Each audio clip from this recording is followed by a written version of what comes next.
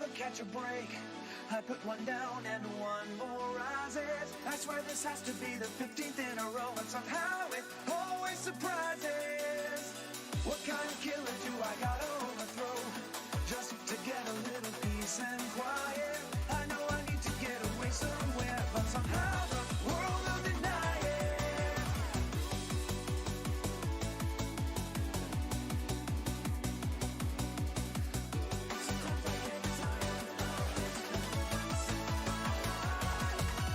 I don't want to waste another day away from loving you. Got these feelings taking over like a rabbit on the moon. Let's indulge a life of lunacy. I feel it's overdue. Dream away and we can make it to the rabbits on the moon.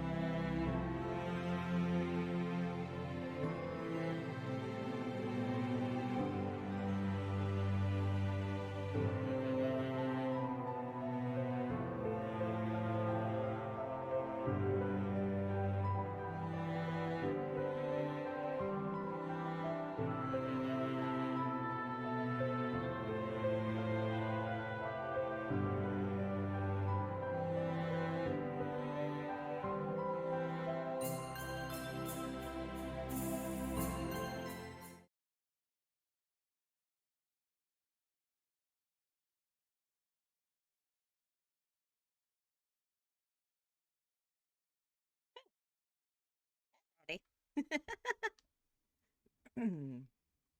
ah, sorry about that. A little bit late because I had to quickly python down a sandwich. That's what happens when you're unsure what to eat and then you figure it out last minute. But anyway, hey guys, what's up? How y'all doing? I'm doing good so far. Just had a nice day. Went shopping a little bit, did the usual stuff. But anyway, real quick before we also begin on the loring, I wanted to thank Lost in Orbit 8 and Kikyo Hichimi and Kikyo. Sorry. Um Ichidi? Ichidi? I'm trying to pronounce her last name. Sorry. Anyway, thank you for Lost in Orbit 8 and Kikyo for the follow. Thank you very much. I greatly appreciate it, my friends. Greatly appreciate it. Let me see if I can't get some things updated here. Specifically the labels. While y'all watch this beautiful intro. I really like this intro. It's nice and simple. There we go. It's always nice to have the new followers updated. And here we go. Alrighty, so for anybody just joining, we are playing Aviary Attorney. We have just taken on a case in which a Spanish prince was accused of an assassination attempt against, I believe, a duke. And at this point, we figured out he is not actually a Spanish prince, but instead he's a private investigator who was doing this in order to take the fall for another person. So yeah, it's gonna be complicated. Also, while I was off stream, I found out you could actually lose the cases in this. I was going off of Ace Attorney logic, and now I figured out, oh boy, we might be underprepared for this. We might end up getting a bad ending. Also, sorry if you hear rumbling or something like that. That's my coffee pot. Yeah, like I have a coffee pot in my room. That's how much I love coffee. Like I'll just have a coffee pot sitting in my room, and I'll just yeah. But anyway, let's get started. I'm curious how this is gonna go, especially since I am not confident. Not at all. This is gonna be an absolute disaster. So, there we go. Okay, checking some settings. Actually, can we go anywhere else before we go to? I'm actually very curious. I want to go here because we didn't get to chat with that one girl. Falcon, what are you doing? It's trial day. We have a Spanish prince to defend. Oh, right. What was I thinking? Ah, damn it. No, it's like straight up like, no, get your ass to the courtroom, honey. Ah, damn it. Once again, Falcon, yeah, Pharaoh. I put together Sparrow Son and Falcon's name. Pharaoh Son. Ship name. Once again, Falcon and Sparrow Son find themselves waiting outside the doors at the Tribunal de Grande Instance. I'm gonna butcher so many names. Are you feeling nervous, Falcon? Yes. Of course I'm nervous. What have we learned about Prince Juan? What do we know about the real murder? Nothing. Okay, yeah, we know about Prince Juan, but we don't know anything about what actually happened. Well, okay, I got a hunch. So I think it was something he ingested. I don't think it was the rose itself. Yeah. A guard died from a prick of a rose, and people think the rose was poison. In reality, I think something he ingested was the poison. But I don't know if I can prove that. Easy there, Falcon. We can do this. We can.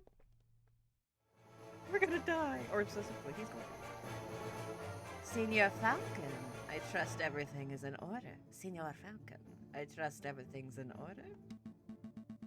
Absolutely. I have every intention of bringing the truth to light in this trial. Ah, such confidence. That's magnificent to see. And bringing the truth to light, you say? An admirable goal. No more jousting at imaginary giants.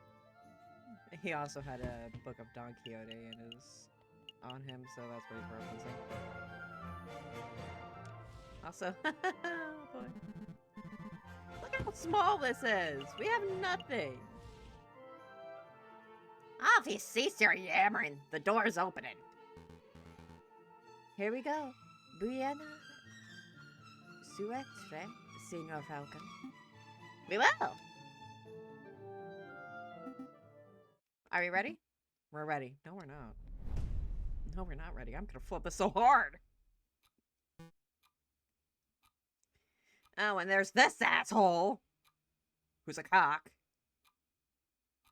I'm being scientific here. JJ. Servini. Nervous. Why would I be nervous? I'm not nervous. I'm as calm as a cuckoo. You're the nervous one. The whole courtroom is nervous. Smashing there, buddy. Smashing. Whoa! Cool your feathers, Falcon. Terrible. You can't even maintain a stoic facade. I thought this trial would be the perfect opportunity for you to redeem your previous embarrassments. But if this is how you act before the trial has even started... Why, you pompous-tailed posture perfect!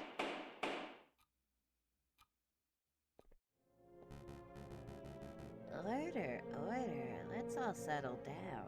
Court is now in session. Maybe just because the dude's a rap, I don't trust him. Falcon. What is it? Is it me, or does the primary judge look hairier today?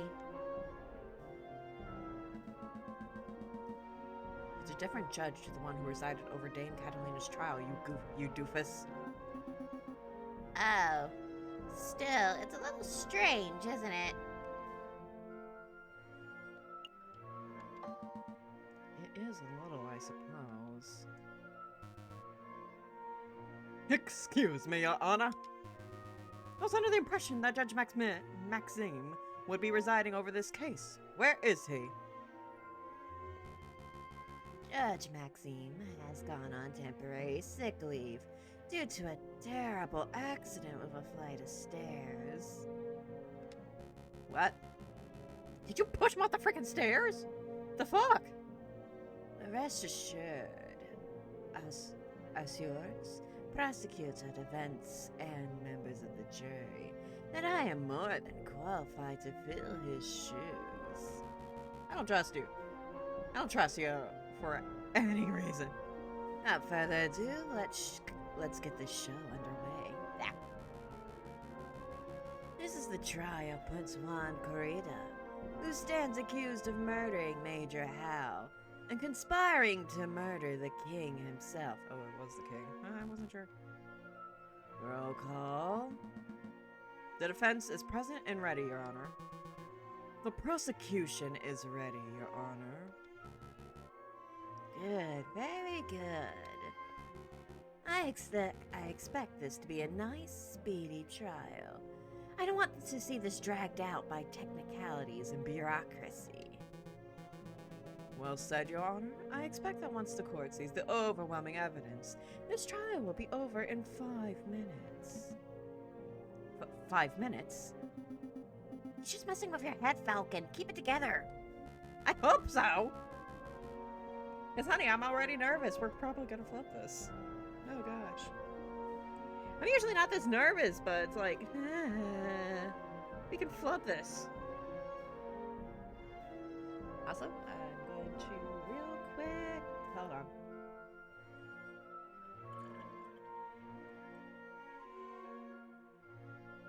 Don't mind me.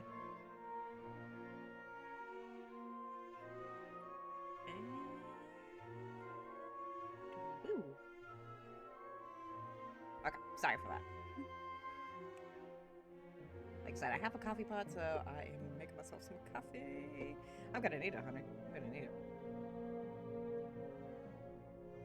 So, we're all on the same page. Excellent. Prosecutor, please call your first witness to the stand.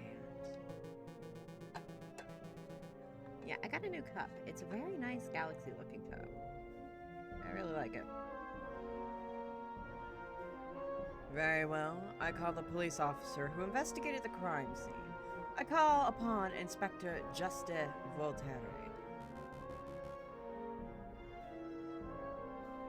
Step up to the stand, Inspector, and recite the oath.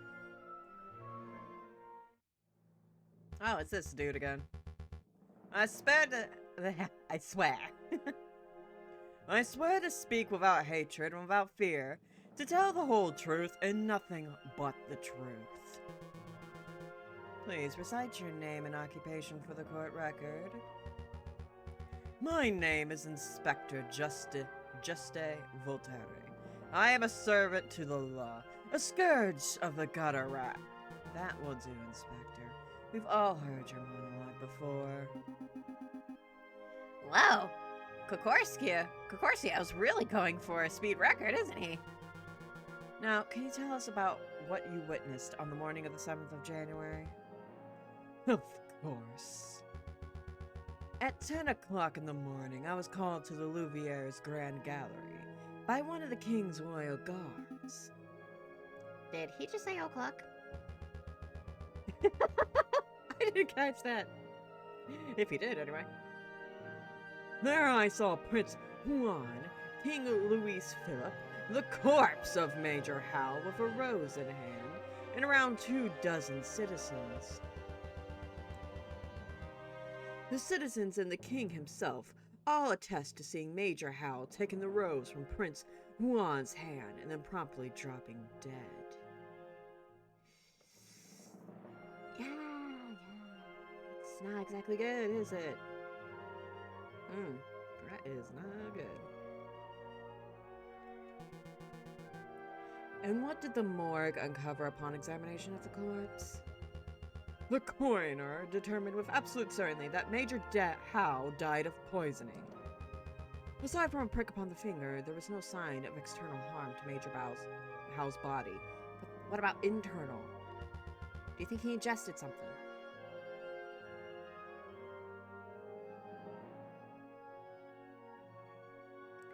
Therefore, the poison rose must have been the cause of death. Ah, that is so indecisive.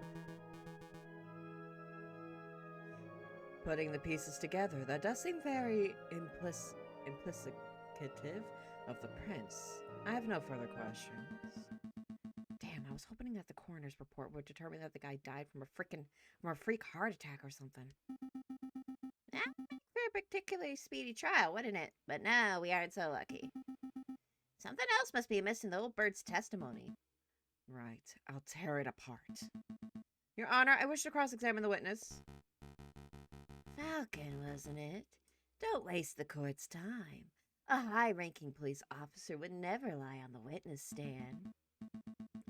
I wouldn't accuse the inspector of lying. I just want to make sure that every base is properly covered.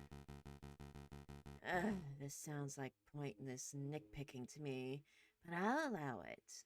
For now. Go on, Falcon. Do your cross-examination. This is nerve-wracking. At 10 o'clock in the morning, I was called to Louvier. So anything peculiar about the time? I don't think so.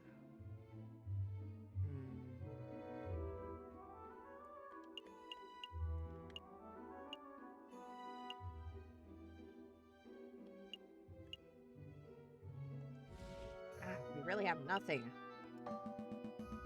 Inspector, I would like to ask you about the victim, Major Howell.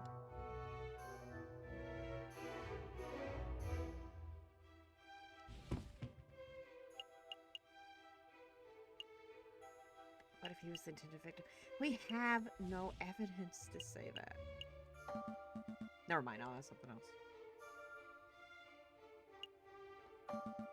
Inspector, you say that there were around 2 dozen of whom attest to seeing my client deliver the poison rose. Oh boy, when you put it like that, our situation seems a little dire, doesn't it? Correct. We collected precisely 22 testimonies. There were no major inconsistencies. What exactly did they say?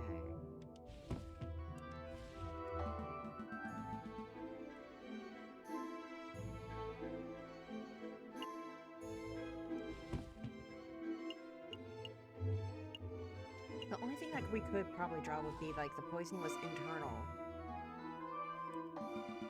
Inspector, you say that the coroner determined with certainty that Major Howell was killed by poison. Correct. He stated the signs and symptoms were textbook. There is no possibility that his death was natural.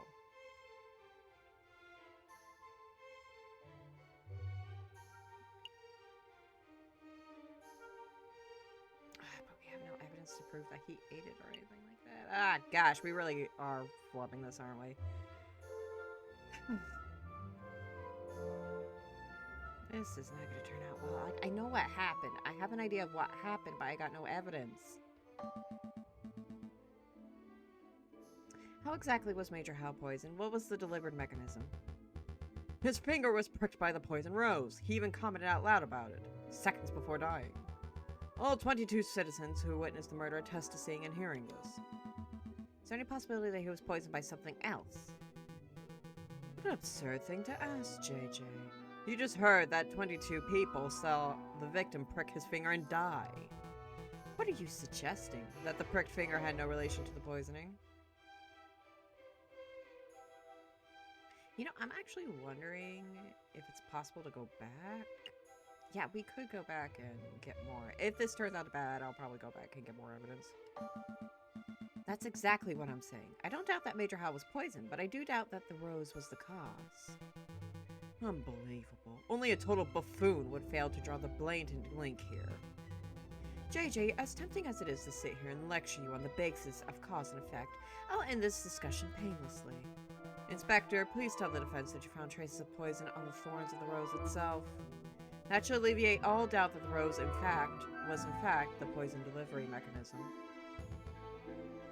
Actually, I can't tell him that. I tried to ask, but why not? We didn't check the rose for traces of poison. It just seemed obvious that the rose caused the poisoning given the timing of the incident. Well then, now would be a good time to make a test.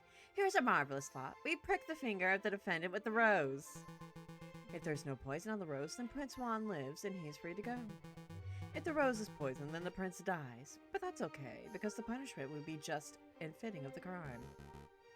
A marvelous suggestion. Excuse you! What is this, a witch trial? This isn't America, Savini. Oh god, that's a burn. I feel him, though. That's not how we do things here. Calm your feathers, JJ. It was clearly a joke. There are far more humane ways of testing for poison. I'm sure the inspector will perform his duty with due diligence. Actually, we won't be able to test the rose for poison at all. Why is that? Given the dangerous nature of the flower, it was destroyed by the police force. We burned it to ashes. Such unprofessionalism. If we have no way to know whether the rose is poisoned, then this whole trial ought to be called into question. Nice try, JJ, but through the process of reasoning by elimination, we can still deduce with absolute certainty that the rose was poisoned. In other words, there was nothing else at the crime scene that could have caused the poisoning. Wrong. There was something else at the crime scene that could have contained the poison. Something the investigative police blindly overlooked. And we're going to bring in the chocolate. How nice. Yeah, this is the only line we have. I'm flying by the seat of my pants here. We're going to burn. Look at this. What am I supposed to be looking at? It is the paper wrapper to a piece of chocolate. It was found in the Louviere, the Salle du Tourbillon to be precise, and we can date its consumption to the day of the incident. You're not suggesting that Major Hal ate a piece of poisoned chocolate moments before he died? I most certainly am. What a twist. Intriguing. If it turns out because he's a dog. Did you see this wrapper at the crime scene for yourself, Inspector? The police force does not have time nor resources to trawl every piece of trash at every crime scene, I'm afraid. In other words, you overlooked it. Astounding unprofessionalism. The prosecution is right to be disgusted. What a disgraceful display, Inspector. I offer my apologies, Your Honor. I don't want your apologies. I want you to do your damn job properly. Get off the witness podium before I kick you off myself. As you wish. I take my leave. Until next time, messieurs. So let me get this straight. This chocolate wrapper was found at this crime scene. Correct. And you have reason to believe that it was consumed on the day of the incident. I do. I have an expert food tasting witness who is willing to testify if need be. You have a foodie witness? I don't recall anyone like that. What on earth are you talking about, Falcon? Oh, I see. But do you know for certain that Major Hal consumed this chocolate? Well, that is a fact that we are still investigating. I see. And do you have evidence that this chocolate was in fact poisoned? Again, that is something that may require a little more time to definitely prove. Yeah, that's my thought. So in actuality, you do not have evidence that Major Hal consumed some poisoned chocolate. Instead, you have a solidarity piece of rubbish that you plucked straight out of the gutter. That's weak even for you, JJ. It's all we had! Let's move things along. I have another witness I would like to summon. He's a man who claims to have had an excellent view of the people going in and out of the Louviere at the time of the incident. I call upon Monsieur Toussaint Kingley. Could this witness please approach the stand and recite the oath? Hello? Hello, hello? Hello?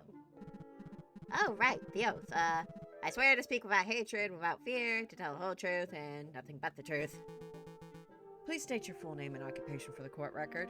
We are gonna die. I don't even remember this motherfucker. My name is Toussaint Kingley, and I'm a person who fishes. A person who fishes? So you were a fisherman? Oh, is that how it is? I thought the French justice system was better than this. I beg your pardon? Here comes Toussaint Kingley, the kingfisher. Clearly he must be a fisherman, because didn't you hear? All kingfishers are fishermen. Well, you are carrying a fishing rod. And?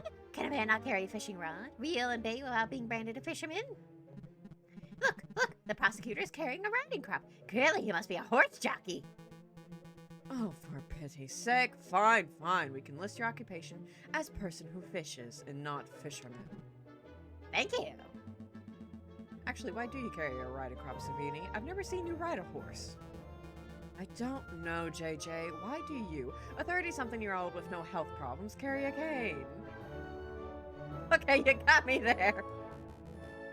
This is veering quite far off the course. Could the prosecution please get back to his questions? Of course, Your Honor. Monsieur Kingley, is it true that you were nearby the Louviere at the time of the incident? Yes, I was sitting upon a railing of the Pont des Arts. The Pont des Arts? That's the new bridge that's just a stone throw from the Louviere south entrance, correct? That's right. And what were you doing at the time of the incident? I was fishing. Kingfishers, am I right, Falcon? So you would have plenty of opportunity to see the people who entered and exited the palace. Can you tell us who you saw? Well, the Louvier is a busy place. Naturally, I saw a lot of people. But at 9 a.m., I saw the King of Louis Philip himself enter the building. He was surrounded by his entourage, of course. Then around 9:30 a.m., I shot this shifty-looking fox lurking around the entrance. Your Honor, I object to the witness's use of the term shifty-looking. It's a vague and biased description. Oh, really? He looks super shifty. I saw him rubbing his paws and cackling gleefully. Then I saw him take out a rose and carefully rub the stem. That's... what? That sounds like it's something out of a novel, the fuck? Who paid you? Rub the stem of a rose, you say? As if you were applying something to flower, perhaps.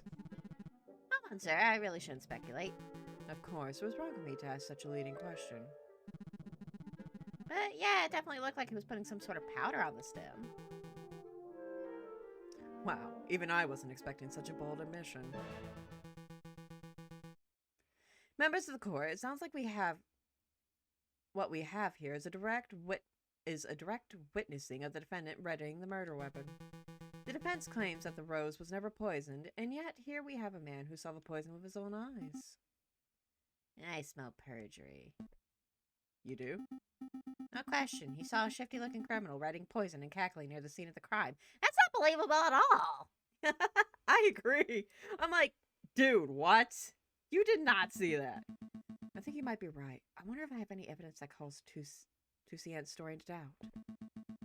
Your Honor, I would like to cross-examine the witness. Really? This nonsense again.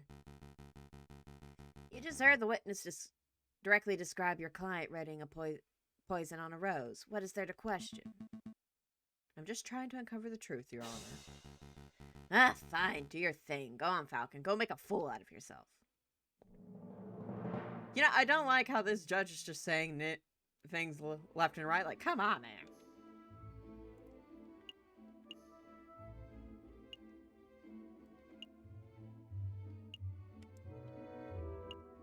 The only thing I can figure is he wasn't actually there because of this. Olivier's entrance.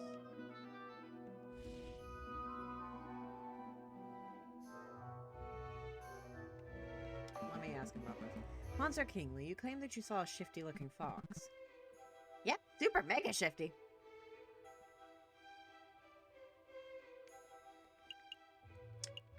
Never mind, that's not good.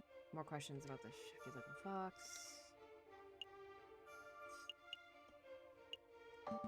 Monsieur Kingsley, you say you were sitting upon the railings of the Ponte des Arts on the morning of the incident.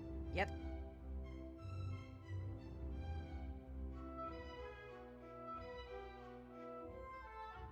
I don't know if that works. Let me see. He's found here's west entrance. Okay, here we go. Okay. Monsieur Kingsley, you had a good view of the Louvier's south entrance, didn't you? Yep, that Ponte des Arts is a great vantage point for seeing the Grand Gallery's south side. What about the other entrances? Yep, entrances. You mean like if you were entering from the Tuileries Garden or the Palace du Carrousel? No, I couldn't possibly see those areas from the bridge. But of course that isn't relevant. Monsieur Kingsley witnessed Prince Juan entering the south entrance with flower in hand. That's what counts. What if Prince Juan didn't enter from the south entrance? What if he approached the Louvre from Tuileries Gardens to the west? Tuileries Gardens to the west. That's a big what if. Do you have any evidence that Prince Juan entered the Louvre from Tuileries Gardens? As a matter of fact, I do. I have definitive proof that Prince Juan approached from the west, not the south side. I am really stretching my evidence here. Hot damn, I thought we had nothing. So far, we do have kind of something. Hey, I know what I saw, Monsieur. I'm doubtful too. Go on, JJ. So, show us this definitive proof that Prince Juan entered from the Louvre from the Tuileries Gardens.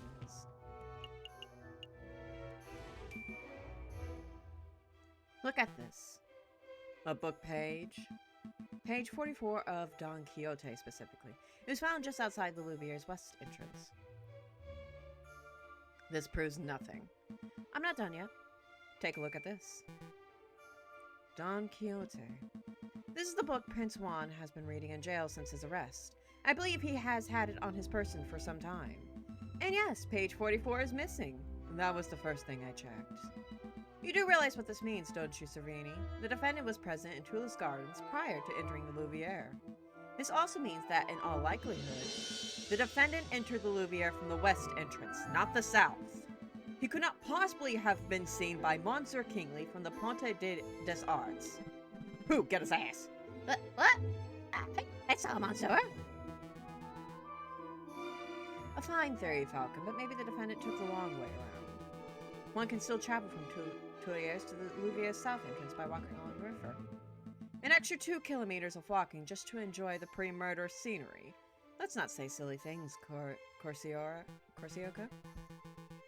Okay, maybe the defendant deliberately left the page there to mislead the investigation.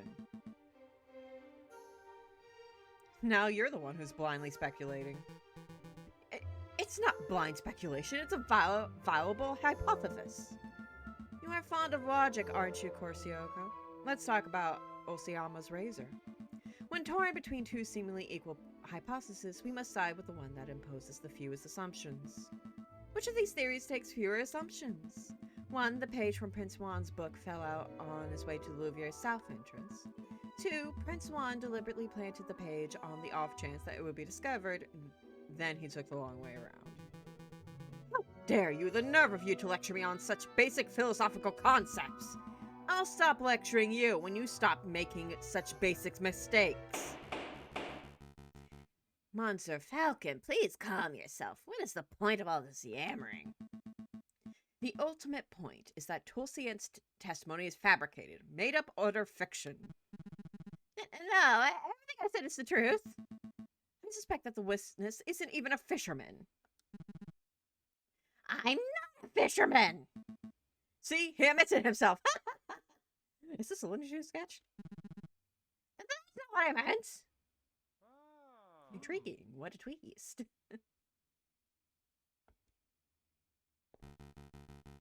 Prosecutor, you have something that'll put this arrogant Falcon in his place, don't you? I must concede. You concede. On this point, at least Falcon's evidence strongly suggests that the key component of Monsieur Kingsley's testimony is false. No. That doesn't mean that Prince Juan is innocent, of course. All Falcon has demonstrated is that this particular witness is unreliable. But I did see something, I really did. Alright, so maybe I didn't exactly see a shifty-looking fox. I made that part of the story up. But I did see a swan lurking around the south entrance on the morning of the murder. A swan? Do shut up, witness. Your word is mud at this point. How can we possibly trust anything you have to say? Your Honor, Judge Romus, we're out of time. We're 10 minutes overdue to start on the Have v. Tortoise trial. It's that late already.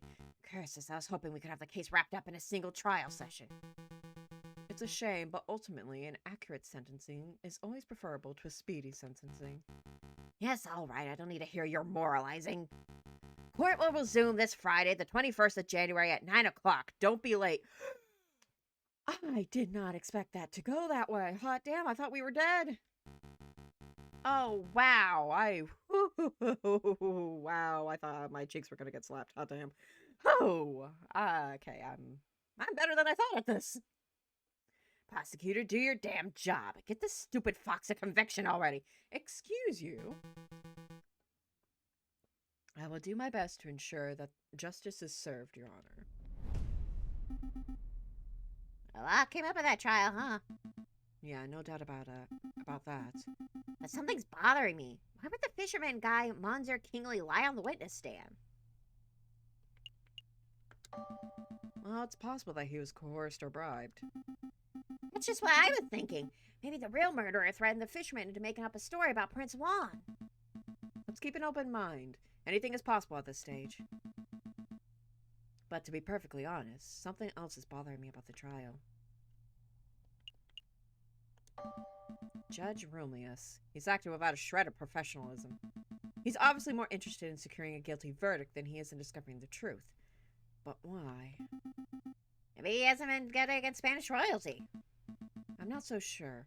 There must be something else at work here. Excuse me, excuse me, Monsieur Falcon? Oh, hey. Sorry to bother you, but, this letter just arrived. I think it's for you. A letter for me. I wonder why it wasn't sent to my office. Have you been demoted to courtier status, Rupert? Oh, hush, hush, Sparrow, son. I don't need to be, pitied by a first-year dropout. Ooh, good comeback. Yeah, he gotcha. So what does the letter say, Falcon? Well, so what does the letter say, Falcon? It's a threat. A threat made out with cut-out newspaper letters. Ooh, cliche. Whoa! I didn't know those things actually existed. Let me see. I know, right? Get a frame for it. Falcon! Stop your investigation, or 3 will be consequences. Scary. I'm shivering. There is no question that this letter originated from Major Howe's murderer. Who that is? No clue. He or she must be aware that we are getting close to uncovering the truth. Sounds about right. But why would a person write with cut-out newspaper letters like this? Masking one's handwriting would be the most common reason. Although I can't help but wonder, why would they bother, since we don't have any handwriting samples to compare it to? That is true. We're still going ahead with our investigation, though, right? Oh, hell yeah. Oh, yes, absolutely. If a lawyer were deterred by every time they received a threatening letter, they would never get any work done. I know, right? They'll probably get that a lot. Besides, with only 3 days before the next trial session, we can't afford to be worrying about petty things like this. Tuesday, Wednesday, Thursday. Wow, you're right. Let's make those days count.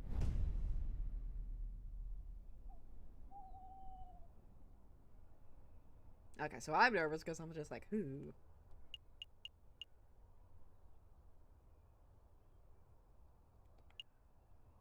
That would be a good place to go too. There's also the Les Halls. I'll go to Les Halls first because I want to see the swan again. She's kind of the linchpin here. That's strange. I don't see any sign of the flower girl. Yeah, probably because you scared her off with your crazy tact and finesse strategy, dummy. Or maybe you scared her with your horrendous and inappropriate flirting technique. How have you know that? I can flirt like a peacock in tail fanning mode. Nice one, Sparrow son. We really don't have time for this discussion. Let's just continue our investigation elsewhere. Uh-huh.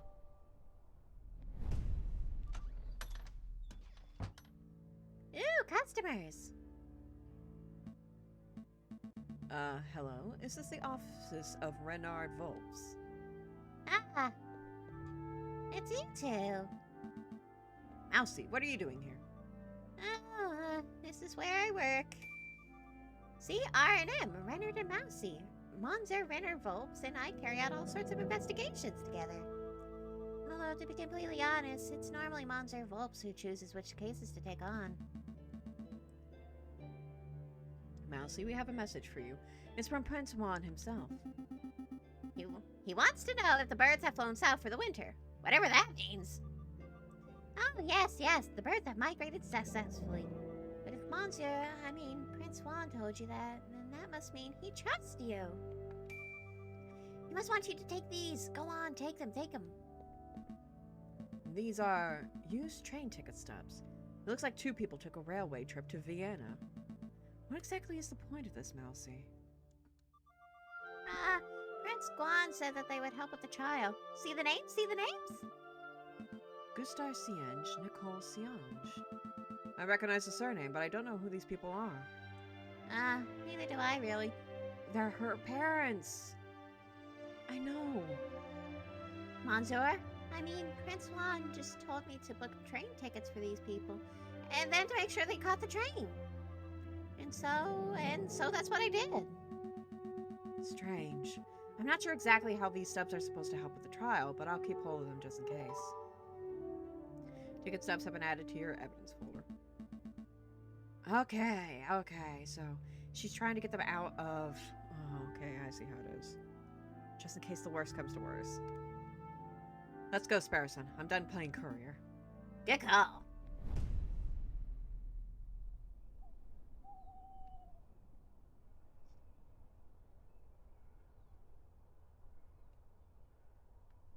Okay, Zach, the Chocolate Emporium is probably the last place, and I am...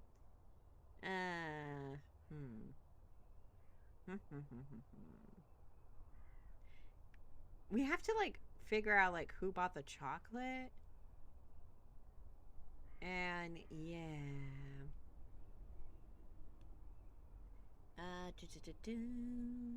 Chocolate.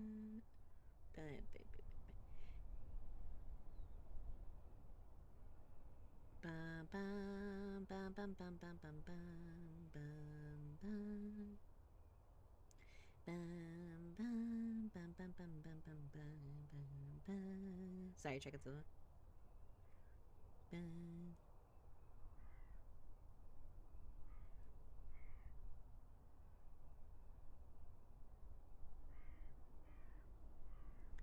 Dun, dun, dun, dun, dun, dun, dun, dun, dun, dun.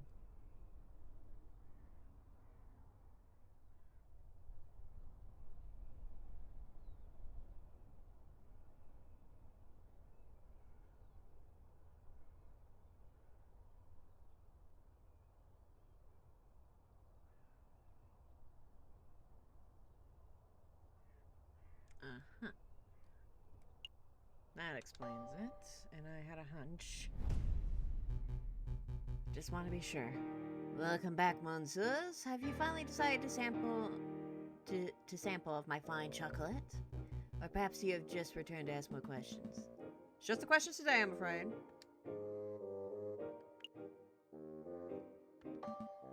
Let me think. Who to ask about? How about the shifty person? Here we go. Have you ever served a hairy wolf in judicial robes named Judge Romulus? His wolf? I thought he was a rat. Yes, Monsieur. Alright, have you ever served... Wait, did you just say yes? Yes, Monsieur. A wolf in judicial robes. I did serve a person like that a little while ago. On the 6th of January, to be precise. Wow. Did he say or do anything suspicious? Wait, is he the murderer or the dude who coerced someone to do it? Not that I can recall, Monsieur. He was a pleasant fellow. Big toothy grin. Bought 200 grams of classic dark Belgian chocolate with a custom filling. A custom filling?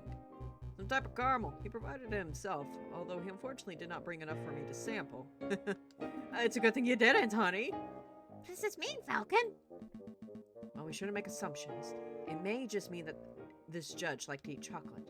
But if the judge's purchase was related to the wrapper at the crime scene, then... Monsieur Hackaslack, do you think I could get a copy of Judge Romus's receipt? I could do you one better, Monsieur. Not the original right here. I keep for tax purposes, you understand. Is it okay for us to take it, Monsieur? Absolutely. Memorizing the receipt's contents is trivial, after all. Ah, thank you. Would you look at this? Would you look at this thing? Judge Romulus signed it in green ink. Green ink? I knew Judge Romulus was shady, but only truly villainous people write in green. Thank you very much for your time, Monsieur Hackaslack. You have been enormously helpful. I'm glad to be of service. I wish you best of luck with your case, Monsieurs.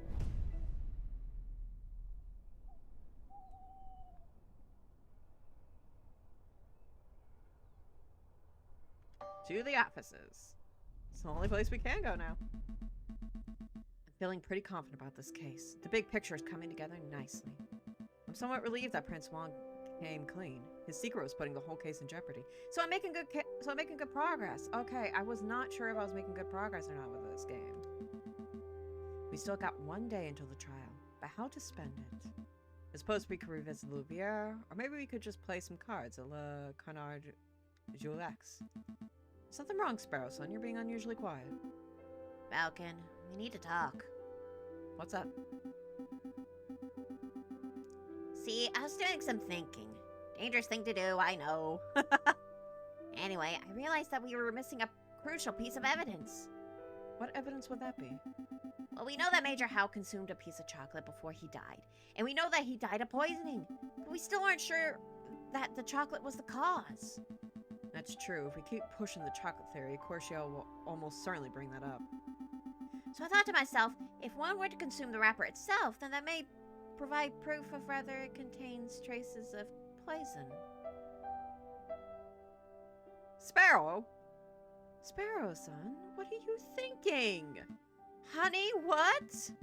Well, sure, that could work, but it would be incredibly foolish. Wait, were you thinking of eating the wrapper, Sparrow-san? Maybe. Well, stop those thoughts right now. I'm not going to let you potentially kill yourself like that. I knew you would say that. That's why I already consumed the wrapper Excuse me? 45 minutes ago. Sparrow-san! Sparrow-san!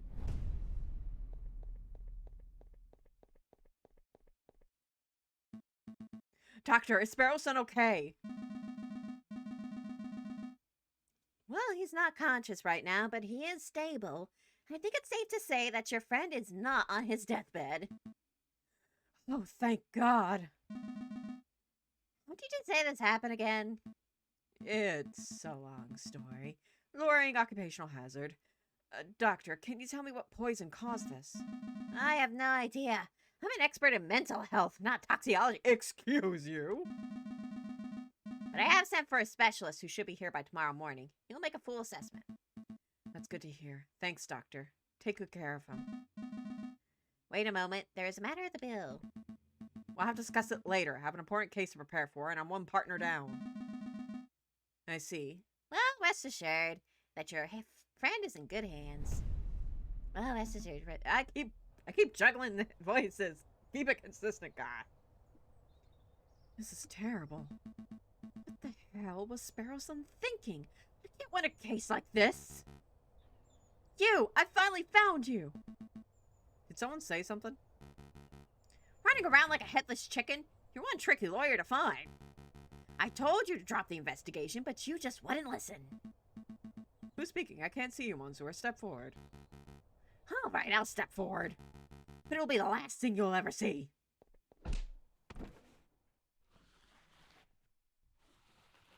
Wow, he was right. Oh God, we've been dropped into the Sienna.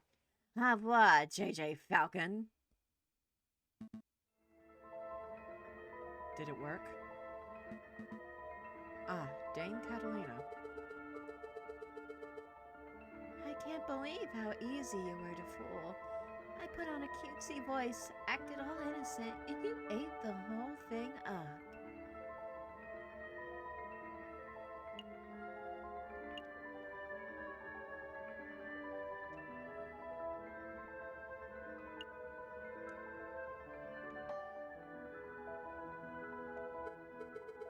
Silence?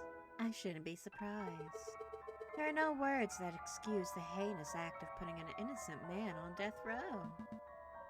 It wasn't my fault. Hey, where are you going? Out of my way, Servini. I'm not done talking to Dame Catalina.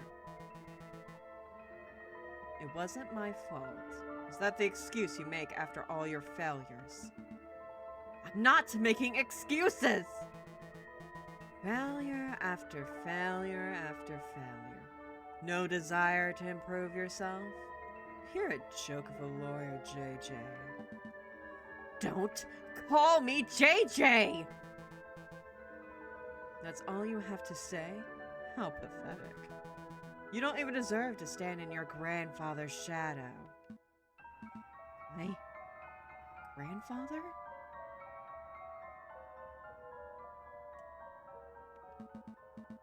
I'll prove you wrong. I can do better. Oh, it's you, Sparrow-san. Have you come to berate me too? What? No. I'm just here to tell you to wake up. Wake up, Monsieur. Wake up. Hey, can you hear me? I said wake up.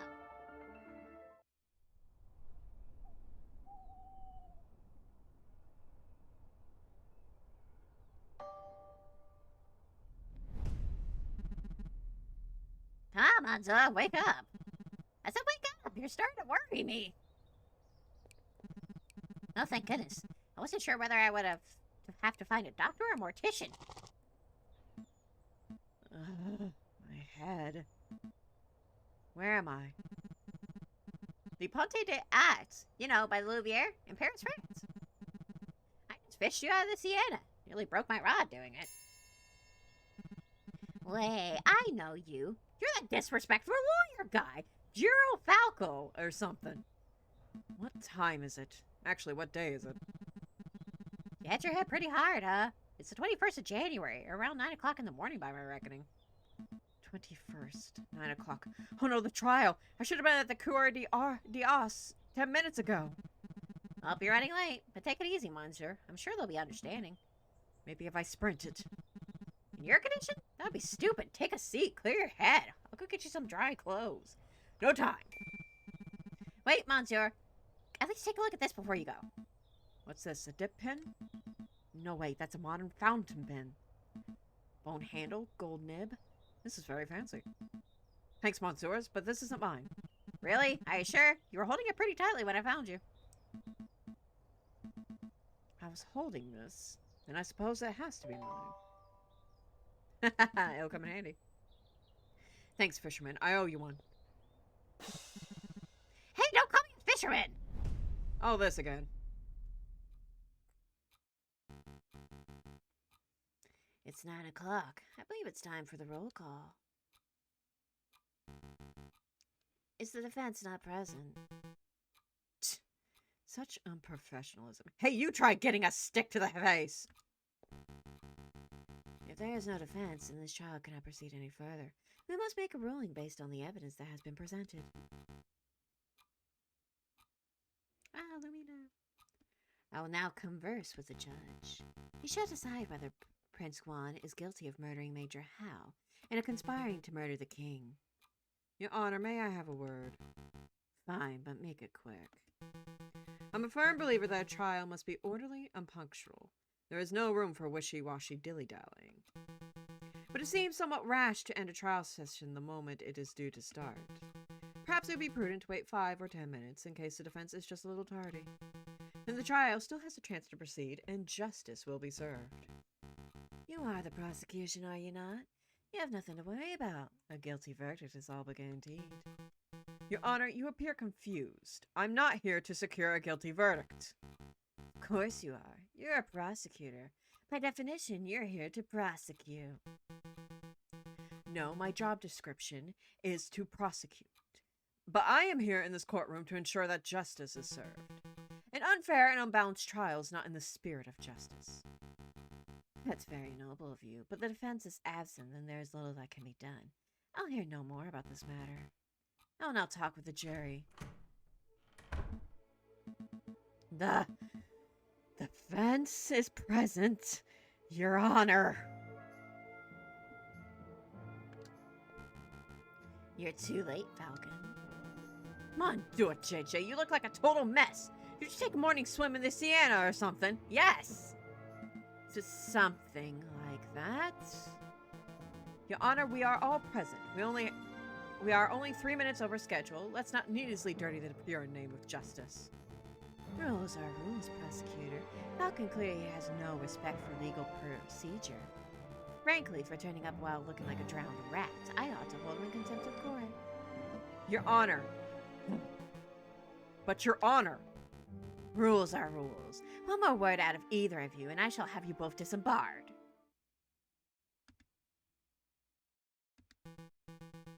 It's a pity. The King of France was most looking forward to standing behind the witness podium. The King of France? He's here? Oh, maybe not doing the trial after all. That's a pity. Your Majesty, what a surprise.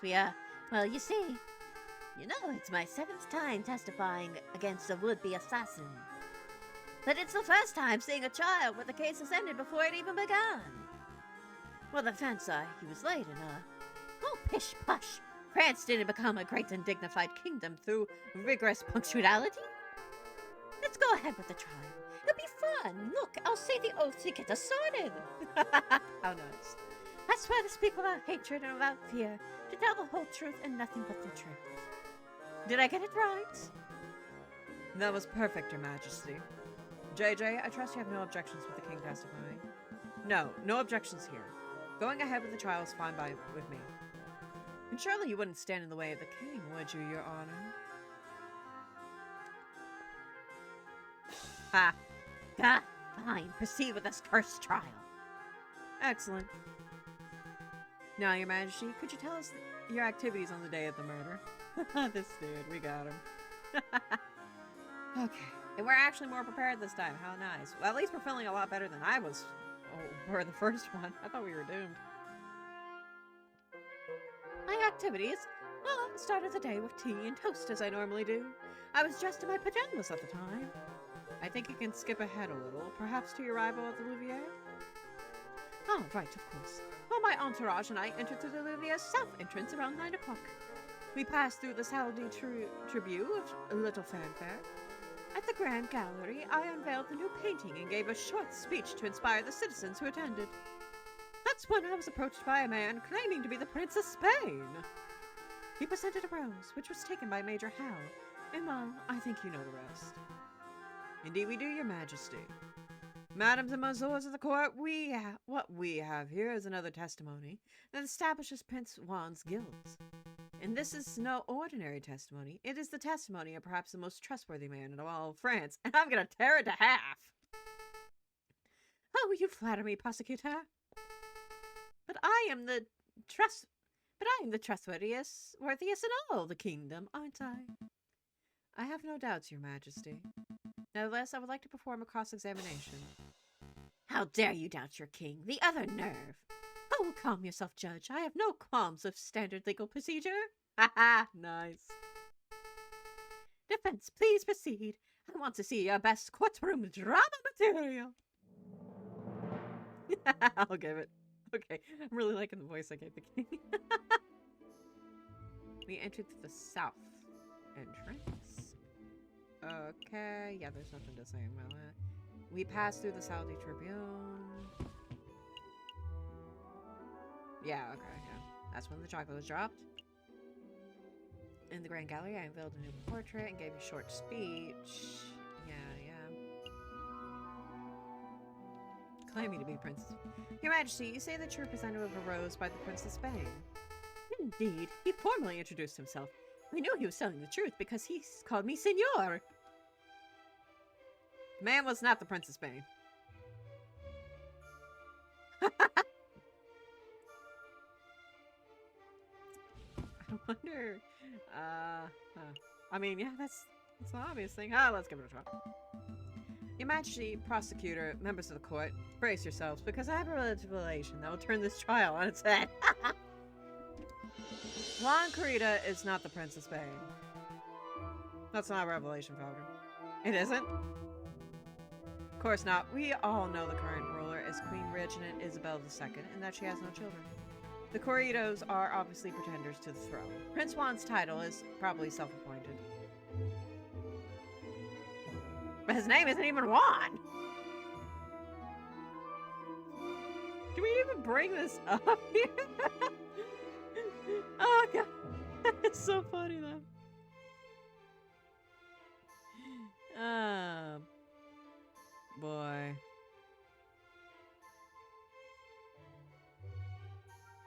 He's not like the dude is an investigator. Oh boy.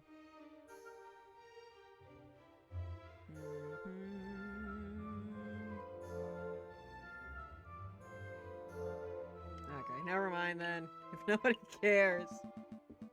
Clearly I'm barking up the wrong tree. Never mind then. Do you have another question, Prince? No. Never mind. I have no more questions about Prince Juan. Okay. I like how everybody... Okay, so they came by the south entrance. Okay, yeah, he mentioned that there was... Okay. Your Majesty, you say that you entered the Louvier from the south entrance. Indeed, we approached the Hotel de Villa, so it was an easy riverside stroll. Did you see anyone suspicious? Did you see anyone or anything suspicious around the Louvier's entrance? Suspicious? I'm afraid not, monsieur. Just the regular riverside types. Bourgeois, vendors, people who fish and the like. But not fishermen. Wait, not fishermen. I see. What is with this fisherman argument? King's arrival at the south entrance. Yes. Are you sure you went to the south entrance? Oh.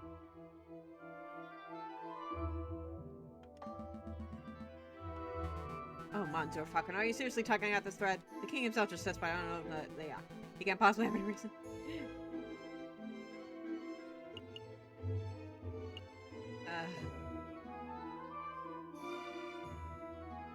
I have a reason. I have ample reason. Please answer the question, Mashi. Are you sure you approached Louvier from the south?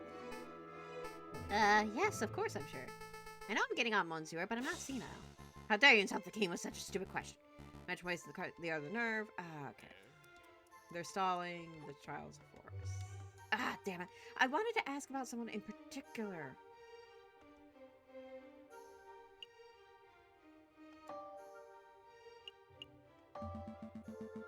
Anyone or anything suspicious? I'm afraid not, monsieur. Just the regular riverside. I see.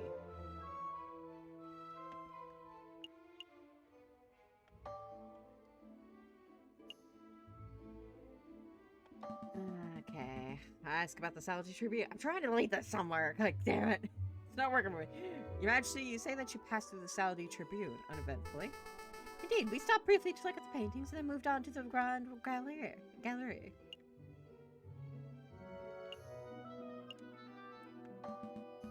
Could you elaborate? What did you see in the Saudi Tribune? What did I see? Well, Roman stuff, mostly. I meant aside from the artifacts. For example, did you talk to someone in the room who wasn't a member of your entourage? You're reaching JJ. The king already testified they passed through without encountering anything of interest.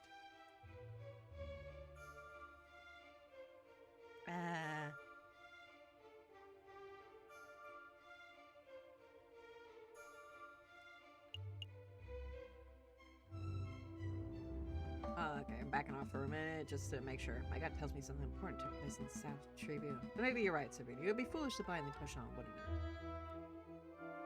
it? Yes. Okay. What about the other rooms? Okay. Would you elaborate what you see? I'm gonna ask about the swan, but like I have reason to believe that this was a key moment of the day of the murder. I want the king to elaborate on exactly what and who he saw. And I suppose that we will have to proceed, Your Majesty. Alright, let me think. So there was a giant doorstop. And then there was that copper urn thing. Oh, there was something else now that you ask. I was offered a box of chocolates by some peasant, mademoiselle. There it is! Okay. Whew. I don't have much of a sweet tooth, but Major Howe was keen to accept a chocolate or two on my behalf. What? Did I say something startling, prosecutor? No. Please continue, Your Majesty. You just realized, didn't you? I think the prosecution is startled because he came to a revelation that I was not spouting drivel in the previous trial session. Well, that's debatable. To cut a long story short, Your Majesty, this mademoiselle may hold some relevance to the case at hand. Could you describe her? Really? She's relevant? Well, let me think. I didn't get a good look at her face, but she was a sorry-looking swan. Probably in her late teens, early 20s. A sorry-looking swan? What? A young, sorry-looking swan, you say? I don't suppose her name was... Mademoiselle Swan, son. Yeah, it's Cyenge. Mademoiselle Cyenge. Cyenge. That sounds familiar. Why, yes, I think that was it. She was called Mademoiselle Cyenge. I see. That is undoubtedly significant. Mademoiselle Cyenge gave chocolates to Major Howe moments before he died. Now, just one moment. I see what you're alluding to, JJ. You're suggesting that the gift of chocolates killed the Major. But that line of reasoning holds no weight because the evidence is circumstantial. Circumstantial my tail feathers. The king just testified that Major Hal ate chocolates. Yes, that much is no longer in dispute, but you still have not proved that the chocolates were poisoned.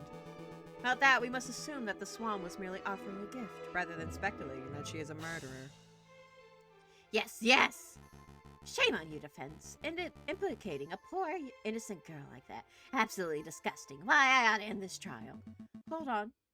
I do have evidence that the chocolate was in fact poisoned. I don't believe you, JJ. If you had a piece of evidence that was that significant, you would have slammed it down already. Present it. Well, I can't. It's not really the evidence folder type of evidence.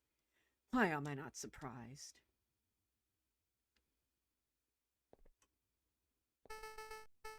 The drama was just getting good. Why did you all suddenly go quiet? Well, Your Majesty, it appears that the defense just had a revelation of his own. That is, that he lacks the evidence to support his theory.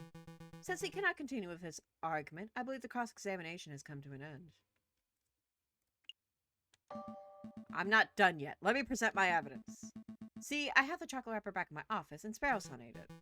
Stop, JJ. Stop while you still have a little dignity. The results of whatever crackpot pseudo-scientific experiment you performed do not constitute valid evidence. I think this trial is over, Your Honor. Bloody time. You may take your leave, Your Majesty.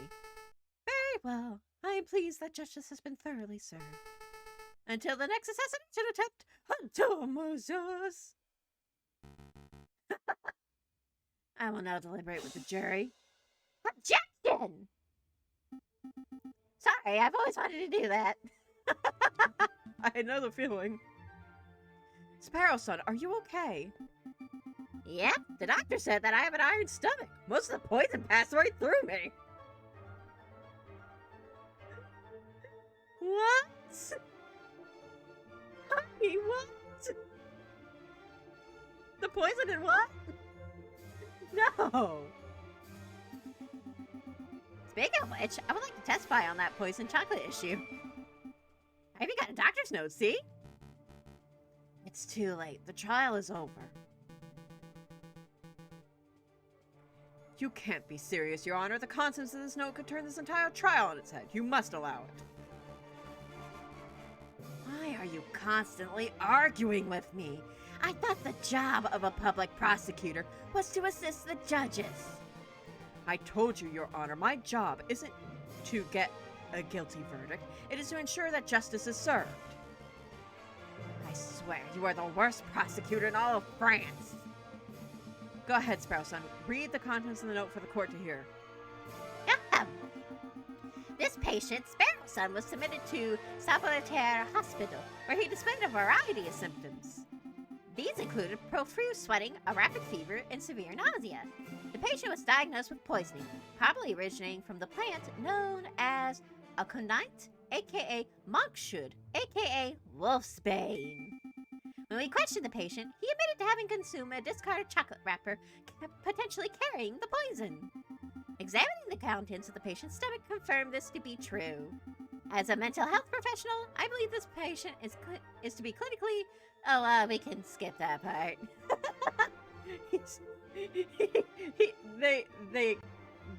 They called you insane, they haven't. They straight up called you insane. You're right, Sparrowson, why would you do that? Oh, God. Yada, yada, yada. Okay, here we go. Signed, Dr. Fowlret. Thank you, Sparrowson. I don't think I'll even need to question you. Between your note and the king's testimony, every angle of the chocolate wrapper business has been covered. Awesome! Wait, did you say the king was here? You can get his autograph later. Right! So, what happens now? Do I get cross-examined by the prosecution? To be honest, I see little to cross-examination. Do your damn job, prosecutor. Cross-examine that little annoying liar of a bird. Tear his testimony to shreds! Your Honor, he has a note signed by a medical professional, definitively proving that the chocolate wrapper from the crime scene was poisoned. We could nitpick the details or delve into the doctor's credentials, but I fear it would be a waste of the court's time. Nobody wants that. Gah. So then, what the hell do we do now? We do nothing, Your Honor. This poison wrapper has introduced an element of doubt into the case. The prosecution must accept that. But is the level of doubt reasonable? Is it significant? I think the members of the jury will agree JJ's evidence is still tenuous. Tenuous. A step above circumstantial. You have proven a link, a not wholly illogical link, but you haven't proved beyond doubt that Major Howe was killed by the chocolate. You are still making far too many assumptions. Where is the empiricism that is required by any good court of law? Where are the witnesses who can back up your claims?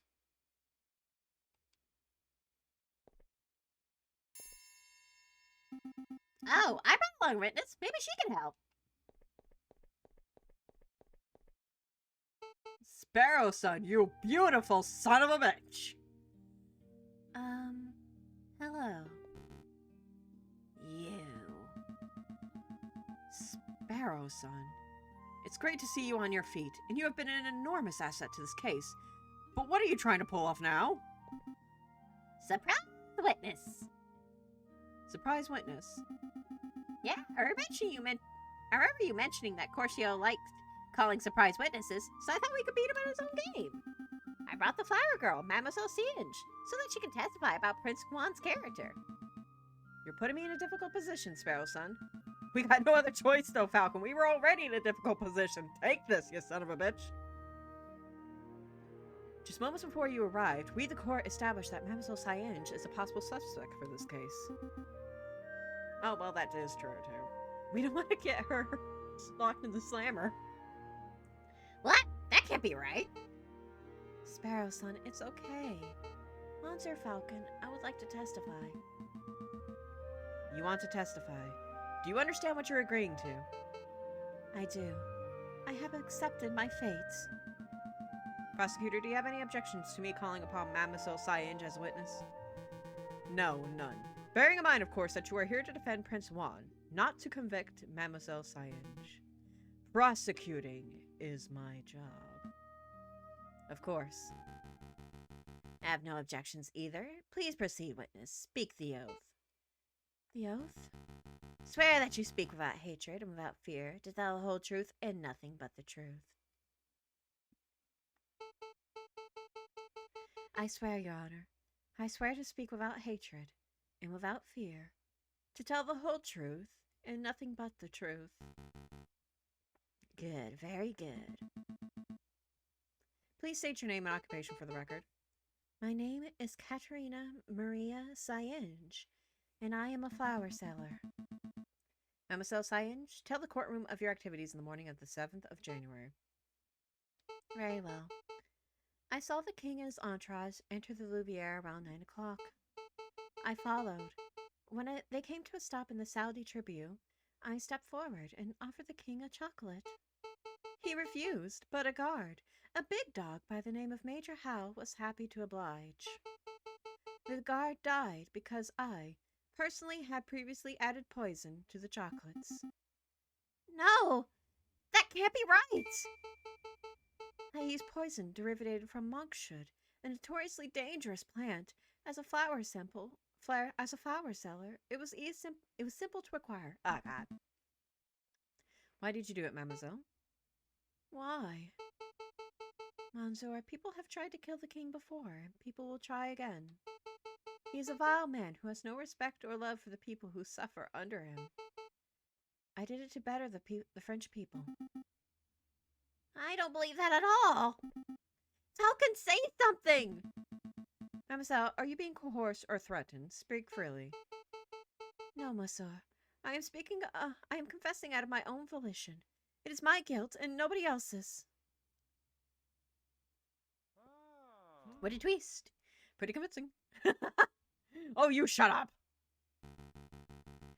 No defense, it looks like you wormed a confession out of this murderous pot. I suppose that gets your client, Prince Juan, completely off the hook. Lucky you. So shall we wrap this court session up? No. No, not yet. I have further questions for the witness, Your Honor. Further questions? To what end? You've already proven your client's innocence. I wish to uncover the truth. You aren't here to uncover the truth. You're here to defend Prince Juan, and you've done that job with a disgusting level of diligence. Nevertheless, I believe the mademoiselle has omitted something of huge importance. I wish to question her further. Something of huge importance. I won't allow it. Fine. Can I at least show something to the witness? You and the prosecutor are a right pair of moralizing blowhards, aren't you? You are doing my head in. Fine, if it will shut you up. I'll let you show one magical mystery item to the witness. Can't imagine you'll have anything up your sleeve to change the flow of this trial, though. Oh, they say that an ace attorney, and boy, do they regret that. Monsieur Falcon, save it. I have nothing more to say. I think you do, and I think it's for your parents. Please take a look at this, mademoiselle. Train ticket stubs. Look at the names.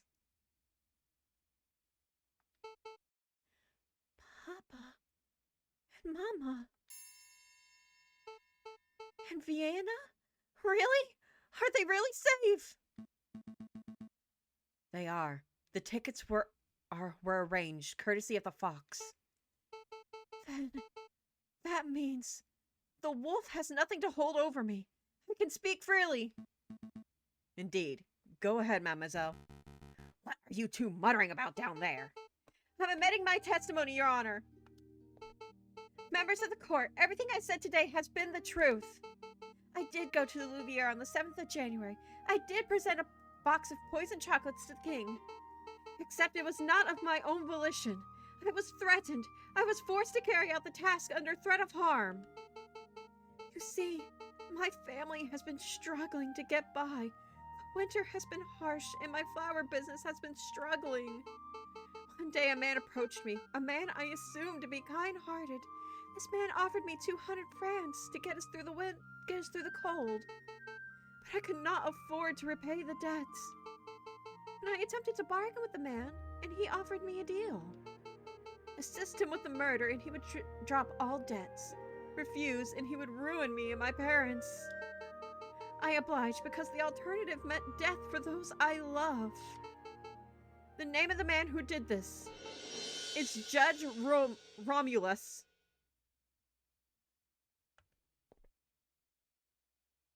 Time for you to bolt out of the room now. Ha! Let it create a story. This is obviously a last-minute, desperate attempt at passing the buck. The sheer laziness of this girl to accuse a man she's never met before. She's blatantly floundering.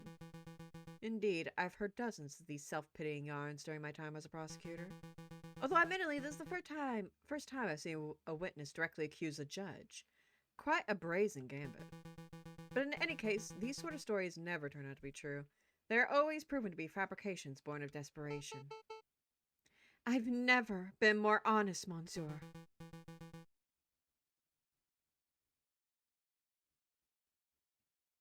Listen, Mademoiselle Sayenj, I would like to believe your story, but accusing a man, a judge, no less, of conspiring to murder the king is a hugely serious accusation. Do you have any proof to support your story? Proof? You say the judge lent you money. Then you both must have signed a contract when you made the transaction. That contract would suffice as proof. The contracts were all verbal. He said the money was a gift at first, and only later said that I had to repay him. How convenient. Of course the supposed contract doesn't exist. The mademoiselle has no proof because her story is a blatant lie. Okay, you can shut your little ass up. I am getting to this, honey. Oh, boy.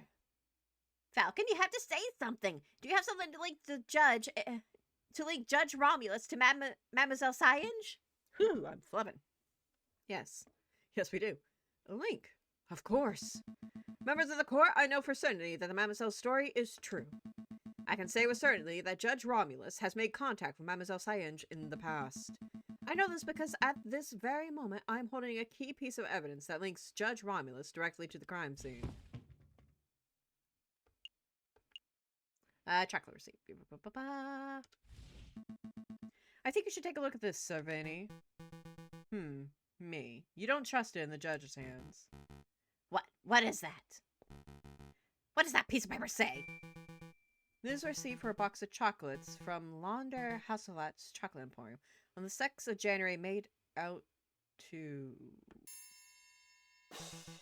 a man named Romulus? The writing upon the receipt is clear. A man named Romulus bought chocolates on the day before the murder. These chocolates happen to have been of the same brand and flavor as the ones that were used in the royal assassination attempts. By itself, this evidence would not be definitive. It would only suggest that the judge has something of a sweet tooth. But taken in conjunction with the Mademoiselle's updated testimony, that would imply that the judge was directly involved in the assassination attempt. Judge Romulus, do you have anything to say about this? Yep. That receipt's not mine. I haven't stepped foot in a chocolate shop in years. You cannot be serious. The receipt is indisputable proof of your purchase. Indisputable? Watch me dispute it. What do you have there is a scrap of paper with the word Romulus scrawled on it. Is it a forgery? Are there simply two men named Romulus living in Paris? I don't have a clue. What I do know is that you have nothing to prove that I was the one who signed that receipt. This is absurd. Do you want me to dig up court documents with your signature so we can undertake a handwriting analysis? That wouldn't be possible. I believe His Honor uses a rubber stamp for signing off on official court documents. That would be correct. Well, it's no matter. I don't need the judge's signature. I already have in my possession proof that the signature on the receipt belongs to Judge Romulus.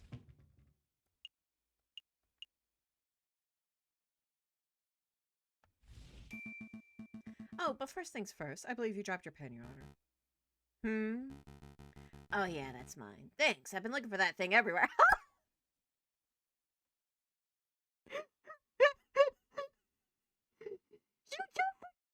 You just admitted to it, yes. Oh God, we got him. I thought as much. Madams and messieurs, last night I was assaulted outside Salpeterre Hospital. I did not see the assailant's face, but I did accidentally grab something from their garments that was thrown into the Siena. Oh, so that's why you smell fish. I was gonna say something, but I thought that might be rude. This fountain pen is the very item I grabbed. Did I say this pin was mine? On closer inspection, I see. I must have made a mistake. Save it, Your Honor. I'm not here to press assault charges. What interests me most about the pen is the ink it contains. It is emerald green in color. And as we all know, only baddies write in green. Well, yes, but more importantly, it's a rare and unusual choice of ink color. I would venture that only a dozen people in all of Paris are arrogant enough to write in green ink. And I would venture that only one of those arrogant people is named Romulus. So, Judge Romulus, relax respect for classic penmanship. What of it? Take a little look at the chocolate receipt, Savini. That receipt was signed with emerald green ink. It certainly is a coincidence. No, there is no more room for coincidences. There is no more room for doubt. There is only one narrative that can tie this ridiculous string of evidence together. On the 6th of January, you, Judge Romulus, bought a box of chocolates with a custom filling. That custom filling contained poison originating from the flowers of Mademoiselle Sienge, a street seller who owed you a debt. On the 7th of January, you, Judge Romulus, leveraged that debt to force the girl to present the poisoned chocolates to the king. Then an idiot of a man by the name of Juan framed himself as the murderer in order to take the fall in Mademoiselle Sienge's stead. I mean, yeah, that's fair. That's fair. You pushed for Juan's guilt by priming a witness, Monsieur Toussaint Kingsley. And when that failed, you pressured Mademoiselle Sienge to take full responsibility for the crime. That is the only narrative that makes sense. Admit it. Fine, I do admit it. I did it. I purchased the chocolates. I added the poison. I put a peasant girl in debt just so I could force her to take the fall. I was the one who wanted the king murdered. But there is not a damn thing any of you can do about it. I'm the one who holds the gavel. I am the one who passes the sentences.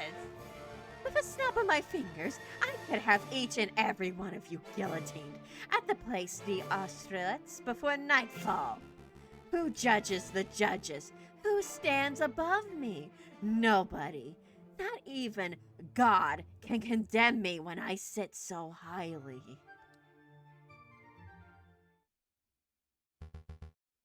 Attempting to murder a king, corrupting the Cour des Asses.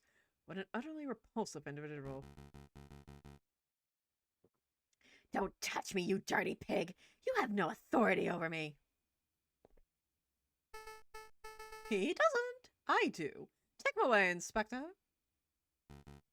I'm not done. I'm not done with any of you. You're all guilty, you'll see. A revolution is coming. The rebels will overrun Paris. The king and government will fall. The bourgeoisie will be slaughtered. We shall have a glorious second republic, a republic free of class, where everyone is free and equal. Hey, don't touch me. Just another ranting lunatic, Your Majesty. Ignore him. Of course. Carry on, Inspector. Oh, this was something. So, anybody want to grab lunch later?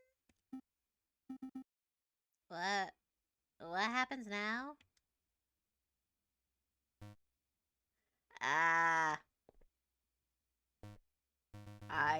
I guess I'm supposed to take over the president judge's duties? Well, given the surprising series of revelations that took place, we believe the results are clear. We find the defendant, Prince Juan Guerrero, to be cleared of all charges. We therefore find the defendant not guilty. Whoa! Hell yeah. We did good, buddy. We did good. But that was very awkward. Oh, damn. What happens to me now? Mademoiselle, it's clear that you were coerced. However, you still played a significant role in the king's assassination attempt. By all rights, you must be tried for your crimes. I see. I cannot argue. But as it happens, due process was not followed during this trial session. Judge Romulus thoroughly disrupted the proceedings. Consequently, I believe that most of the testimonies given during this trial session would not be seen as valid in a court of law. What does that mean? He's saying you're free to go. Correct. As a prosecutor, I see no crime to prosecute. Ooh, you're not so much of a hard ass after all, Corcio. Bam. Really? Thank you so much, Monsieur. And thank you, Messieurs. Without your help and assurances, I don't know where I would be right now. So, are my parents really in Vienna? I think so, but you would have to ask the Fox for details. I don't know exactly what he arranged. Although now that Judge Romulus poses no threat, I suppose your parents would be free to move back to Paris. Actually, I may follow them to Vienna. You need a holiday after all this trouble? Well, yes, but also I want to get away from here before, before the fighting starts. You mean the revolution Judge Romulus mentioned? He doesn't seem mentally stable. Pay him no mind. It's not just him, Monsieurs. In the streets, everyone talks of an uprising. If you were smart, you would clear out of here too. Thanks for the concern, mademoiselle. Well, we're far from smart, so we're staying put. It's just like you, Sparrow. I love you, honey. I see. Then good luck, Monsieurs, and farewell. Maybe we can meet again when this all has blown over. Wait, mademoiselle, don't you want to have a quick celebratory drink? Oh, she's gone. Oh. So I guess it's just you, me, and the fox, right, Falcon? That sounds good, Sparrow son. Take Prince Juan back to the aviary office. I need to sort out some paperwork for Savini. Okay. I suppose the congratulations are in order. Uncovering the truth in the way that you did. It was quite a feat. Everything went far better than I could have hoped. But you surprised me at the end with that little lie of yours. Lie? This trial's testimonies are completely invalid. Bullcock. You and I both know that this trial has produced ample valid evidence for Madame Sienge to be detained and tried. Even with the coercion accounted for, I bet she would still be found guilty of conspiracy or accessory to murder. So why are you holding back? You know, 10, maybe even 5 years ago, I probably would have prosecuted Mademoiselle Sienge.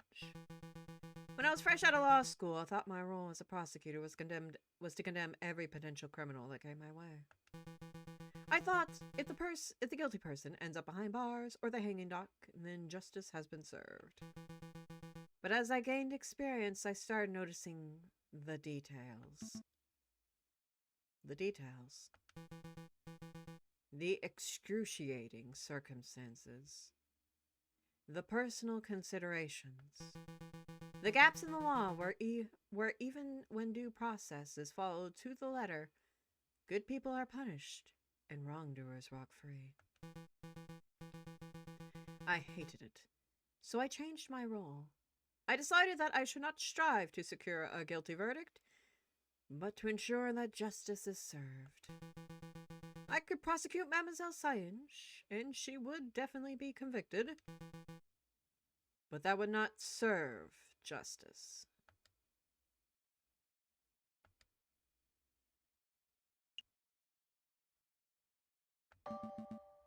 You're a good lawyer, Corcio. You? Well, you're not terrible, Falcon. I must congratulate you, Senor Falcon and Senor Sparrowson. What am I doing? Still using that old accent? I, of course, meant congratulations, Monsieur Falcon and Monsieur Sparrowson. It's no big deal, we were just doing our jobs. No. Your job ended when you proved my innocence. Everything after that was you going above and beyond your duties. Of course, I was counting on you to do so. A lesser lawyer would surely have stumbled or caved in. Oh, but before I forget, your payment. Thank you, Monsieur Volps. This has been a strange case, but I'm glad the truth came to light. I'll see you out. Wait, Monsieur Volps, before you go, something's been kind of bothering me. Why did you come to us in the first place? Surely there are much more reputable lawyers out there who could have done a better job. Oh, more reputable than the Falcon that stands before me? Yeah. Falcon's got such a tacky record. Sucky track record. That's what it said, sucky track record. Sorry, the words blur sometimes. Wow, Sparrowson, wow. Sparrowson, remind me never to put you in charge of the advertising. True, he does have a mixed record, but his family name is hugely respected in the lawyering world. I chose Monsieur Falcon as my lawyer for that reason alone. Huh? Really? I've never heard of another lawyer named Falcon. Let's not go down this road, Monsieur Volps. I don't go by my old name for a reason. That is fair. We shouldn't be fixated on the past, should we? After all, it's already been and gone. The future is where our potential lies. That's what we should be paying attention to. A storm is approaching fast. You mean the revolution that the crooked judge mentioned? Indeed. I dare say that the fox is right. A rebellion is coming one way or the other. Listen, Monsieur Falcon, you'll probably have a surge of work over the coming days. If you want me to dig up the dirt on anyone, please feel free to drop by my office at any time. Dig up the dirt. I am a private investigator. That's what I do. Well, bear it in mind. Thank you, Monsieur Volps. Good day, Monsieurs. How much do I have in my wallet now? You pay me. 104 francs. We're doing good. We're doing good. Good day, Monsieurs. I'm going to go get a drink. Seriously, Falcon? What? I was just going to ask if you wanted tea or coffee.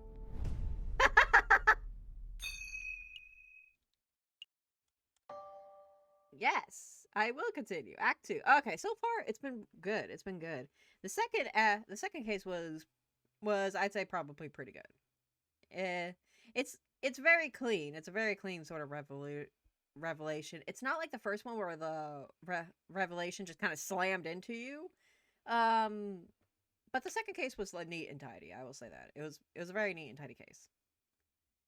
Do I remember the July Revolution? Of course. How could I ever forget? The chanting, the violence, the smell of gunpowder. The 3 glorious days.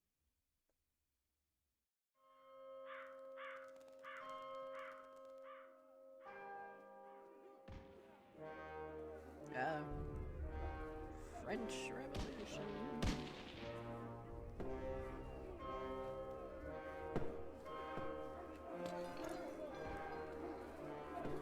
Wow.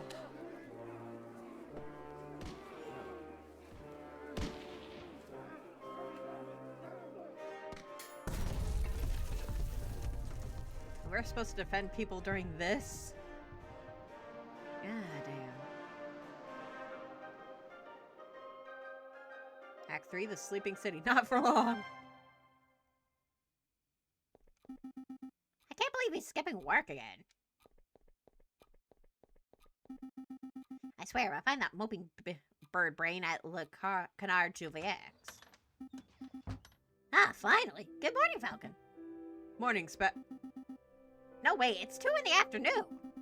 That means the official greeting is, where the hell have you been, lazy bones? It's far too early for this level of roasting. Cast a Cabernet Sauvignon. No, wait, we've got important business to discuss, and I can't do that if you're half drunk. Come on, do it. Give me a break. Haven't had a good night's sleep since the trial. Something on your mind? Actually, yes. It was what that wolf judge said. What a revolution. Shh, that guy was off his rocker. And besides, if we worried about every potential French Revolution, we would never get any work done. Am I right? Maybe that's kind of the problem? Yeah, maybe you're right. Worrying doesn't do us any good. Tell me about the important business you wanted to discuss. Oh yeah, the business. A letter. This one's from the Paris Police Department. Fancy wax seal and everything. Oh, what do they want with me? It is indeed a fancy seal. Well, go ahead, Sparrow Son. You may have the honors. All right. Monsieur Falcon. Meet me on the rooftop cafe opposite the Palace de la Bastille. I have a proposal. Regards, Inspector Voltaire.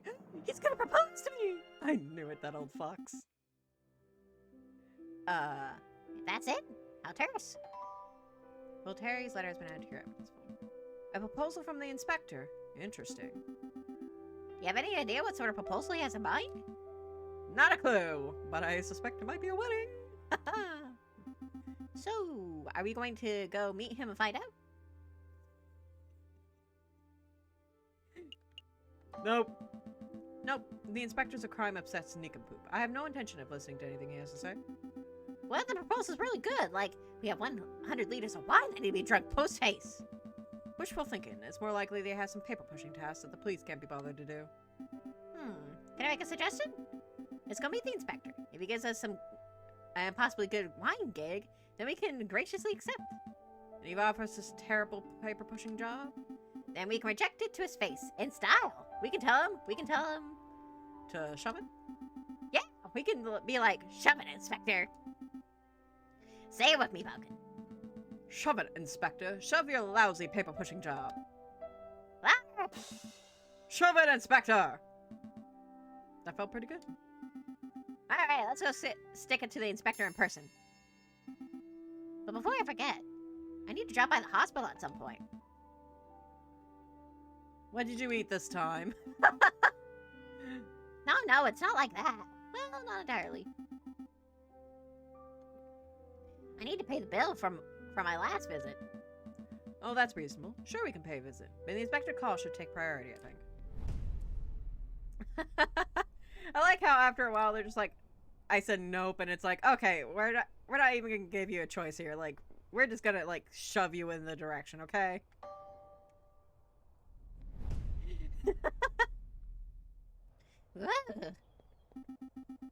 It's far too cold to be meeting on a rooftop cafe. Why couldn't the inspector have chosen a comfier location? Who knows? Maybe the inspector likes the view because it reminds him of his days guarding the old Bastille under the ancient regime. Wait, you think the inspector worked here during the ancient regime? Do you think that's how he got his war wounds? It was a joke, Spare-son. I'm pretty sure the inspector isn't that old. That'd be hilarious. Well, well, well. Cervini, what are you doing here? Settle down, JJ. Just like you, I was invited here by the inspector. Wow, this is a real party. What could he want with all three of us? It is hardly unusual for the lawyers and the police of France to collaborate. Yeah, but we're kind of coincidental, don't you think, honey? The inspector probably has a big investigative role that requires all hands on deck. A big investigative role? Sounds juicy. Oh, by the by, did you hear what happened to Judge Romulus? No, what? He escaped from prison before we could even try him. Rumor has it that the wolf bribed his jailkeeper and then fled for the hills. So he escaped justice. For now, but don't fret. Nobody manages to escape the long arm of the law forever. Speaking of which... Oh, good, you're all here.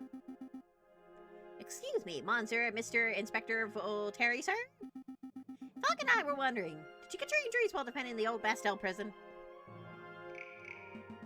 Don't drag me into this, you fool! I was joking!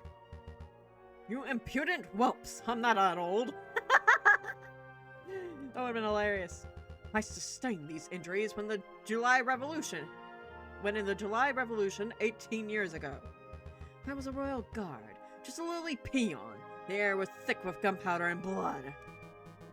Oh great, now you set him off. We were given the order to charge at a rebel barricade. My comrade and I fastened our batons. Then suddenly, boom! Without warning, a gunpowder keg exploded. My comrades were dead. I was heavily wounded. Have you ever thought about writing a novel, honey? You would do great. Just saying. That's when I looked up and saw a looming figure standing between the gargoyles of Notre Dame. It was the Viridian Killer himself. No, seriously, write a book. This sounds badass.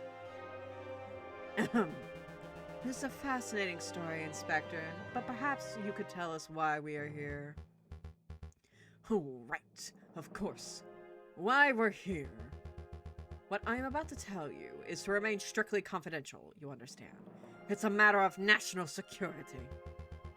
As you've probably heard, France is under threat from a certain heinous group. Terrorists, revolutionary, hipsters! Hipsters. It's true. The other day I was called a pop-loving pleb for enjoying Chopin. Now is not the time for joking, you two. The inspector's obviously talking about the growing rumor of an uprising. Correct. A rebellion is coming. I'm sorry. The hipster line got me. Ah, I love this game. Indeed, rebels. There's a storm brewing in the shadows of Paris. We, the Paris Police Department, have known about it for months. No, years.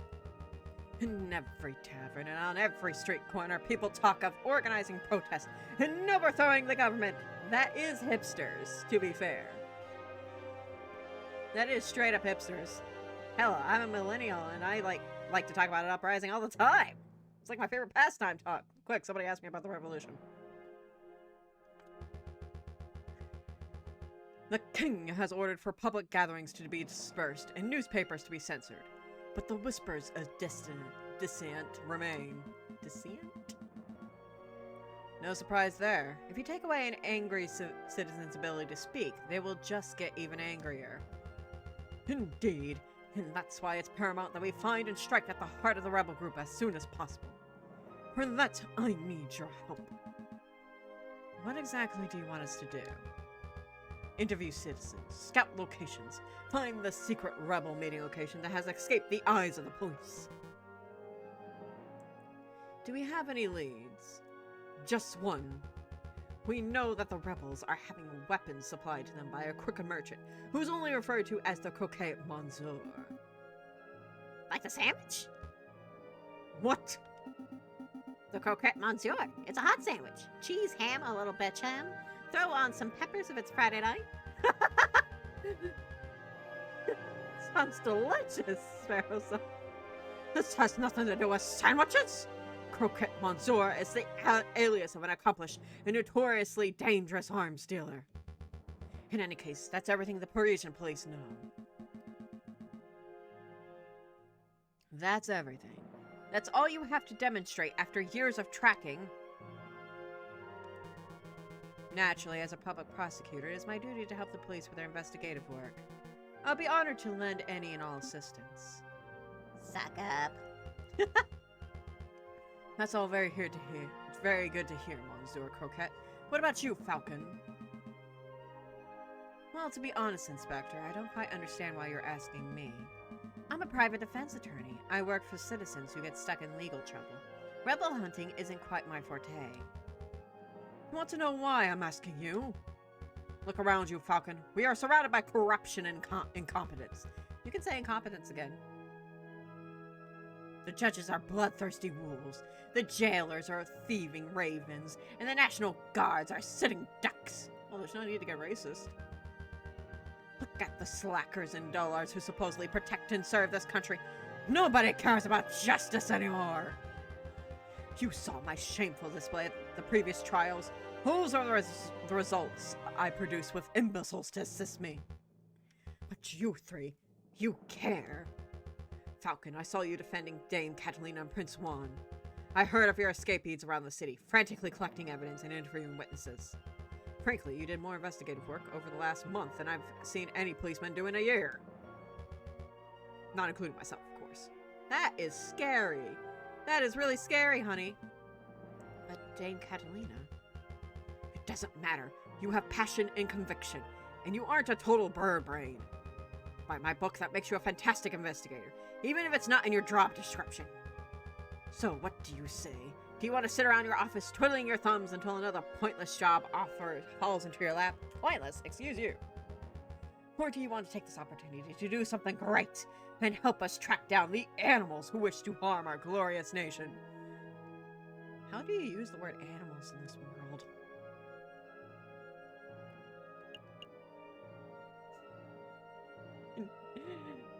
I see no reason to break the pattern now. I don't think so. Sorry, Inspector. Come now, Falcon. Let's not make hasty decisions. What would it take for me to change your mind?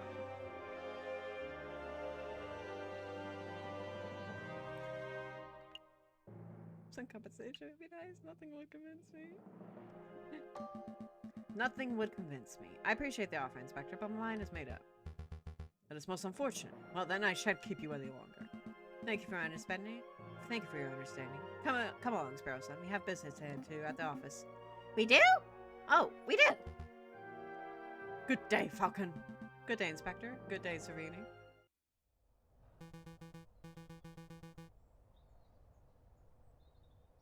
Wow, you can actually say no. I did not expect that.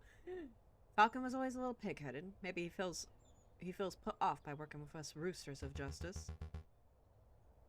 Or maybe, dare I say it, he feels sympathetic to the rebel cause. In any case, I should probably start my investigation into the Croquette Monsieur. Not so fast, Monsieur Crozier. There's something else we need to discuss.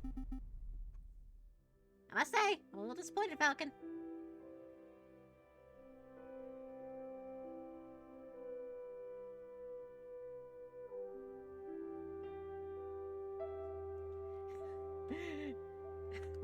I know, right? I know that the inspector is an unlikable nincompoop, but I was hoping that you could look past that and accept his offer.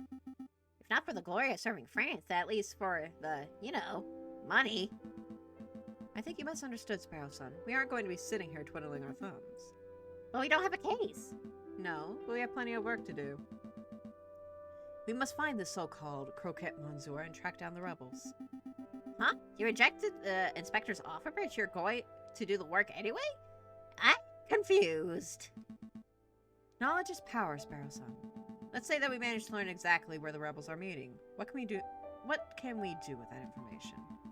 One option would be to offer our services to the rebel group. When they are inevitably arrested, we get to defend them in court. Another option would be to blackmail the rebels directly, extort them for money in exchange for not giving out their addresses. I don't like this discussion. Are we supposed to be the good guys? Well, if we wanted to play it perfectly straight, we could just give any information we find directly to the inspector. At least now we can do our investigation without having to play by the inspector's rules. That's true, I guess. Alright, you've convinced me. We'll uncover the identity of the Croquette Monsieur and we'll track down those rebels. And then we'll play it by ear. Yeah, we'll wing it. Yeah, exactly. We'll do our best.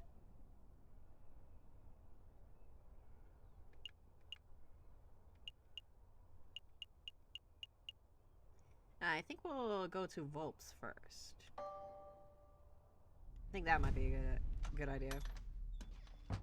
Whoa, hey, what's up? Well, this is most unexpected. Monsieur Falcon, Monsieur Sparrow's son. I believe this is our first time meeting without disguises or pretenses, as it were. Oh, but first things first. Mousy, would you kindly fetch our guest some tea? Oh, of course, Monsieur Phillips, of course. Miss Yours, what sort of tea would you like? Chamomile? Darjeeling, maybe? Chamomile sounds good to me. Thanks, Mousy. Sure, I could go for chamomile, too. Okay, 1 pot of chamomile coming right up. Let's get down to business. What is it that you two came here for? We just have a couple of questions. Have you ever heard of a person called the Croquette Monsieur? And no, we aren't talking about the sandwich, unfortunately. The Croquette Monsieur. Are you referring to the black market salesman? The man who claims to be able to procure anything, no matter how illegal? Yes, that sounds exactly like the person we're looking for. Do you know him? Me personally? No, Monsieur. I just know of his vile reputation. I see. Then do you have any idea how we can find him? Meeting the Croquette Monsieur face to face is not easy. The man doesn't make himself known to just anybody after all. Well, yeah, that would figure. He's an illegal arms dealer. I think that comes with the territory. I know. I shall do a little investigative work of my own. Come back in 3 days and I'll tell you where and when you can find the Croquette Monsieur. That's an enormous help. Thank you so much, Monsieur Volps. Of course, there is a price. A price? Just a small fee. A mere 30 francs. Hey, we served your detour over that Prince Juan business. Is there any way you can show your gratitude? Monsieur Volps, you must understand that this is no personal errand. We are investigating on behalf of king and country. I'm sure your intentions are noble, Monsieur Falcon. But I am running a business here. A fox has to eat. I mean, to be fair, yeah. It's like whenever I pay my sister for art commissions, it's like, yeah, I still pay her. She's my sister, but it's like, no, I'm not going to, like, ask her to do work for free, you know? You gotta pay your artist. You gotta, like, you know. You gotta show your respects, my friend. 30 francs, and I guarantee I will find you the Croquette Monsieur. That's my final offer. What do you say? We'll take it. We have the money for it. Here you go, Monsieur. Very good. As I promised, return in 3 days or later, and I'll tell you where the Croquette Monsieur can be found. Rest assured that I will undertake my end of the bargain with care and diligency. I expect nothing less. Thank you, Monsieur Volps. It is my pleasure. Was there anything else you wanted to ask? Monsieur Volps, have you heard any rumors of an uprising? Of course. These days, a man can't walk into a tavern without hearing angry men whispering about violence and revolution. I dare say that Paris may find itself in the midst of yet another revolution before the end of the war. Before the end of the winter. End of the war. Ha! What can you tell us about the dissenters specifically? Do you know where they are meeting? I'm afraid I only know what you can read in the papers, Monsieur. I know anti-government protesters were meeting out in the open until the government clamped down on the large public banquets. With the banquets gone, who knows where the dissenters went? I see. Perhaps I can assist you with something else. Okay, so we got 74 francs. That's good. And that's all. Have a pleasant day, Monsieur Volps. As to you, messieurs. The tea's ready, Monsieur Volps, it's ready. I'm afraid you're too slow, Mousy. Oh, bother. Aw, too bad. I wanted to have some tea with Mousy.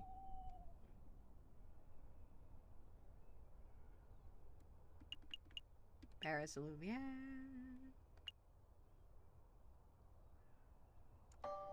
You did mention a tavern. No, no drinking, bad falcon. Calm down, Sparrow Son. I'm just here for information.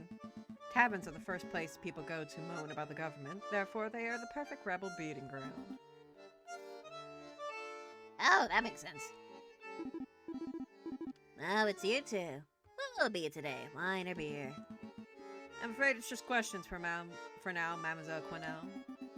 We're looking for a man called the Croquet Monsieur. Have you seen him? No, that name doesn't sound familiar at all. Okay, have you heard any patrons badmouthing the government? Of course, this is the tavern, hon. If people couldn't come here to grope and talk politics, where else could they go? That's true, but has anyone stood out? Well, Just between you and me, the pair on the drinking floor have been acting very shifty.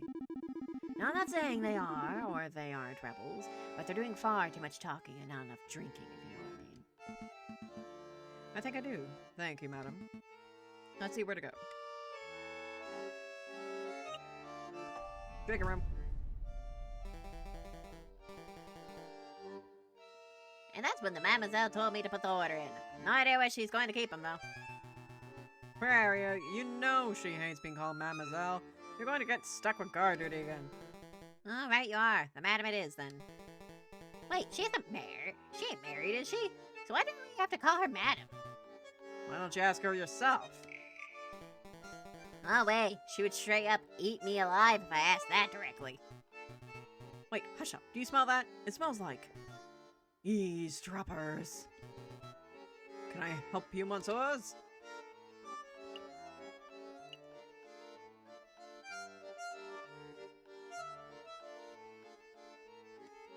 Either one of these are gonna get interesting response. Monsieur, have you heard of a man called... Fucking wait. There's a slight chance that these guys might be rebels, right? So if we ask directly, that might scare them off. Good point. I'll try to keep it subtle.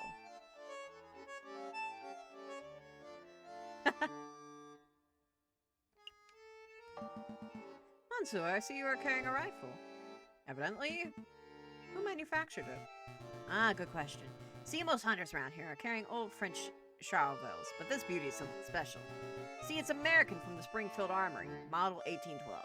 Percussion lock firing mechanism. An American musket, you say? That's certainly quite special. It must have been hard to procure. It's true that you can't buy guns of this quality from standard street sellers, but if you know the right people. Please go on. Well... Okay, listen carefully. You didn't hear from me, but to meet the Croquet Monsieur. Actually, it'd be foolish for me to explain in public. It'd be much more easier if you take this. The Book of Judges. What is this, some sort of law book? The book's subject is now important. Just take it. I see. It's the Book of Judges from the Bible. Old Testament, stories of God smiting people and stuff. How nice! My favorite subject, smiting people. I appreciate the gift, Monsieur, but I'm not religious. Nor am I. Then why are you... Just take it, you idiot. Bible books are what we use to pass around code phrases, don't we? Code phrase? Code phrases? Pierre, oh please, I'm trying to be low-key, and I can't do that if you're mouthing off with that big beak of yours. Right, you are. Try to forget what my friend said. Just, with a little searching and with the contents of that good book, you should be able to get what you desire. Is that a religious metaphor? No, Monsieur, I'm being very literal. Well, this was fascinating. Well, thank you very much for the gift, Monsieur. But to be honest, I have no idea whether it's supposed to lead me to our gun salesman. I see. Well, I hear there's an excellent friar who performs Bible readings at Notre Dame Cathedral. Perhaps if you show the man your new book, he'll be able to find you a particularly spiritual passage. Are you sure this is all a religious metaphor? I feel like you're trying to convert me. I assure you, I'm as secular as I come, Monsieur. we find a religious cult, and it's like, okay, you're not the guys we're looking for. Bye. Prior at Notre Dame Cathedral. Thank you, Monsieur. I'll make a note. Was there something else you wanted?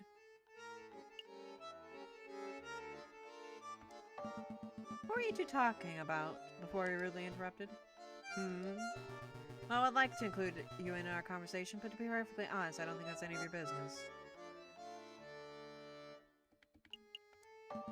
I suppose it isn't our business. I apologize for asking, Monsieur. Quite alright. No harm done. Thank you for your assistance, Miss Illinois. So nothing. Get out of here already. You two seem like decent fellows. You shouldn't get involved in this rebellion business. Just do whatever you need to do with the Croquette Monzour and get out of Paris. That's what a smart person would do. I appreciate the advice, Monzour. And he seems like a decent fellow. Are you ready to hit the road? Yep, let's go. Yep, let's make a move.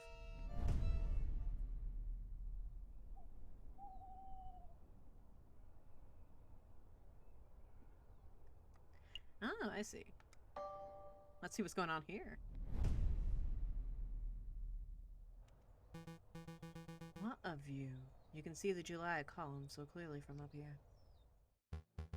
Ah, Corcio, you're already here. You have news about the Croquette Monzour? Or is this about the other matter? Here you go. As requested, the full register of those who entered Paris Law School and a full list of graduates. Very good. Let's take a look. Now, could you please tell me what this is about, Inspector? What exactly are you looking for? Look at this list of graduates. Do you see any names you recognize? Well, I see my own, class of 1837, and I see that moronic prosecutor Rupert Rabington under the class of 1846. Oh, and there's J.J. Falcon's name under the class of 1832. Very good. Now, take a look at this register page from 1829. See anything amiss? Well, I don't see J.J.'s name, but I'm not quite sure what that implies, Inspector. The explanation is simple. J.J. Falcon changed his name sometime between 1829 and 1832. Right around the time of the July Revolution. Wait. Why would he do that? Why, indeed. Monsieur Corcio, you and I are roosters. We are birds of justice, birds of French national pride. But Falcon, he is a bird of prey. It is very nature to draw his talons and lash out at those around him. Are you judging him based on his okay? Yeah. I see you have some issues, honey. I have no doubt that when the pressure rises, he will show us two colors. I'm not sure if I agree with your personality assessment, Inspector. I've always suspected that JJ was a buffoon, an imbecile, and a troglodyte, but never would I describe him as a person of malice. Time will tell. Do you need me for anything else, Inspector, or shall I continue my investigation into the Croquette Monzour? There is one more thing. Take this. A pistol. No, thank you, Inspector. These are dangerous times. If you face a violent threat, you cannot hope to defend yourself with that riding crop of yours. I'm well aware. I just find that these ghastly things tends to escalate situations rather than mitigate them. That's what everyone says during peacetime. Take it. Thank me when it saves your hide. Fine, I'll keep a hold of it. Well, Monsieur Croquillot, you have been most helpful. I'm just doing my job. I'm just doing my duty. Good day, Inspector.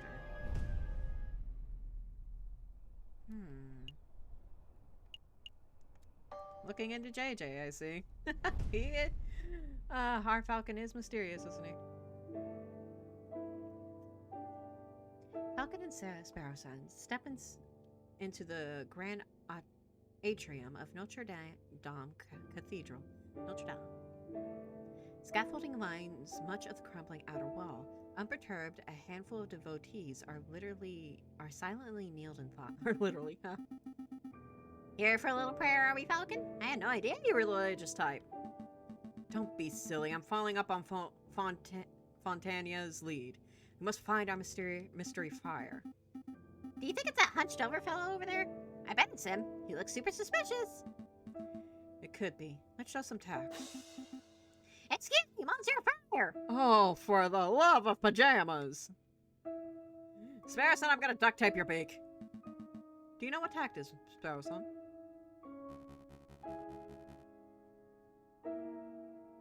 Well, I don't trust you. Later. Welcome, my brothers, welcome. All are welcome under the roof of the house of God. Are you here to confess your sins? Or perhaps you wish to join in our services? Actually, Fry, we're here because... Falcon? A friar.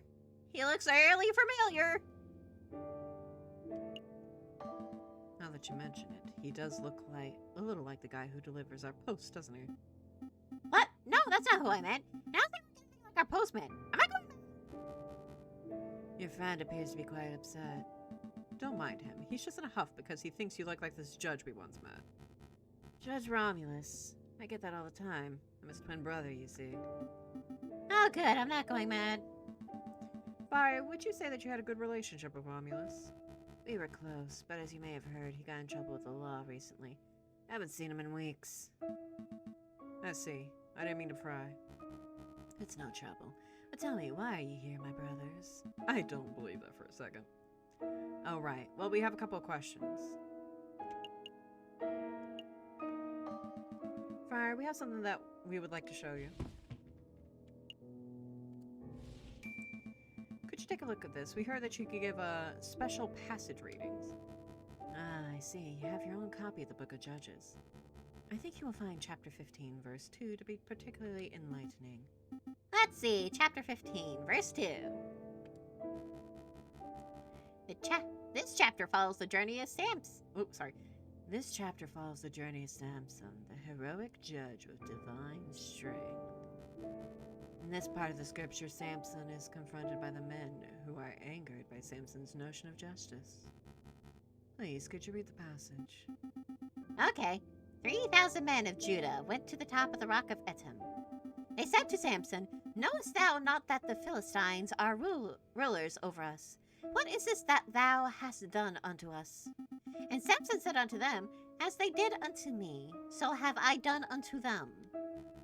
As they did unto me, so have I done unto them. A beautiful sentence, wouldn't you agree? You are not the twin brother, are you?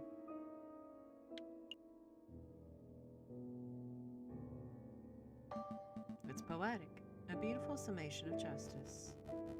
You understand the passage. That's delightful to hear. Yes, Samson was a great judge. Not a judge of today who sits in a high chair and files endless paperwork, but an old judge, a holy judge, of Shopits. Shopits were to be admired and feared. They made their own judgments and dispensed their own punishments. I'm starting to ramble, aren't I? Okay, let's get to the point. The key word of the day is Etam. That's the name of the cave where Samson hid, the rock of Etam. Etam. Got it. I'll make a note. It's like a backwards mate, but I'm confused. What do we do with this keyword? That's for you to learn on your own, my brothers. You appear to be intelligent. I'm sure that if you put your faith in the right people, you can uncover the truth. We'll see what we can do. Is there anything else I can help you with today? Perhaps you wish to make a confession? What's with all the scaffolding? Is this some sort of construction work going on? That's right, a little repair, a little renovation. It's no secret that the cathedral has seen better days.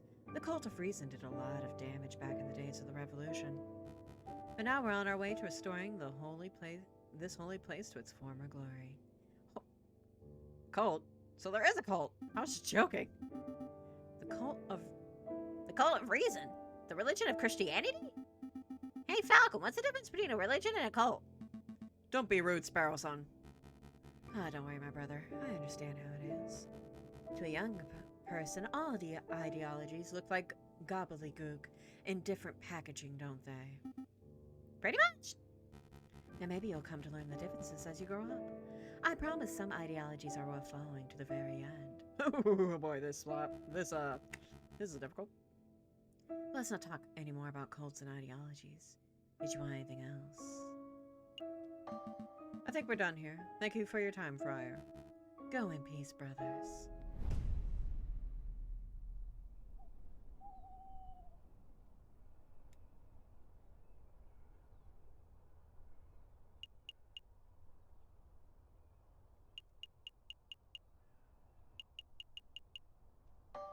think our 3 days are done. I'm not too sure.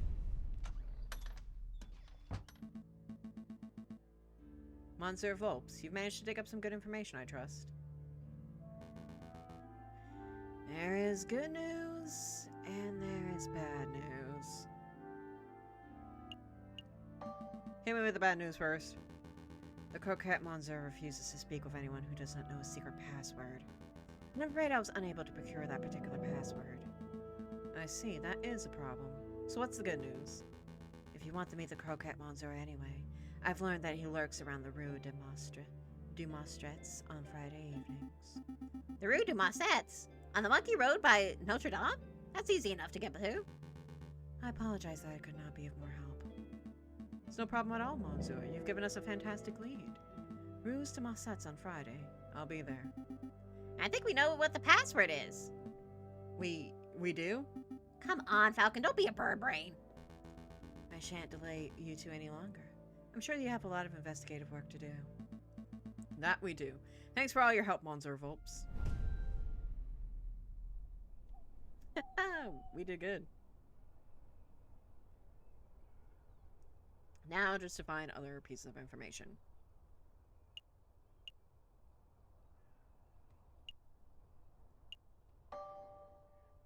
Also, I don't think we paid off that bill. There he is, Sparrow-san. There he is, Sparrow-san. Go ahead, say what you need to say. Excuse me, Dr. Follett? I just want to thank you for, giving me an antidote and, making me well and stuff. It's no trouble at all, Sparrow-san, wasn't it? Of course, there is a small matter of the debt. Right. Let's see. 1 hospital bed, 1 dose of specialized antidote, expert medical care for the attending physician. The total comes to 500 francs. Falcon? Can I get an advance on this month's pay? And next month's? And maybe the months after? Calm down, Sparrow-san. I'm sure the doctor's a reasonable man. Will surely allow you to pay in installments. Of course. Oh, thank goodness. My current wages, I should be able to pay off the debt by my 20th century. Hey, your pay isn't that bad. Now, there's no need for quibbling. I have a suggestion. You messieurs are lawyers, yes? If you do some pro bono work for me, I may be able to knock the bill down a little. Maybe to say 100 francs? Oh, that sounds much more manageable. What kind of legal work do you have in mind? Debt collection. Actually sounds quite fun. It'll be a nice change from this Croquette Monsieur nonsense. Yes, give us the details, Doctor. There was a man I treated for a small injury a couple of years ago. He's been evading my attempts at collecting on his bill ever since. I would have normally pursued medical bills so aggressively, but I know that the man is a successful inventor. He can easily afford to front the bill. I would greatly appreciate it if you pay him a visit and strong-arm him into loosening his purse strings. Well, I'm not making any promises, but maybe we can swing by the inventor's house if we have a minute. Free minute. Thanks, Falcon. And thank you, Doctor. We will dedicate every waking moment to collecting this debt. Wait, I didn't agree to that. Every waking moment.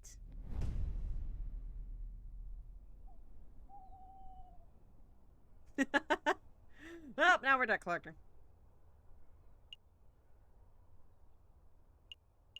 Unfortunately, let me see. We don't have 100 francs because I paid Volps. Maybe, let's see. But yeah, I'm gonna try my hand at Jacques Noir. Well, the big fella has returned. Here to play some cards, Monsieur? Absolutely. Deal me in, Monsieur. I got 74 francs. I just need 100.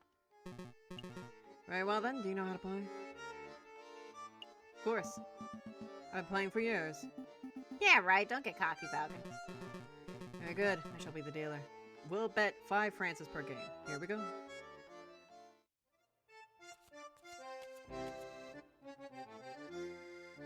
Okay, not too bad. Hit. Stand.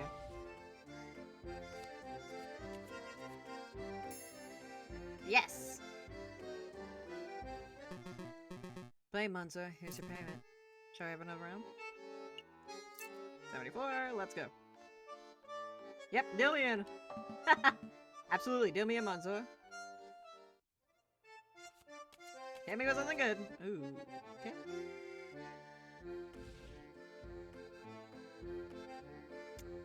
This is not a good one. I'll try to stand. Ooh! Did not expect that.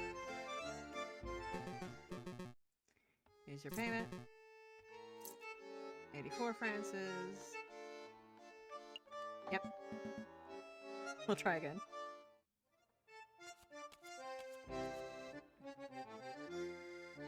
Okay, we can go for a hit. Another one. Stand.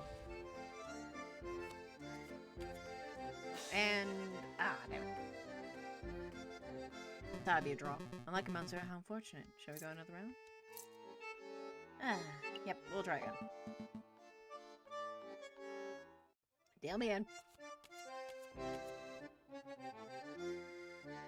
15, 14. We can try to get him to bust. Damn it. That's unlucky. Oh well. That's what happens when you gamble. Deal me in, Moonsworks.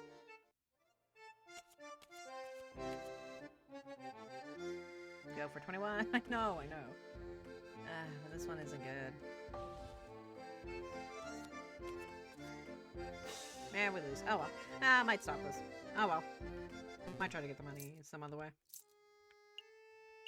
I'm done. No, I think we're done. Maybe another day, Monzo. I understand. Feel free to come back anytime. Alrighty. Yep, let's go. Let's make a move.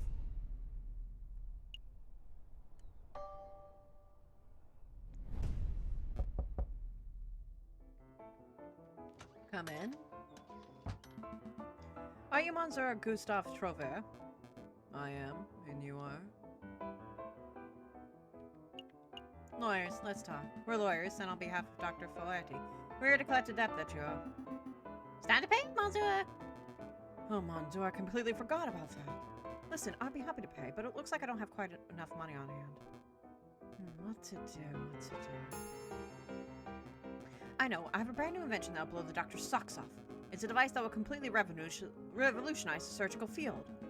I imagine the doctor would prefer a hard cash over some gadget. No, trust me. This baby will easily be worth 10,000, no, 100,000 Francis. The doctor will love it.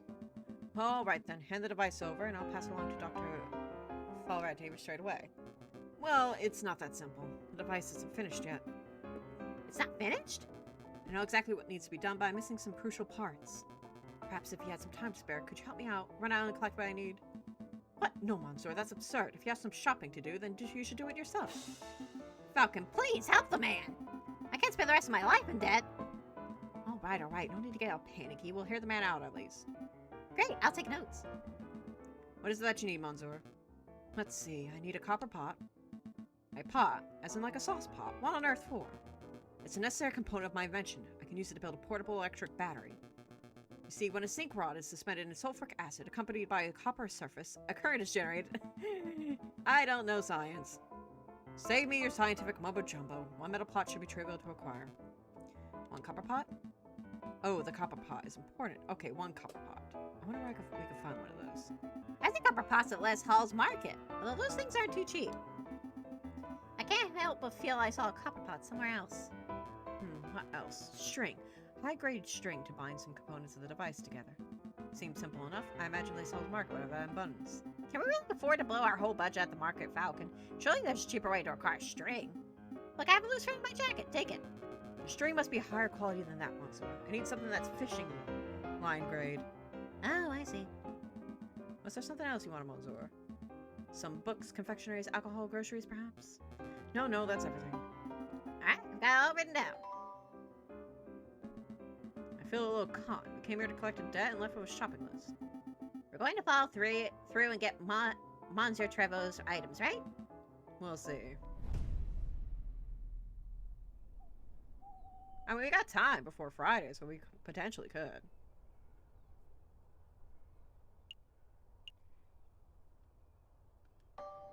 Maybe we can find a proper copper pot here. I mean, it's not like he's at home.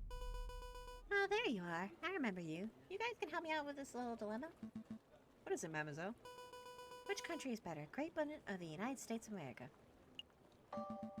Put aside all prejudice, prejudices, the British Empire is magnificent. I suspect that it will continue to prosper for years to come. The USA is still a young nation. Anything could happen to it. You think Britain is a safer option, huh? I suppose it would make for a shorter trip. What's this about, mademoiselle? Well, I'm thinking of taking a trip. A long trip. Everywhere I go in Paris, people are angry and depressed. It's like violence is about to break out any moment. I saved up enough, so I'm going to get out of here. Follow my dream of starting a new life overseas. Who's going to look after Chateau Crenaire? Well, with the Baron's passing, we've decided to auction off his estate. I think the Demasius were showing some interest in the household, so I guess they can handle the household duties themselves. The Demasius, you say? Interesting. Anyway, this might be the last time we'll see each other, so let's just say, au revoir, Sparrow Son. Au revoir, Monsieur Falcon. Farewell, mademoiselle. I wish you a pleasant voyage. So long, mademoiselle. Don't let those lion knees push you around. What? Sparrow Son. Hey, Falcon, I think we forgot something. Hmm? The rebels, the Croquette Mansour, all that juicy investigation stuff, we're supposed to be asking questions. Oh, right. That completely slipped my mind. What's the matter? Colleen didn't seem like the type to get involved with rebels in arms dealer. She probably knows nothing. I suppose. In any case, she seems to be the only one with enough sense to escape before the violence starts. Yeah. Yeah, okay, so that was a bit of a wasted trip. My bad. I thought maybe we could find a copper pot there. Ah, well.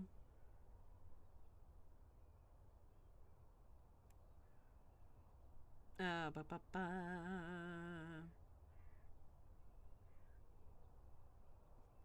Okay.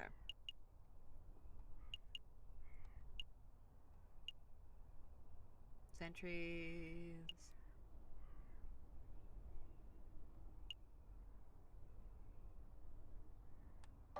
Point is the yards, because that's where fishermen are.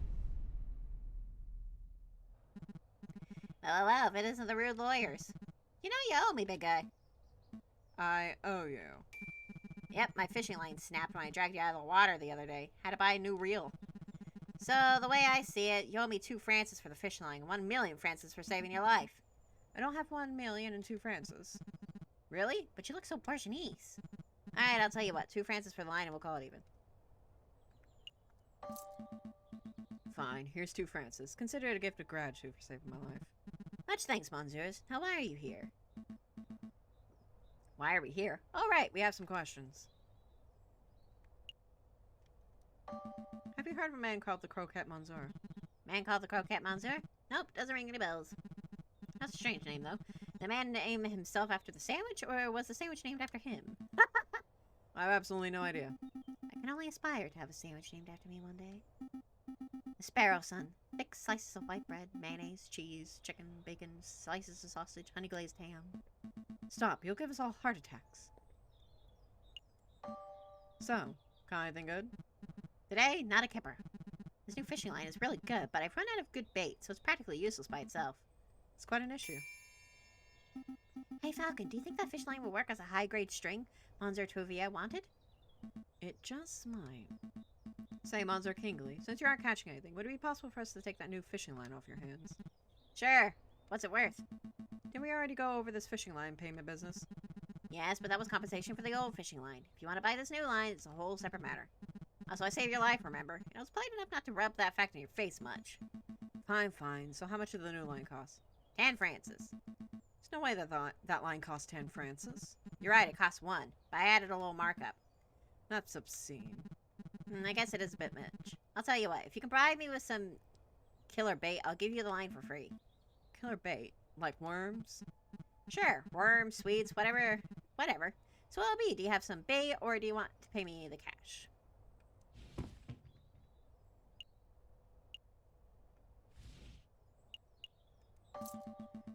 I'm done playing this stupid run around fetch quest nonsense. Here's the 10 Francis.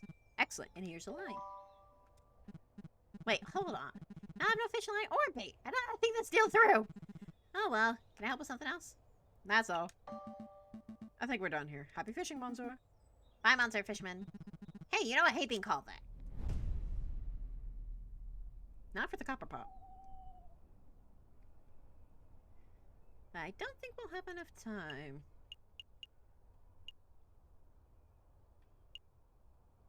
Also, I have no idea where to get that. Oh well. Let's do a little gambling. I want to try again so that way we can raise our funds a little bit. Maybe, let's see.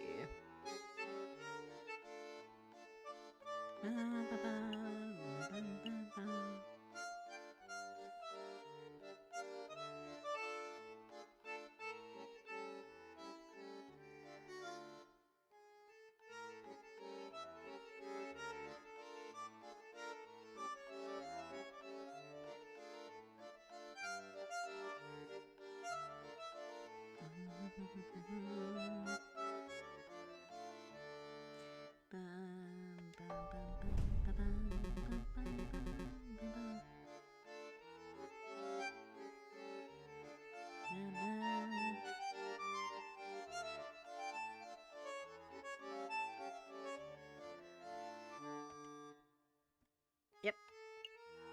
Let's see if I can get a little bit better this time.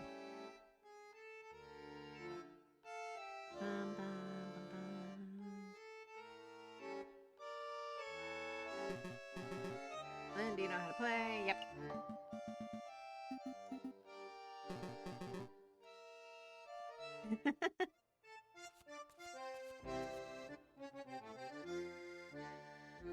Okay.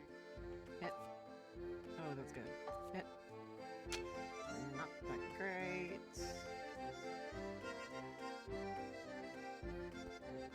This one's a tricky one. This one's really tricky. Stay up. Yeah, that's what I thought.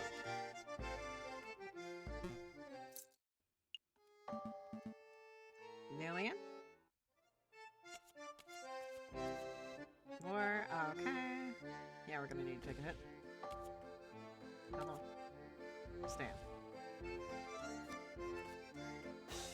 You know, I was never very good at this.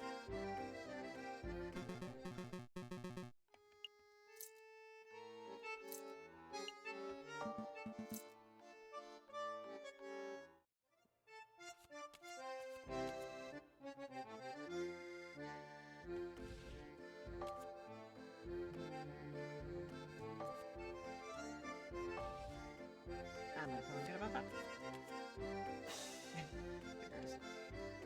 Oh well.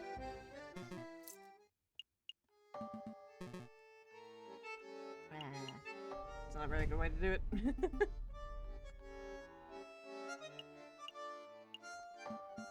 Yep, let's make a move.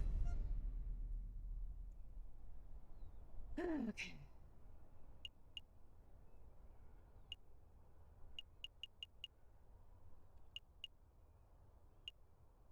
Less halls, popular among shoppers for their wealth and class.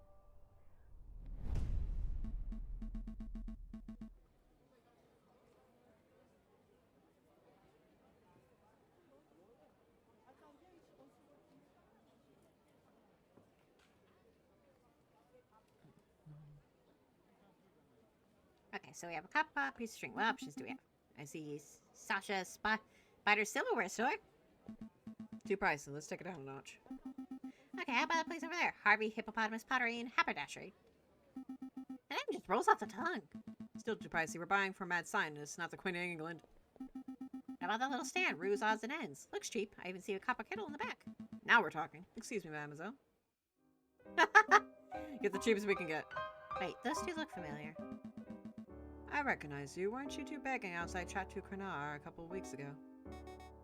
Yeah, that was us. Thanks for your generosity, Monzua. We put your good money to good use, see? We started a business at Ruse Odds and Ends. We sell everything. I suppose congratulations in order. It's no small feat to pull yourself out of the streets in today's economy. So, do we get a discount? A discount? Well, we did help kickstart your little enterprise. Suppose we are investors of sorts. Sorry, Monzua, no discounts. Y'all gave us a donation out of the generosity of your hearts. Because you are such nice people. But we can't help you out. What is it that you wanted? We see a copper kettle on your stall. How much is it? 30 francs. 30 francs for a kettle. That's far too much. This kettle's super fancy, see? Let's look at all the engravings. It's nice and stout. Look at the handle. Look at the spout. With something like this, you can sip to your tea while pretending to be hoity-toity Portuguese. Yes, yes, it's very fancy, but that's still more than we can offer. How does 20 francs sound? I'm not bothering mine, so it's 30 Francis or nothing.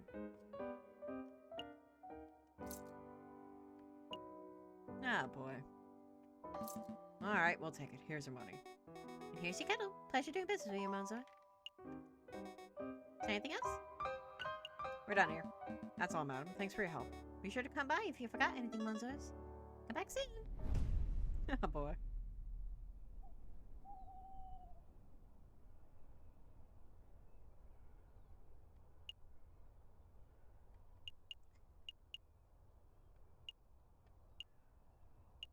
Okay. Hey, Susie Ducato, what's up? How you doing, honey? Don't mind me, just playing the game.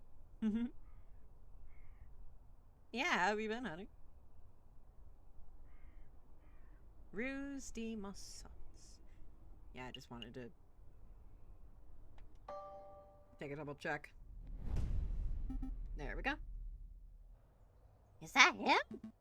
It must be. Excuse me, Monzo. I'm doing good. How about you? I'm doing pretty good, yeah. I had a really nice day. Went out, got some stuff. You know how it is. I don't recognize you, fellas. What's the password? Password, Jack on Zora. It's Wow, I took you files for big brain cops. Bet you actually know the secret password. So what do you want? Well, let's start with introductions. You are the Croquette Monzora, are you not? That's the Croc Monzora to you. Mon Dieu, people always get the pronunciation wrong. Ah, that explains it! I'm not really hearing the difference. In any case, Monsieur Croc Monzora. My name is... Don't tell me, you idiots. Bringing up names can mess up an entire meeting. Why do you think I use an alias? Just tell me what you want. Drugs, guns, explosive slaves. Come on, I don't have all day. Well, to be honest, what I really want is...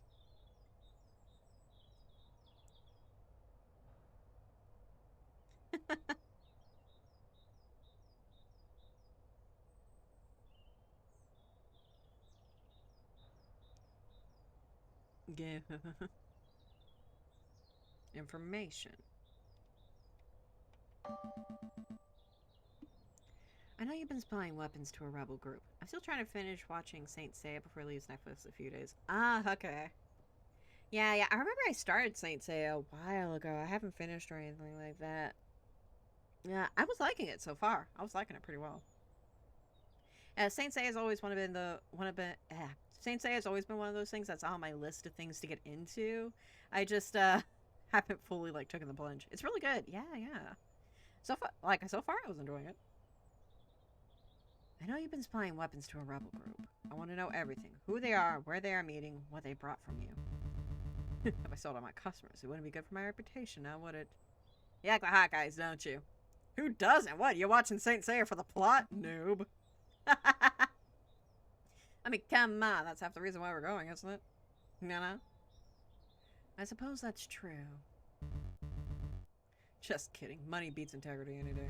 Pay me 500 francs and I'll give you the dirt. 500 francs for information. That seems a little steep. Steep? That intel is probably worth 50,000 francs to the Parisian police. I'm giving you a bargain. Listen, you pay me with the full 500 right now, and I'll tell you exactly when and where you can find the rebels. Do you take checks? Very funny. And no, I don't take pocket lint either. It's cold, hard Napoleons only. Well. Santi Marad, it's the fuzz. Cheese it. Ha! Like a true rebel. Wait. Monzor Croc Monzor, come back. Never fear, Falcon. I'll tell the dastardly bastard. Dastardly bastard? I wish he had said that. The dastardly fellow. Watch that sub for Tori for Hosea and who was also Tuxedo Mask. Oh, okay. That's cool. I think I was watching it dubbed. I don't think I was watching it subbed. So, yeah. Oh, that's interesting. You're watching it for the good old Sailor Moon, I see. And Gundam. That is so like you, ZZ. Don't get too close, Sparrowson. That crocodile's got a gun. What's all this ruckus? Playing cops and robbers, are we, JJ? Are you blind, Savini? That was the Croc Monsieur. You're on the crux of extracting some vital information about the rebels. But your smug entrance just ruined everything. That was the Croc Monsieur. I never would have guessed. You don't sound very convinced. Oh, don't get me wrong. I'm quite impressed that you managed to track down such an elusive criminal. But I have something much more pressing I need to discuss with you. I also have the Gundam 0079 movies on Netflix. Oh, interesting, interesting. Yeah, I haven't found myself wanting to get into Gundam yet, but that could be another one. That could definitely be another one. I tend to track down any like fandoms that are like either big or have a lot of content to them, and I just kind of dip myself in there, you know? Anything with like a long history is very interesting to me. More pressing than finding the rebels. Perhaps. JJ, I want you to answer this question sincerely and honestly. Did you go by a different name prior to enrolling at Paris Law School? What? What does that have to do with the rebel investigation? Or to do with anything for that matter? I would appreciate it if you just answer the question, JJ. I need to hear it from your own beak. Have you ever gone by a different name? I don't deny it. A man has a right to change his name. Indeed, a man does have a right. But why would a man do such a thing? I don't appreciate your accusatory tone. You sound just like Inspector Voltaire. Wait, that's it, isn't it? The inspector ordered you to dig up some dirt on me, didn't he? Answer me, Savini. What is going on? What did Inspector Voltaire say?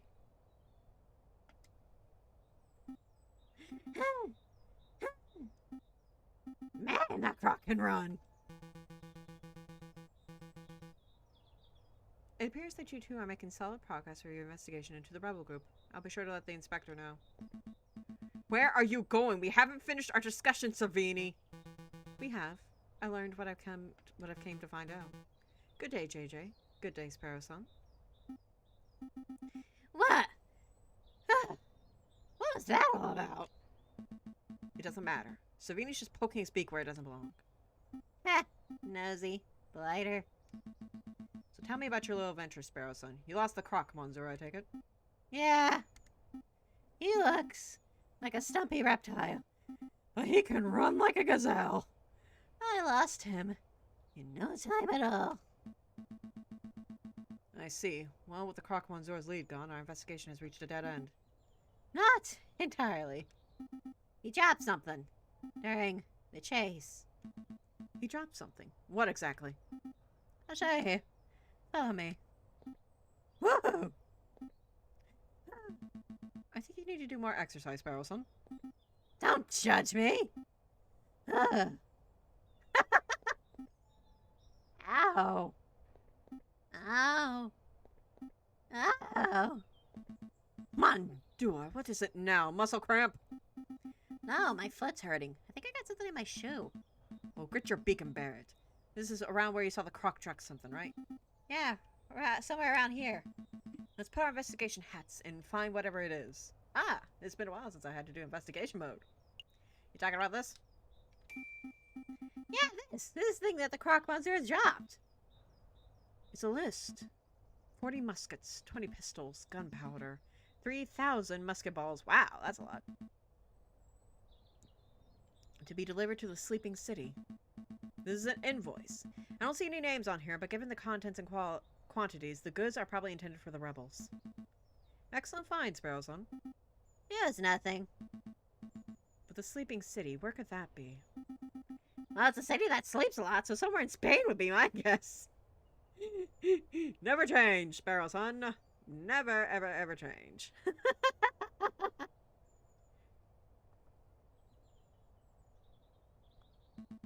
I'm pretty sure that the location is not a literal city. For one thing, we already know that the city where the rebels are gathering, it's right here in Paris. The sleeping city is a code phrase, like a riddle. A riddle, huh?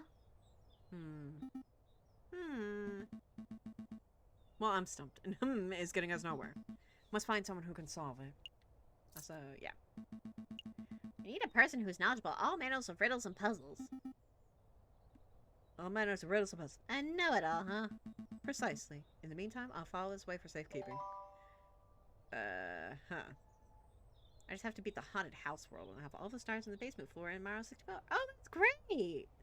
That's great, CC Takata. You're making some really great progress, huh? How many stars do you have in total? Just curious. Do you think the croc dropped anything else?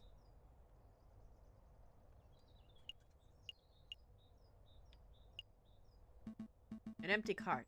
Somebody scrawled the word Descrits on it. The owner's name, perhaps? I think I have 45 stars. Oh, that's nice. That's nice. I think there's like 120 or something like that in total. I can't quite remember. I don't think so, Falcon. See the graffiti on the wall behind you? Des wall. Somebody thinks this funny. Disgrace. This wall. Oh,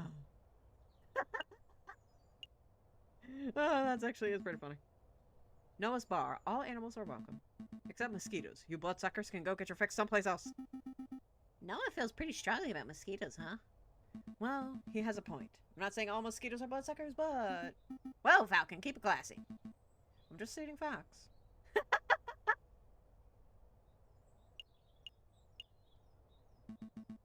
This sign is difficult to read. The paint has faded. Trottler fruitier? Trottler fruitier? Chugadale fruitier? There's no way it says that. You just made up those words. All words are made up, Falcon. He has a point. I see hanging bushels of onions. Bushels? That could be right. It's sprigs. Sprigs of onions. How about bundles of onions? That's pretty neutral. Confederacies of onions? Okay, we're done. Flocks of onions. We're done. Okay, looks like we're good. I think we're done here. Okay. I guess we can always come back if we think we've forgotten something.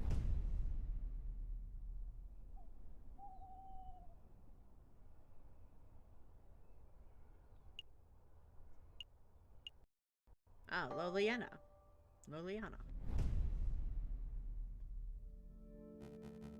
Is the room to your liking, mademoiselle? Don't call me that. Huh, my apologies, madame. But what are your thoughts? Is the room suitable? It's dark, cramped, and more than a little macabre, but it will do.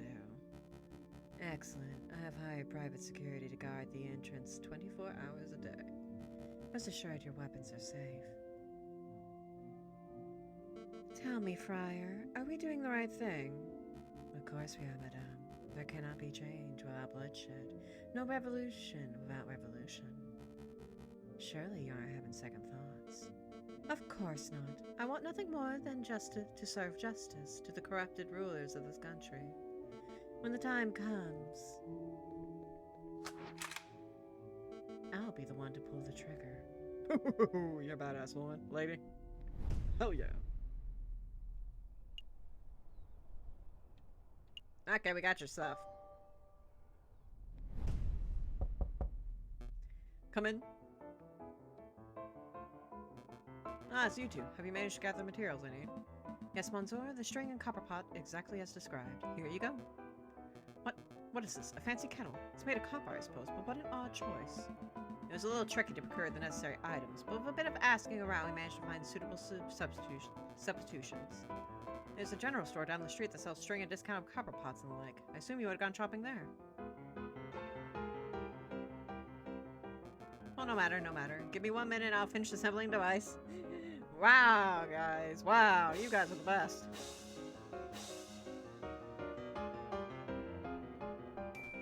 Ta-da! May I proudly present to you Gustave Travaux' magnificent Explorer Extraction Surgical Device. Trademark, patent pending. It looks like a pair of kitchen tongs hooked up to a stewing pot. Agreed. I wasn't expecting something so low-tech and, well, bad. Perhaps a demonstration is in order. One moment, if you please. Psst, Falcon. That thing looks more like junk. This whole fetch quest has been a waste of our time. I suspect that the man was delusional from the very start. It would explain why he was being treated by a mental health professional. There's nothing to be done, though. Let's just humor Gustave until we have an opportunity to leave. Cut our losses. What about my medical debt? Time for a demonstration. Get ready to have your stockings blown off, messieurs. Ahem. So here we have one regular piece of meat. Imagine, if you will, that this is a soldier. Okay, that meat is a soldier. An oddly shaped and potentially tasty soldier. Wow, you thinking about cannibalism there, Sparrow Son? And here we have a small piece of iron. Imagine, if you will, that this is a musket ball. So our soldier is running through a battlefield, and not a care in the world, when all of a sudden, bam, this person has been shot. The musket ball has been embedded in the man's flesh. I'm scared, Falcon. He slammed that metal into the meat like a madman. Quick, Mazors, you're a battlefield medic. The soldier is wounded, and you have precious little time. What do we do? Mouth to mouth. Too late, he's gone. Well, I'm no surgeon, but I think most doctors would feel around for the musket ball's fragments and then carefully use a scalpel. How archaic, how slow, how imprecise. Now I hear you wondering, Monsieur Trouveur, surely there must be a better way. I wasn't. Well, wonder no more. Behold, the Explorer Extractor. Watch as I power up the device. And then as I move the detector component over the meat. Is that thing humming? It is, Monsieur. When the electromagnet component of the Explorer Extractor detects a piece of iron, the device vibrates and emits a soft hum. I must say I'm actually impressed, Monsieur. A device that can detect metal beneath flesh. That's innovative. I've never heard of such a thing before. Yeah, but why limit it to battlefield surgery? You could repurpose that thing to be some sort of treasure hunting device. That'll make you really rich. Hold your horses, Messieurs. Hold your horses. I'm not done yet. You have only seen half of the device's capabilities. The exploration part. Now you can witness the second part. Extraction! Did that thing just... Yep, sucked out that bullet like a pipe from a grapefruit. Behold, the original piece of iron removed swiftly and precisely from the flesh. So what do you think? Pretty revolutionary, huh? I think that meat looks a lot less appetizing than before. It's practically exploded. I have no idea what to think. Monsieur Trouvier, you are a strange and mildly terrifying individual, but I cannot fault the innovation of your device. We shall pass it along to Dr. Falleret and let him decide its worth. Ah, thank you. I'm sure the good doctor will approve. I'm hungry. Let's pick up some steaks on the way back to the office. Let's not. I'm not so hungry.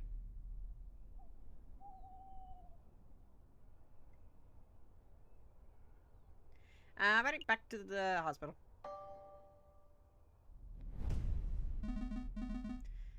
You returned. Were you successful?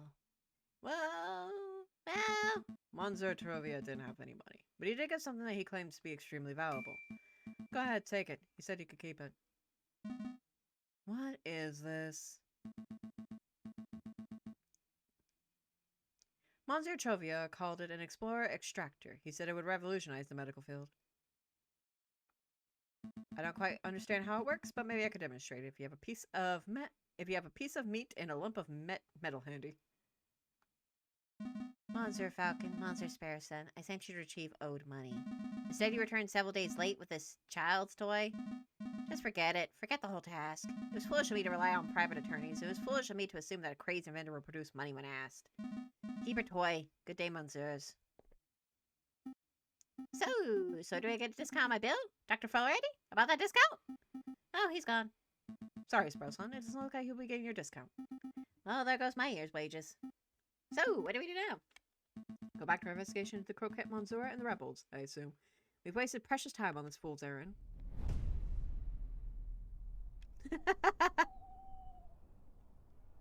Ah, we're in debt. That's just the way it be.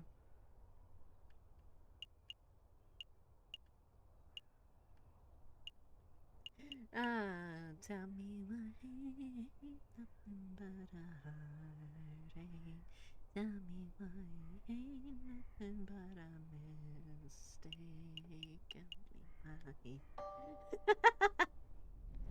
Sorry, I'm into myself. Excuse me, madam. Do you have a moment to talk about the cult of reason? Peddle your pyramid scheme to someone else. I've got a kid to feed. Madam, it's not a pyramid scheme. Madam, take a leaflet at least. Well, what about you, Monsieur? Would you like to learn about the glorious teachings of Jacques Herbert? A cult, is it? Not today, Monsieur. I've already been in my fair share of cults. Excuse you, what kind of life have you led? Honey, come back here. But this cult is different. A member of the Cult of Reason, huh? Strange. I thought that cult died out way back in the old revolution. Hey, Falcon, that person. He looks like a run-of-the-mill cultist. I can see that, but does his face look familiar to you? He does look familiar. Actually, resemblance is uncanny. Shall we get his attention? Uh-oh, he spotted us. So, you gonna run? Guess this is awkward. Yep, I knew it. Wait, Monsieur, we would like a quick word. Come back! Teach us about the wonders of the cult of reason. He's gone. So, I'm not going crazy, right? That guy was a splitting image of Judge Romulus, wasn't he? I can't deny the similarity. Then again, there are plenty of wolves in Paris. Maybe there's no link at all. Either way, we have investigation to conduct. Let's focus on that. Right, where to first?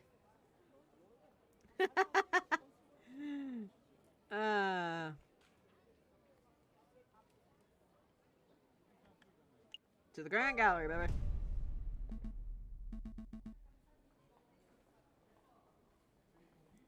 Let's see, who to question, who to question. Oh dear, it's those guys again. Keep it together, Eric. Maybe they won't recognize you. Excuse me, Monsieur, it's us, the Philistines, remember? Are they talking to me? Yep, definitely talking to me. Okay, deep breaths, Eric. I just like, I was like, oh yeah, remember us? We were those idiots. Hi. We have a couple of questions, no trouble. Oh, it's no trouble at all. What's the deal with the cultists outside? Did you see the cultist outside? The cultist? You mean the cult of reason fellow? Yeah, he accosted me a few days ago. We chatted for a while. Not by choice, of course, but because I didn't know how to get out of the conversation. Scott, I got a little handout. He insisted I take a pamphlet. Let's have a look at this. Be Your Own God, an introductory guide to the cult of reason by Jacques Herbert. And he even added his own signature, see, at the bottom there. To my bestest bud, Eric. Happy reading. Best wishes, Sylvia. What did you guys talk about? Green ink, too. What a fiendish color choice. That guy was such a slime ball. We aren't even close to best buds. At least we now know the cultist's name, Sylvius. Do you mind if we keep the pamphlet, Monsieur? Be my guest. I don't want it. Did you want something else? Do you know anything about an uprising? An uprising? You know, people getting angry, being violent, overthrowing the government, stuff like that. You know, usual Tuesday. Goodness, no. I don't know anything about that sort of thing. Never mind then. That's all. Thanks for your time, Monsieur. You've been a great help. It's no trouble at all. You know, you're always so helpful. You never wanted to talk to us, but you're always so nice.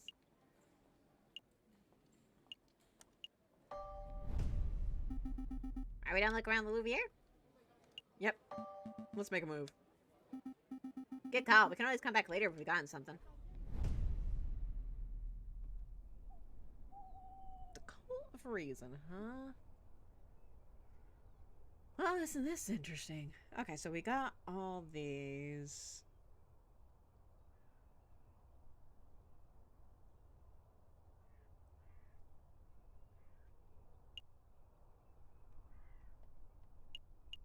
I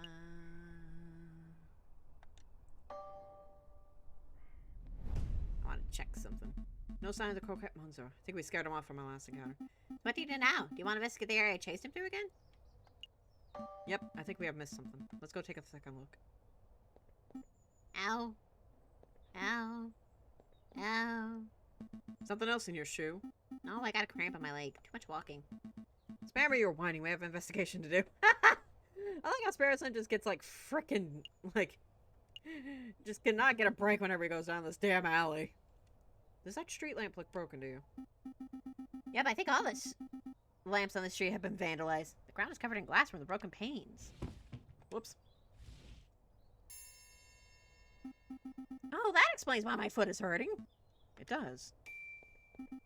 There's glass in the sole of my shoe. Must have been trod on some shards while chasing after Croquette Monsieur. Oh no, my good shoes are ruined! Well, I wouldn't say good. You paid 20 cents for them. File this away in your evidence folder. You want me to file away the broken glass? Yep, I'm filing an official formal complaint to the government. Their faulty street lamp has ruined my shoes, and I am owed compensation. I think government officials have better things to do than worry about your 20-cent shoes, Sparrow-san. We'll just see about that. Are you satisfied? We have real evidence to find. No, we don't. I think I've investigated everything in this whole damn place. I don't think I missed anything this time. Alrighty, let's go. I think we're done here. Okay, I guess we can always come back if we think we've forgotten someone. Okay, so... let me go to...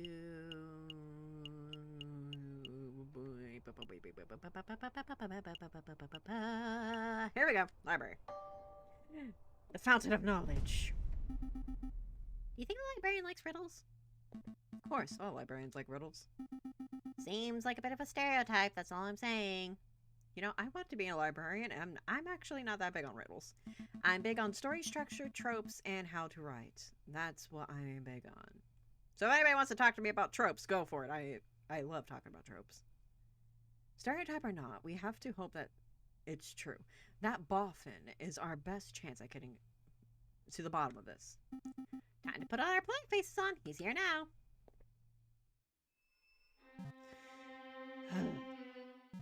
Good day, Dromio, and Dromio.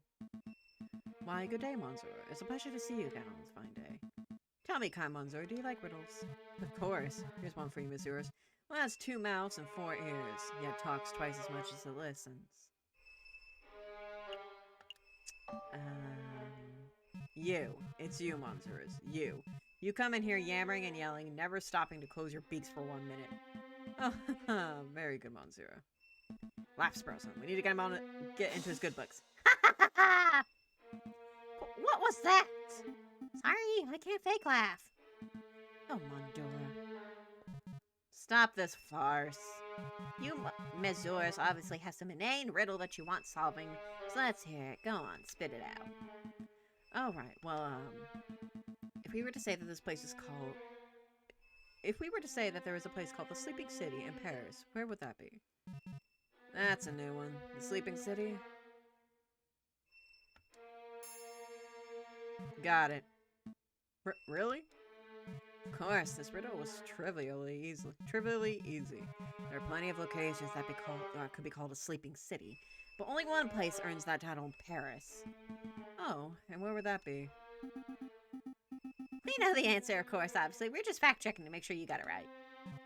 Think it through, Messrs. What kind of a city is only inhabited by those who sleep all day and all night? So, you know, I like to watch some ghost videos from time to time, and fun fact, there are catacombs in France. I think everyone knows that, though. I got it! Spain! Don't be daft, Sparrow-san. Spain isn't a city. Perhaps the Monzor is referring to the capital of Spain, Madrid. Nice, sleepy place. Spain, Madrid. You two are remarkably dense, aren't you? Sleep is a metaphor. Actually, it's one of the oldest and most powerful metaphors in the history of literature. It symbolizes death itself. Yep, basically it equals... basically it equals Ghost City. The Sleeping City obviously refers to a city of the dead, a necropolis. Think, Messrs. Think. Use your puny avian brains. Do we have any necropolises in Paris? Of course, the catacombs. The winding tombs of the dead that lay beneath our very feet. Very good, Monsieur. That's the first semi-intelligent thing you have managed to say all day. You have more questions, don't you? Oh, yes. Could you give us a brief rundown on the history of the catacombs? The cemeteries of Paris were overflowing by the end of the last century. It was a mess from what I hear. To create space, King Louis ordered for old skeletons to be excavated. Wow, why am I not on the ball today? Excavated and put into the unused mine tunnels that lie under the city. So, with a little renovation and many years of hard work, The mines were successfully turned into a subterranean mausoleum. So what, it's basically a grave for a few thousand skeletons? Millions, more like. Don't underestimate the size of the tunnels, Monsieurs. I know that the Bourgeois like to tour the catacombs, don't they? Correct. It was quite the Bourgeois tourist hotspot for some 20 years ago. But if you're hoping to pay a visit, you are too late. The church had all the entrances sealed shut fairly recently. Why would the church do that? Believe it or not, they considered the turning of a mausoleum into a tourist attraction to be in poor taste. Okay, yeah, got me there. Oh, right. They shut down all the entrances, really? Surely there must be one or two left untouched. If there is such an entrance, it is not public knowledge. I see. That's all. I think we're done here for now. Thank you for your time, Monsieur. Good day. If the Sleeping City really is the Paris catacombs, then there must be some way to get in. An underground tunnel network could probably be connected to the city sewers, right? So we need to find the right manhole and boom, we're in spooky, scary Skeleton Town. That's a good idea. Or maybe it connects to the Sienna. Perhaps some swimming is in order. You two dunces are going to get yourselves killed! If you really wish to visit the catacombs, we'd be best off asking those responsible for the closures. The dead people? The church, Monsieur. The church would know if any unsealed entrances still exist. Oh, right. Oh, God. I love you two, but come on.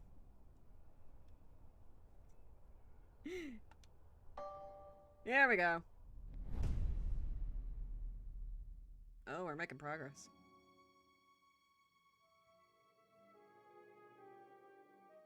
There he is. Oh, here it is. That's the rooster who shot the croquette Monsieur. Wait, we're not, are we? No. Oh, Savini! Savini, what have you done? Okay, it wasn't him, but still. I think we're getting close to unraveling this whole rebel nonsense. Let's not dwell, spell, son. We're nearly there. All right, let me just deal with this letter first. Only 2 more weeks till Christmas, Dragon. I know, right? It's gonna be so much fun. Christmas. I'm so happy. Spam? I don't think so. It's from Corcio.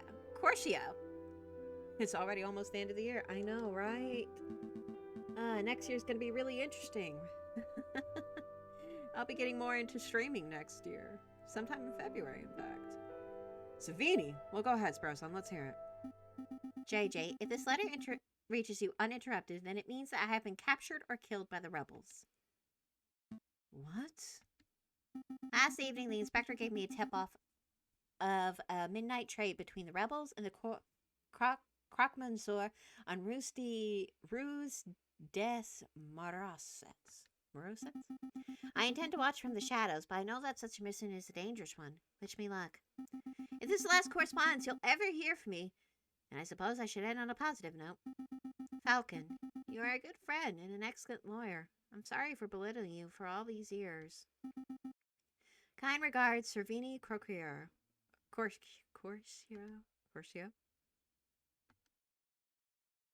I thought our sense of time would go back to normal after we got rid of our husband. I know, right? Feels like a fast year, doesn't it? A lot has happened. My friend. But we're getting through it. Also, Savini, my God! You know, I didn't think that there would be any shipping material here, but Okay, I'm kidding, but still. Wow, that was real intimate. Is this for real? There's no way. This letter must be some sort of setup. It's Savini's handwriting. Where do you think he is? I don't know. Why would he go alone? Are you getting Eli anything for Christmas? Probably. I'm focused on my family at the moment, like just the immediate people at the moment. But I will probably get him something. At the very least, I'll probably get him something for his birthday, because his birthday's in March, so I might give him 2 gifts during that time, you know? But we have to go help him, right? I mean, if that trade was midnight last night and it's 10 o'clock now, he might still be okay. Maybe. I don't know. Come on, Falcon, pull yourself together. We've got to act fast while there's still time on the clock. Sparrow-san, I have a bad feeling in my gut. Well, yeah, me too. This letter is terrifying stuff. No, you don't understand. I know that if Servini isn't already dead now, he will be very soon, and there's nothing we can do about it. What are you talking about? You don't know that. I do. I am certain. We've messed up. We've missed something. We've overlooked something vital, and now Savini's fate is sealed. You're spouting defeatist nonsense. Come on, Falcon. Let's go visit the Rue de Maziets. We might find a clue.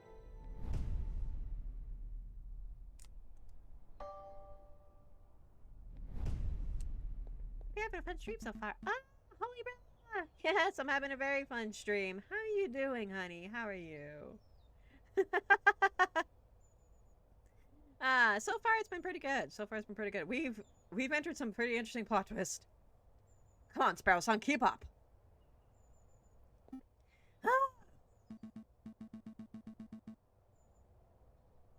Aw, I'm sorry, holy bra. I hope you get better, honey. I really do.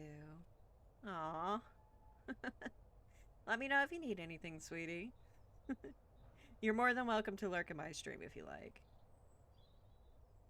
No time for wheezing. If Corcio was last seen around here, then there has to be a clue nearby.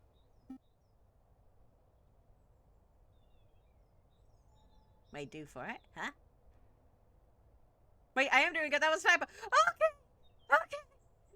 Don't scare me like that, holy bra.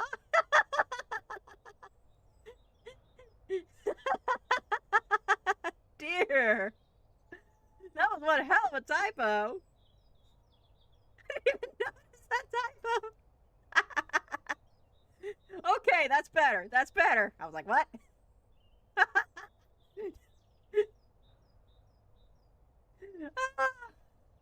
Holy crap. Well, okay, that's better. That's definitely better. I'm sorry, no, you're fine, holy bro. That changes things a lot. I agree, right? Oh, holy bro. Ah, sweetie. Oh, boy. I love you, holy bro. Never change. Never change, honey.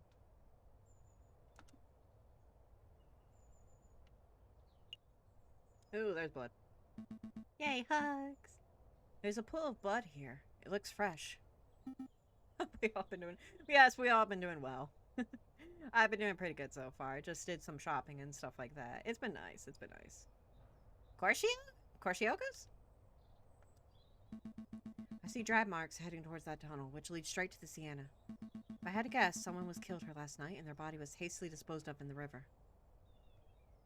But I see several sets of bloody footprints too. Some are faint, but they head that way towards the main road. So he could still be alive? Let's see where the footprints go.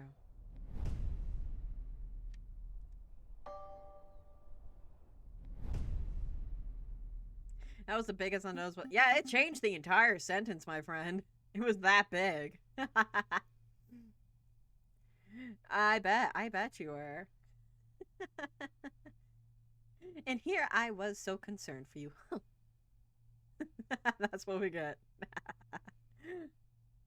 Oh, well, it was a very funny moment. It was a very clippable moment. That's a Twitter moment for you right there. You gave me a Twitter moment, holy bro. Thank you. Also, did you just hump? Yes, I did. Hump. You didn't need to spend any points for that one. Hump.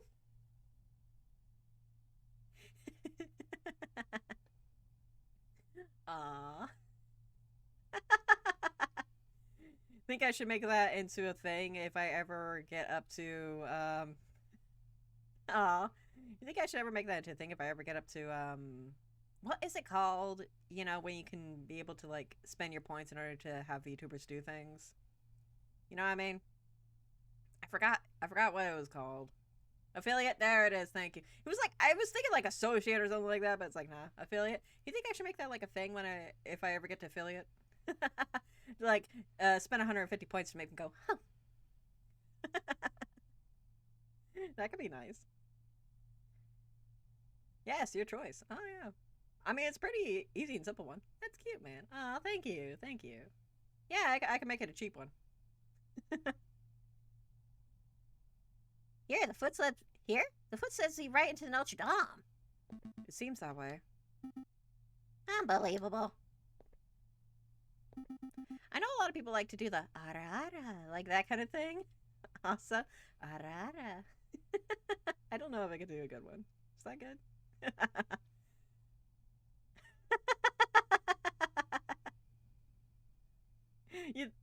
you think I do a good one of those? Maybe. Alright. Unexpected.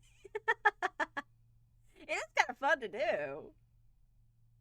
Like, it's basically just like a my sort of thing. Oh, just on my laugh? Is that like the kind of rich girl, like, kind of voice? Like, kind of laugh? Like a haughty laugh or something like that? I don't know. Like, I'd have to find a sample of it. Like, I could if you gave me time. I am a voice actress, kind of. So I could probably actually do it. I might just have to, like, find a sample just to be like, okay, how does it sound exactly? I just have to listen to it. Like, like, something like that. I'm making it way too goofy. I'm making it too goofy. They laugh like, it's very big and loud. Okay, yeah. Ah, it has a deeper tone. I can find a clip for you. Yeah. Thank you. Like how Nami laughs in Utini. Yeah, I actually haven't seen a ton of anime. Like, I probably have honestly seen seen some anime where they laugh like that. It's not coming to mind at the moment. I'll practice it. Like, send me clips of that. I'll practice it, and then we could, like, have, like, a little stream where I, like, practice it. And you guys tell me how it sounds. Like, if it sounds quite right. I think I could get it good. I think I could do it. Like, I just need some time to, like, I guess get the right tone and stuff. Where's a friar when you need one? Forget the friar. Let's keep following the blood trail and see where it ends up. Wait a minute, Falcon. Should we get the police involved before we go any further?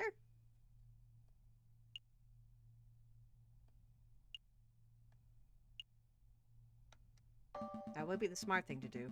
Why don't you run and find a policeman and I'll go on ahead. Nice try, but I'm not abandoning you. We have no idea what or who could be ahead. Hey, wait up! That way leads straight down to... Man, I'm famished. Wait, what are you doing here? When is that mouthy parrot gonna relieve me of a duty so I can go grab a snack?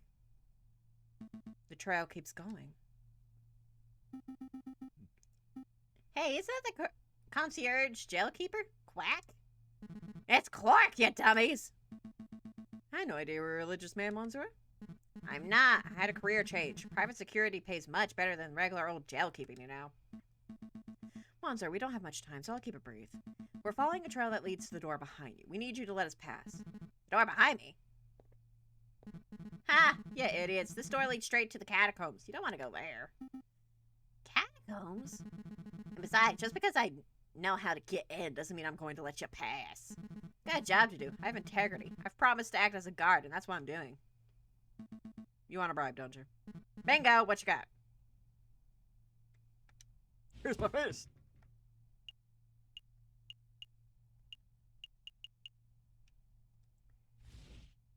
What have you been up to, Dragon and Holy Bra? At the moment, I have just been Christmas shopping, getting stuff. Ooh, I got a cup today. I got a very nice Galaxy cup. I would take a picture of it, but my phone, so my phone can't take pictures. At least not forward-facing pictures. I can take selfies. But I can't take actual pictures because it's just black. I don't know what happened, but, like, my front-facing camera on my phone is just shot. Yeah. So I can't actually... So if you guys haven't seen me uploading any pictures of, like, merchandise or anything that I've gotten, that's why. Because I've been wanting to take a picture of my anime figure for a while that I got a while back, but I haven't been able to take a picture of it. It's a nice figure, too! It's my first full-fledged anime figure, you know? I can now call myself an anime fan. Christmas shopping sounds fun. It is fun. It is a lot of fun. Spending the money is a bit of a downer because it's like, I got no money. But getting presents for people is so much fun. I even entered a Secret Santa for work, and I'm doing that too. I just love giving gifts to people. It's so much fun. And what figure did you get? Oh, you know that time I got reincarnated as a slime? I got Remora Tempest. I got the main character at that time. I got reincarnated as a slime. I think I'm saying his name right, Remora. I've seen so many different pronunciations for his name. Tempest, though, you probably recognize. Ooh, yay. Yeah, I love his design. Like, his human form. Like, his slime form is adorable. His human form, though, I don't know why. I just love looking at it. It's like, it makes me so happy to look at him in his human form, and I have no idea. Remora? Yeah, him. Again, I've seen some people pronounce as Remiru and stuff like that, and I'm like, I don't think that sounds quite right, but I don't know. I know there's a dub. I think I might have to just listen to the dub. Hey, what are you doing? Monsieur, perhaps I wasn't clear. I was short on both time and patience. Are you going to tell us pass, or do I have to beat you until you aren't able to stop us? Jeez, don't need to get violent, big guy. You can pass. The door's right behind me. Go on. That's the door to the catacombs. It's that simple. Yeah, it's that simple. What were you expecting? A hidden bookcase or something? Go on, go look.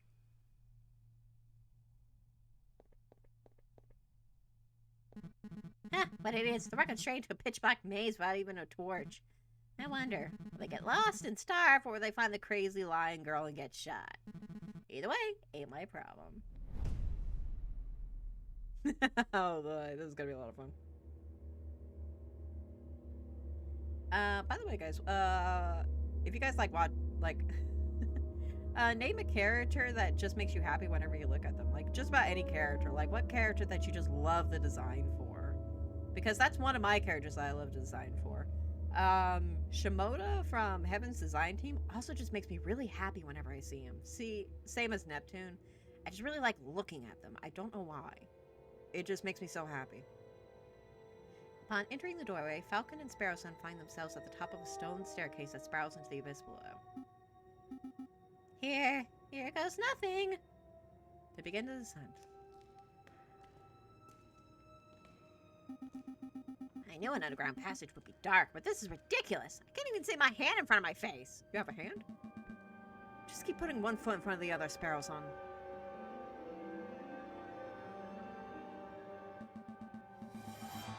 Oh, I think that was the last step. Now it's just twisted tunnels ahead of us. I should take up smoking. If I smoked, I would have a match right now, and we would be able to see where we're going.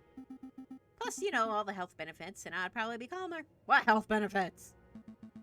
Keep it together, Sparrowson. I know, I'll unravel this loose thread from my jacket. We can just trace the string on our way back if we reach dead end. Ah, good thinking. Just like Thesis and the Minotaur. Wait. There aren't Minotaurs in here, are there? Head of a bull, body of a bull, scary stuff? That would be a question to ask, like, what does that translate into this world? That's not... Actually, never mind. Don't dig yourself into that well. It feels like there's a gap in the wall here. I guess the path branches. I can feel a slight breeze coming from the passage to the left. The air seems a little more stagnant to the right.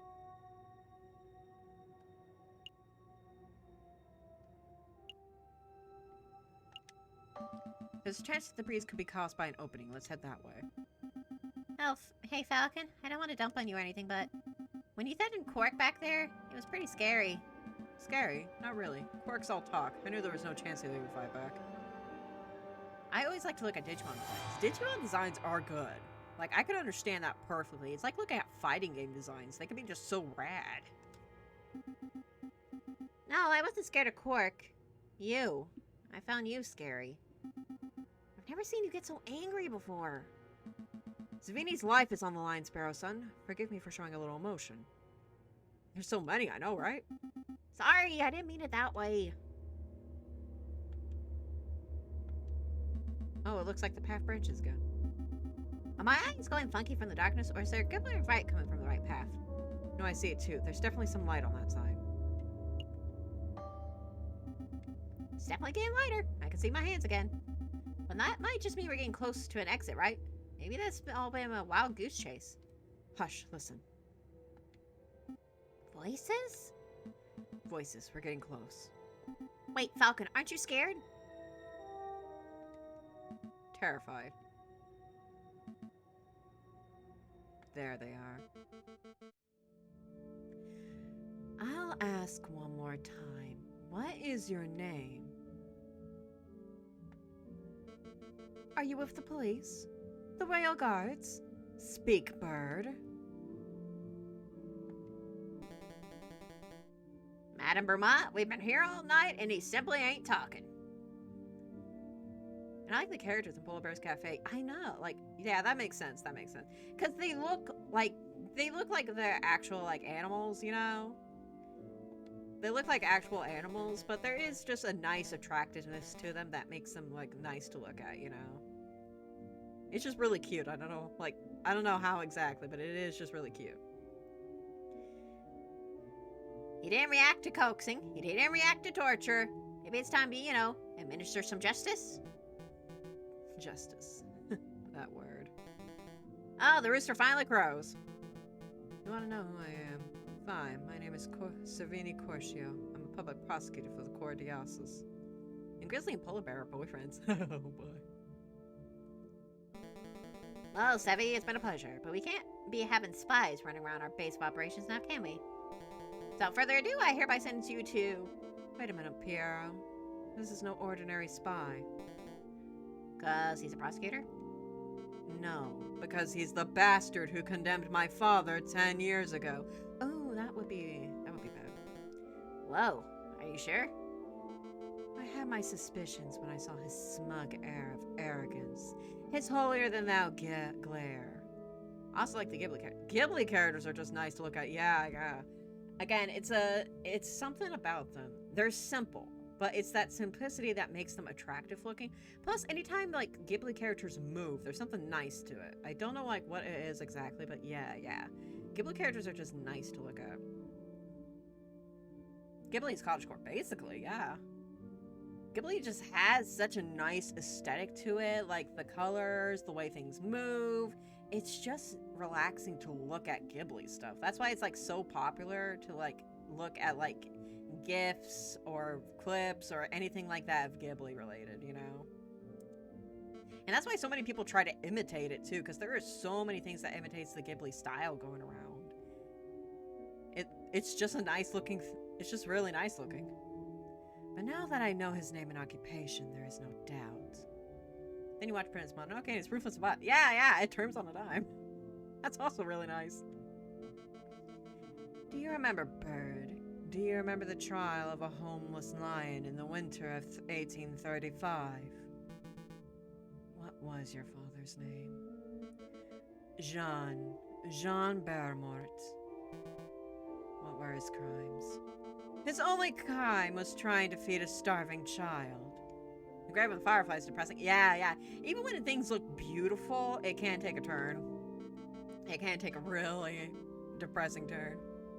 He took a handful of vegetables from a grocer's stand, not out of greed, but out of sheer desire to see me survive.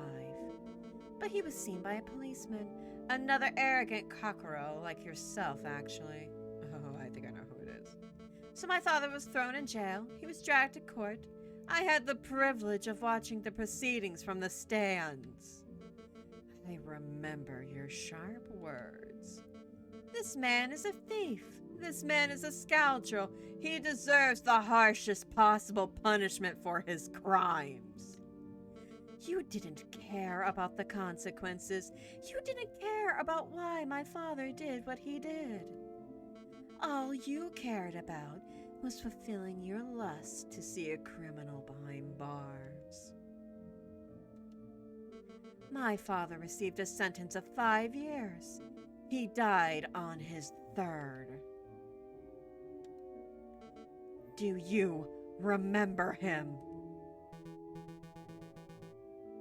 Mademoiselle, in all my years as a prosecutor, I have seen over thousands of cases. I'm not going to remember a single bread thief. You rotten Conard. We're all just insects to you, aren't we? Who cares if a child starves on the streets as long as you put enough criminals behind bars to meet your quota? Am I right? Your silence speaks volumes of your guilt. Savini Corcio, you've been tried by the people of the Second Republic. We have found you guilty on the counts of conspiracy, of the murder of the Croque Monsieur, and of the murder of my father, Jean Baramont. I just found some IR booklets, sent them in Discord DM. Okay, cool. Thank you, Hollybrow. Thank you, my friend. I'll be sure to study, my friend. I have heard some VTubers doing the ara, so yeah, I do know generally what it is, but I will study to make sure I am doing it correctly. Thank you. To give you the best ara. Oh, I've been found guilty. Understandable, yep. Myself, if you want to shoot me so you can fulfill your revenge fantasies, then by all means shoot me. Yeah, like, it's a trend. It's a trend. Most VTubers I've seen, like, have it in their point system. Whatever you want to call that. So, yeah. But don't pretend for a moment that this mob resembles a court of justice in any form. Court of justice? Now there's a contradiction. Bird, you know nothing of justice. Friar Remus, read this man his last rites. With pleasure, madam. Falcon, we have to make a move. Say something.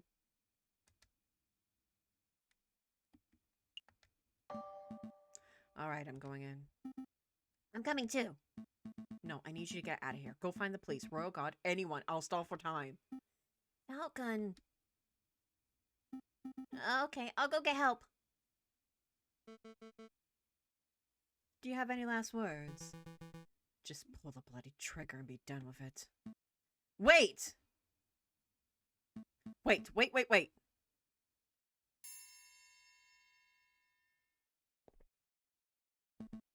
He's right. This is a terrible trial. There's no evidence, no defense, no examination of the facts. You've dragged a man off the streets and decided his fate based purely on your own prejudices and whims. Who the cluck does this bird-brain think he is? There's a reaction pic. I am this man's defense attorney. I am JJ Falcon. JJ, what are you doing? defense attorney? You're a raving loony is what you are. Yes, but I also happen to be a defense attorney, okay? Or a spy. I've seen this Monsieur eavesdropping on our conversations before. He cannot be trusted. Everyone, please hear me out. I don't want to appear to the friar. Okay, so what's gonna get Fontania? Fontania seems to be the one running this.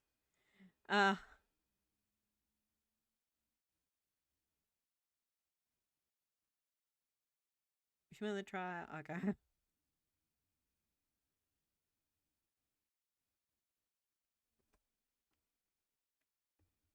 Okay. Monsieur Fontana. We've only met on a couple occasions, but you seem like an intelligent and reasonable person. Why, thank you. I do consider myself to be... Okay, that's the wrong guy. I was trying to ask the chick. My bad. I forgot her name for a second. Then surely you can see something wrong with dragging someone off the streets and executing them without trial. Well, I want to see a better France, Monsieur. A France of actual liberty for all. I don't enjoy violence, and I have no qualms with a traitor or two dying to achieve that noble goal. Means to an end, you know. Do you see, Falcon? This man's death is inevitable. For the good of France and in the name of justice, he must be killed. Justice. There's that word again. Madam, I won't presume to know who you are or what you stand for, but shooting this man right now will not bring you justice. It would only serve to satisfy your desire for revenge. Justice? Revenge. What's the difference?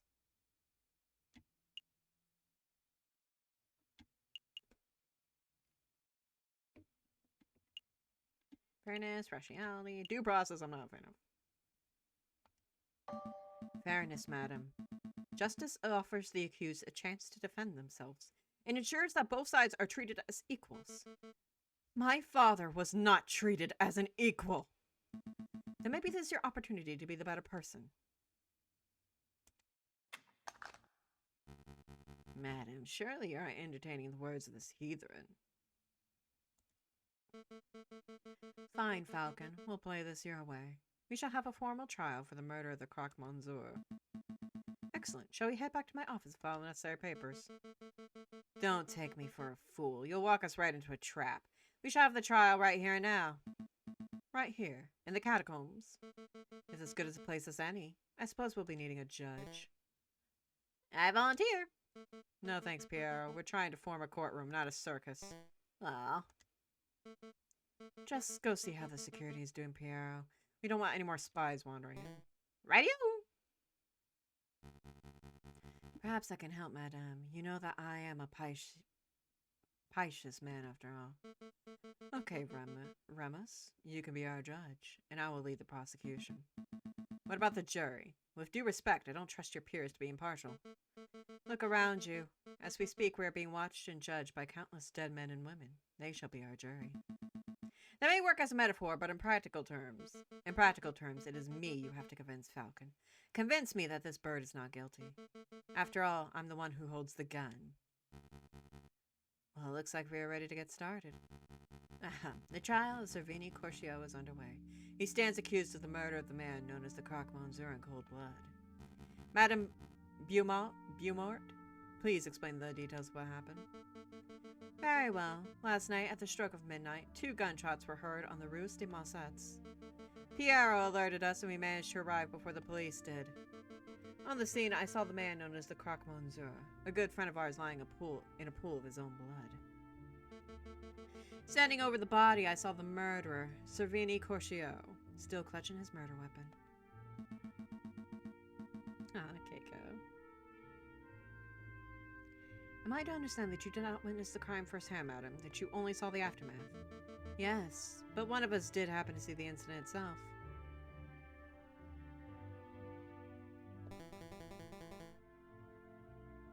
Madam Beaumont, I found this pigeon running around our tunnels. I am no pigeon, monsieur. He's a spy in any case.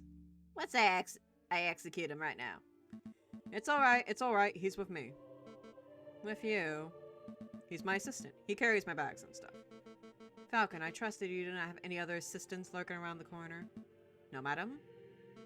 Then take your lackey out of my sight.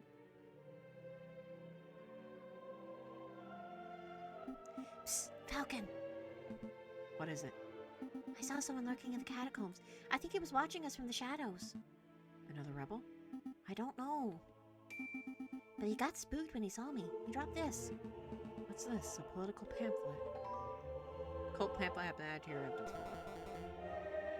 Well, I better be getting back to patrols then. Not so fast, Piero. You witnessed the crime firsthand, did you not? I didn't, madam. Then you must be our first witness. Go stand in the center. Okie dokie. Do I need to say an oath or something? That won't be necessary. We trust you.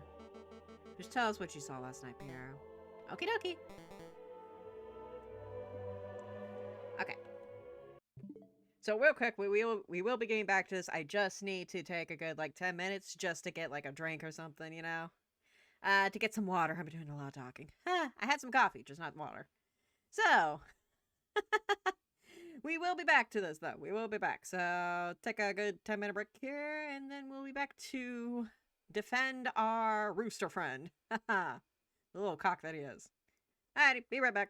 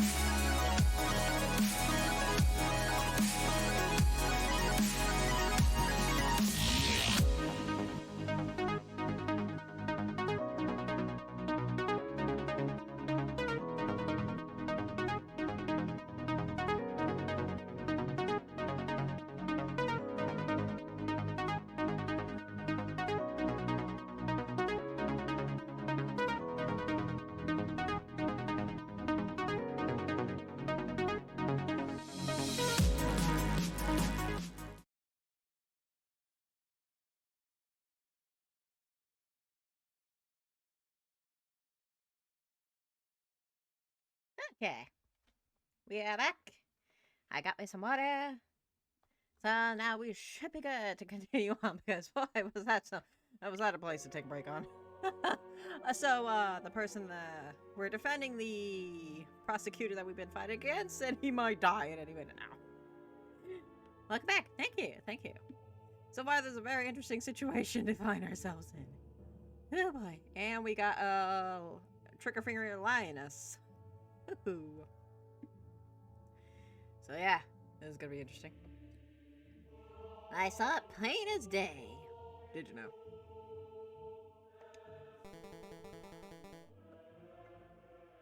The croquette monsieur was just minding his own business on Rue des Mosset's objection. He's an arms dealer. How much minding of his own business could he have been? Sheesh, money. Sheesh. When all of a sudden, this air brute of a rooster appeared with his gun in hand. Okay. I'm already sensing some bull crap. Hi, Pat. Thank you. Bam! The rooster fired. The croc slumped to the floor. Using the last of his strength, the croquette monsieur drew his own gun. Bam! The croc fired back. So to clarify, Corcio shot first. Yes, ma'am. No questions there. What happened next? Well, I knew you guys, Fontier Remius, and you, ma'am, were only a stone's throw away at the cathedral, so I ran to get your help. We all arrived back at the scene, maybe a minute after I had left. Left it. You know, I'm giving him the same voice as our assistant, and that's just not what I want to go for, but sometimes my voice doesn't listen to me. And there I saw the dead croc monsieur and the murderous Savini Corcio of my own eyes. Thank you for your report, Piero. So nothing, madam? You see, Falcon, Piero is not the sharpest knife in the kitchen. True that? But he is honest to a fault. I would trust his word with my own life. I don't doubt the man's honesty, madam. Nevertheless, I would like to cross-examine the witness. Cross-examine? What does that mean? I don't claim to be an expert of the law. That was always my brother's role in the family. But I think a cross-examination means that the Falcon would like to waste our time by asking pointless questions. Actually, it means I'd like to make sure that Piero's story holds up under scrutiny. Yes, I will be asking questions, but only questions that directly relate to the case at hand. Clearly a pointless stalling tactic, madam. Shall we put an end to the trial? No. We will let the bird have his little cross-examination. But I'm warning you, Falcon, don't mess with me. Oh, trust me, the gun's convincing me not to. Don't mess with you. If I get the slightest inkling that you are rambling to stall for time, I will end this trial on the spot. Do I make myself clear? Start questioning Corcio's shoe size or the color of the croc monsieur's underwear, and I'll lose my patience. That was not even on the table. Hot damn, I am not gonna ask that. Boxers or briefs? Bam! Yeah, I get it.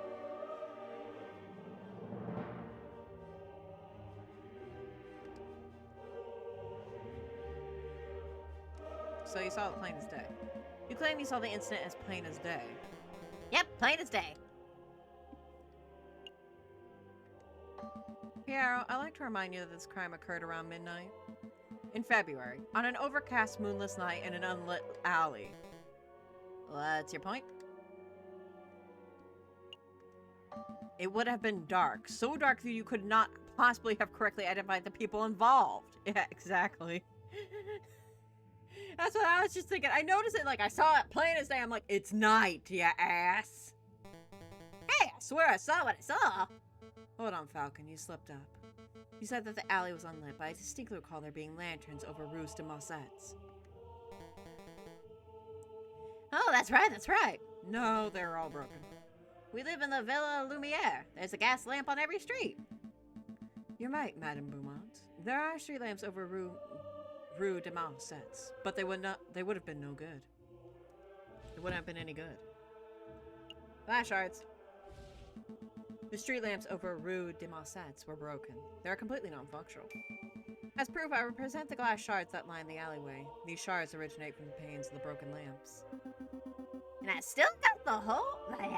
And I still got the holes in the sole of my shoe. Double proof. Those glass shards could have come from anywhere.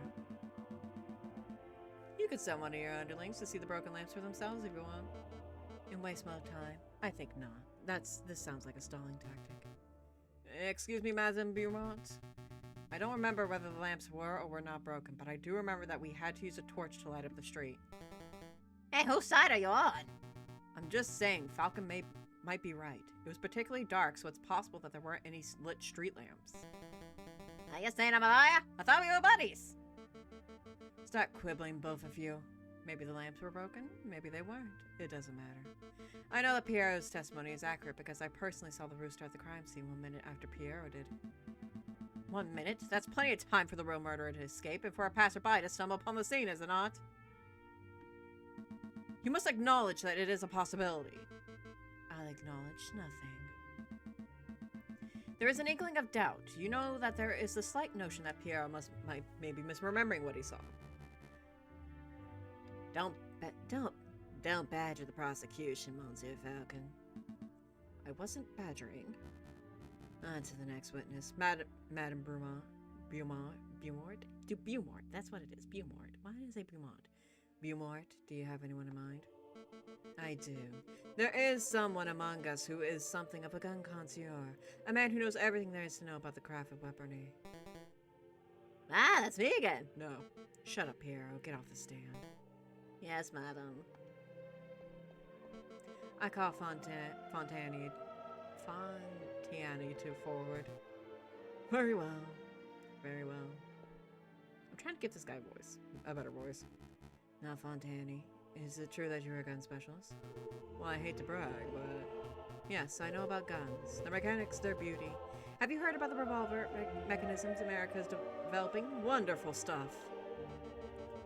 Fontani, let's stick to the guns that were found at the scene of the crime. Tell us about those. All right, very well. This is the gun found on Servini Corsio's person at the time of the arrest.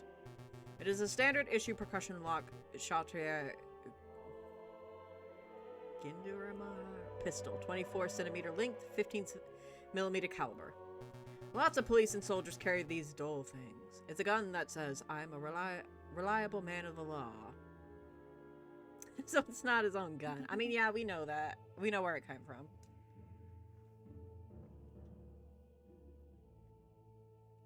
That sounds like a Corcio. Does it? Corsio's always told me that the riding crop was his self-defense weapon of choice. It's strange they had a gun in the first place. And this is the gun found on the Croque Monsieur's corpse, clenched tightly in his hands. It is a turnover pistol, double-barreled, ivory-handled, 20 centimeter length, 13 millimeter caliber. God damn, you really do know your guns. This is an exquisite and highly customized gun. It's one of a kind. Whoever used this weapon knew their stuff. The Croque Monsieur was a legendary arms dealer. It's no surprise that his personal weapon would be something so flamboyant. And deadly from the sounds of it. God damn, but that does sound like an actual pistol. That would actually be a nice pistol to have. Hot damn.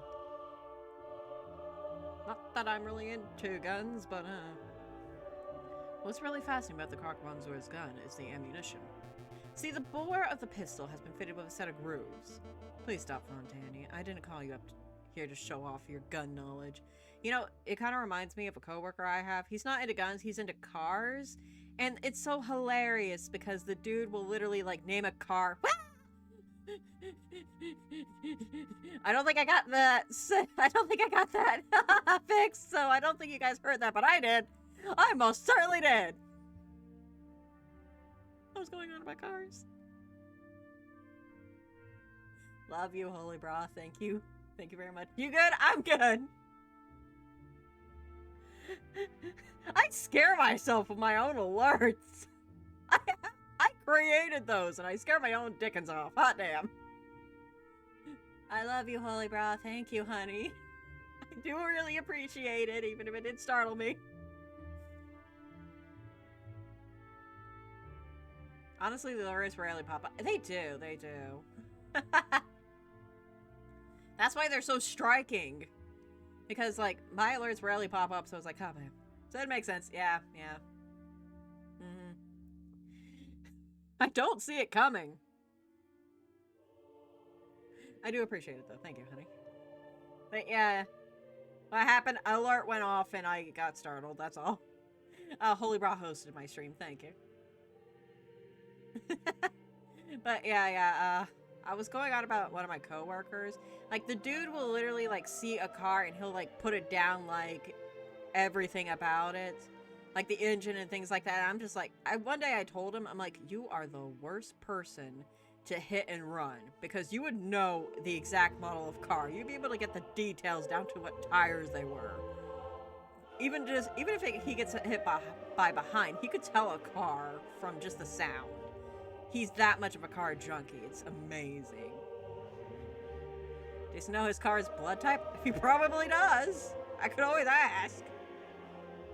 The man knows his stuff. I even joke, like, I'm like, I want you to start a YouTube channel where you just name cars and movies. Like, you just name the types and all that. He could actually legit do that, you know? It'd probably be successful. Like, the dude knows his stuff. It's amazing. Tell us what you uncovered when you examined the Crockmonzor's bullet wound. Oh, right. Well, a lead bullet was embedded in the middle of the Crockmonzor's sternum. It appeared to have a straight angle of entry. So in other words, the Crockmonzor was facing his killer when he was shot. That's right. The other interesting point was the Crockmonzor's outer clothes were singed. This typically only occurs if a person is close enough to a gunshot to be directly burned by the gun's muzzle flash. And how close does the person have to be burned by a muzzle flash? Less than 3 meters, I would say. 5 at the very most. And there is no chance that there was a rogue sniper on the rooftops. The Crockmonzor's killer was standing in Rue des Mossettes themselves. As is plainly evident, only one person was found in Rue des Mossettes at the time of the incident. Prosecutor Corcio. Well said, madam. I think you just unequivocally proved this bird's guilt. Not so fast, I would like to cross-examine the witness. I don't think so. You're overstepping your bounds, birds. Let the lawyer try, Remius. When he fails, when he fails, there will absolutely be no doubt to anyone in the room that Corcio is nothing but a bloodthirsty murderer. We'll see. We'll definitely see.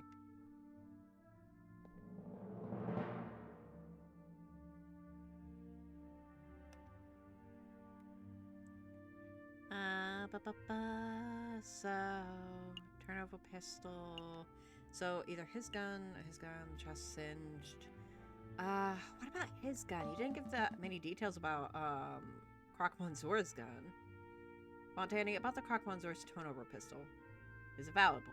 Tell us about the ammunition. Did he fire back? Because if they were standing that close, like, Corcio's not wounded at all. But how could he get that close to Crockmonzor without anybody noticing? You're about to say something about the gun's ammunition before Madame Beaumont cut you off. Could you give us the details?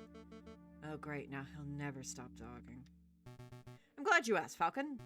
See, as you probably know, most bullets are just small, round lead balls, right? That's not the case here.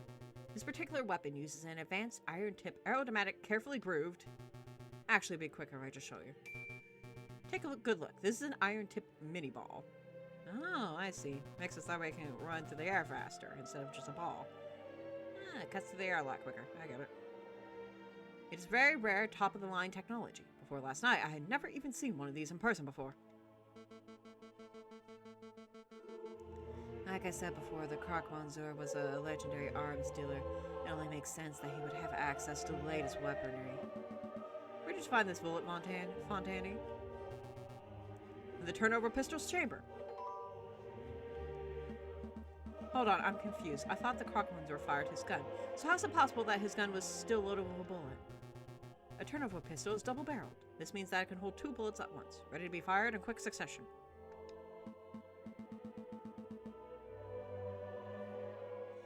Ah, I see. The Crockmonzor fired 1 bullet, but died before he could fire the second. I trust you have no more questions about this matter, Falcon. We wasted enough time already. Not yet. Where's the other bullet? What other bullet? The fired mini-ball. There were 2 shots that night, remember? One from the assailant and one from the crocodile. I scoured the scene for a couple minutes, but I couldn't find it. It's a pity. It would have been great to have 2 of these magnificent bullets.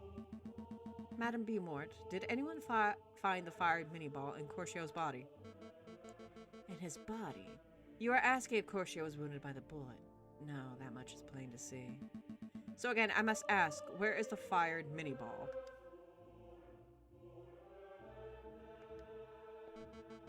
Well, I don't have any clue. What are you trying to get at, Falcon? Isn't it obvious? If the bullet wasn't embedded in the alleyway wall, and it wasn't embedded in Corcio, then that means it flew skyward. It hit the... It was a blank. We have no way. What is that? I love when both things are, like, obviously not right, and it's like, it hit the murder. The bullet hit the murder. The real murder. It must still be embedded in whoever attacked the Croque Monsieur. A ludicrous notion. It makes perfect sense. The double-barrel turnover gun, the missing bullets. Fine, I'll humor you.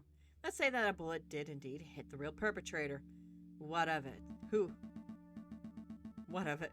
Well, it's only been a few hours since the shooting. Presumably the person would still have the bullet lodged in them. Find the person with the unique iron mini ball embedded in them, and you find the real murderer. That's reasonable, but we don't have time nor resources to search every citizen of Paris to uncover an injured gunman. You don't have to search everyone in Paris. I believe the murderer to be someone in this very room. Oh, you think we have a traitor in our ranks? I do. This was obviously a planned attack. Someone invited Corcio and the Croque Monsieur to the same place at the same time in order to create a setup. Only someone with a rebel's connections could engineer such an event. This is ridiculous. Are you really saying that someone in this room was shot last night? That's clearly untrue. A bullet wound can be concealed. Perhaps if you all to take off your shirt. Oh, damn! No, I'm not having everyone in this room stripped down to their knickers just to cater to your outrageous theory. Strip, honey! Except you, you're fine. Everyone else strip. If you can't think of a more reasonable way to prove your stray bullet theory, then we end this damn trial here and now. A more reasonable way. I have a more reasonable way. You even seem surprised. What are you thinking, Falcon? Isn't it obvious? We have the perfect way to uncover whether someone has been shot. It's a genius solution. Yeah, who knew this would come in handy? Oh god, this is the metal detector incident again in Ace Attorney. Oh my god, you're wearing your influence on your sleeve here, game.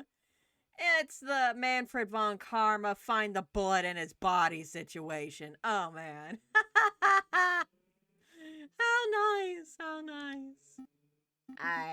Are you serious, Falcon? You're relying on the invention of a lunatic? I've never been more serious. Plus, we're in kind of an insane situation, so it makes sense. Dragon is an expert on these cases. No. I just get lucky. Like, it's the Ace Attorney knowledge. I'm just like, find the thing that makes the most sense, you know? It's the thing that stirs up, it's usually the most vaguest thing.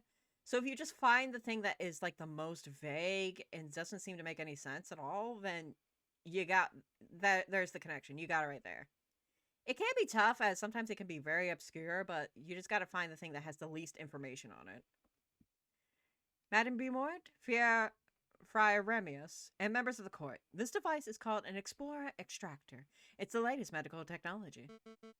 It looks like a child's toy. I assure you, this is no toy. It was designed to find and extract metal embedded in bodies. A battlefield bullet finder and a remover, if you will. I'm intrigued. So you're saying that you just swing the device around and it finds a bullet in a person? Yes, sort of. I don't know. We haven't had a chance to practice. A man's life is on the line, Falcon. Bluff better. Madam, these birds are playing you for a fool. There's no way that such a device exists. You have seen the device works with our own eyes. Farazan shall demonstrate. Maybe. Although he'll need something to demonstrate it on.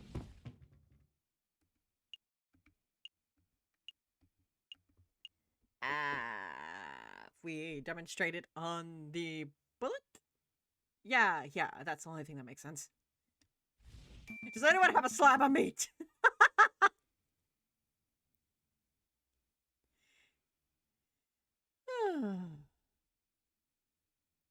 Here we have an iron-tipped mini ball as presented by Fontani moments ago. Observe, I placed the bullet in my closed fist, and now represents the fire bullet that is currently embedded in the murderer's body. Allegedly? Now Sparrowson shall demonstrate what happens when my hand is scanned with the Explorer Extractor device. So I just do this and... It's humming and buzzing. Is it really detecting that bullet? Absolutely. What an intriguing device! Hey, what would happen if I were to hit extract right now? Please don't. You remember what happened to that steak, right? My, what is this feeling? It feels like power? Power, yeah. Don't let it get to your head. Sparrowson about ready to blow up our damn hand. Sparrowson, could you please not? Don't give in to your killer instincts. Okay, I'm convinced. Falcon, Sparrowson, you may perform a cursory scan of each of us with that device of yours. You must stop humoring these morons, madam. What good is this doing us? Ramius, they may be morons, but this test will grant a certainty of the rooster's fate. I can afford that time. Hey, Falcon, what will happen if the murderer is not someone present in this room? It's most likely isn't. What? I'm stalling. Falcon? Get a move on, you two. I really must express my displeasure that you're going along with this farce, Madame Beaumont. Let us end this trial right here and now. You can get the justice you so crave. Don't worry, Remius. My patience for this bird brain is wearing thin, too. When this asinine scheme of his fails, he will face the consequences. Lackey Bird, scan the rooster first. He's the prime suspect, after all. Okay.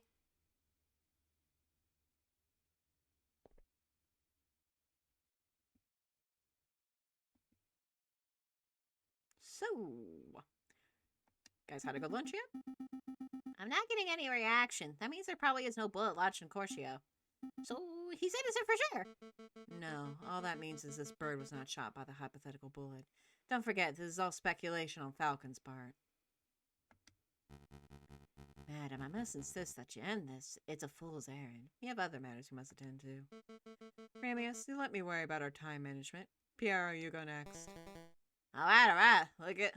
Get it over with. No reaction. That means the Piero wasn't shot either. Yep, no surprise over there, right, guys?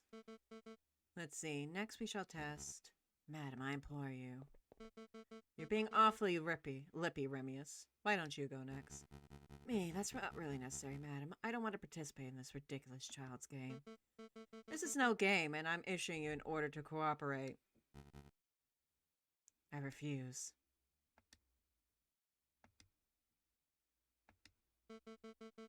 Piero, please restrain Remius. With pleasure, madam. Oh, do you not like the guy or something? What are you doing? Keep your filthy talons off me. I will not be manhandled by. Oh, stop that. You're making a mistake, madam. Think a little harder. I have an alibi. I was with you the whole evening. Sparrowson, do the test.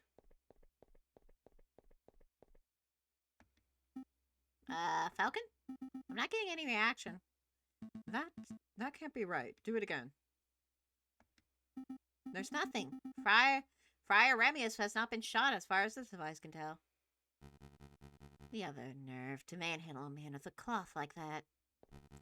As I said on the floor, madam, I was with you and Fontani for the whole entire evening. I could not possibly be in two places at once. It's true. You were sitting in my line of sight exactly when the murder was supposed to have taken place. As was I. Right. Fontani was sitting with us too, so that rules him out. And I know that I didn't perform the murder, obviously. Which means that every suspect has been accounted for. Go sit down, lackey. Your job is done.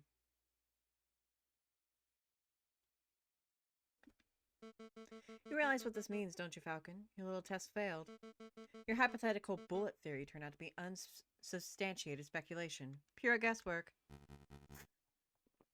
So, shall we end the trial, madam? Wait. There must be someone we're not accounting for. I just know it. There is someone else who could have been the shooter.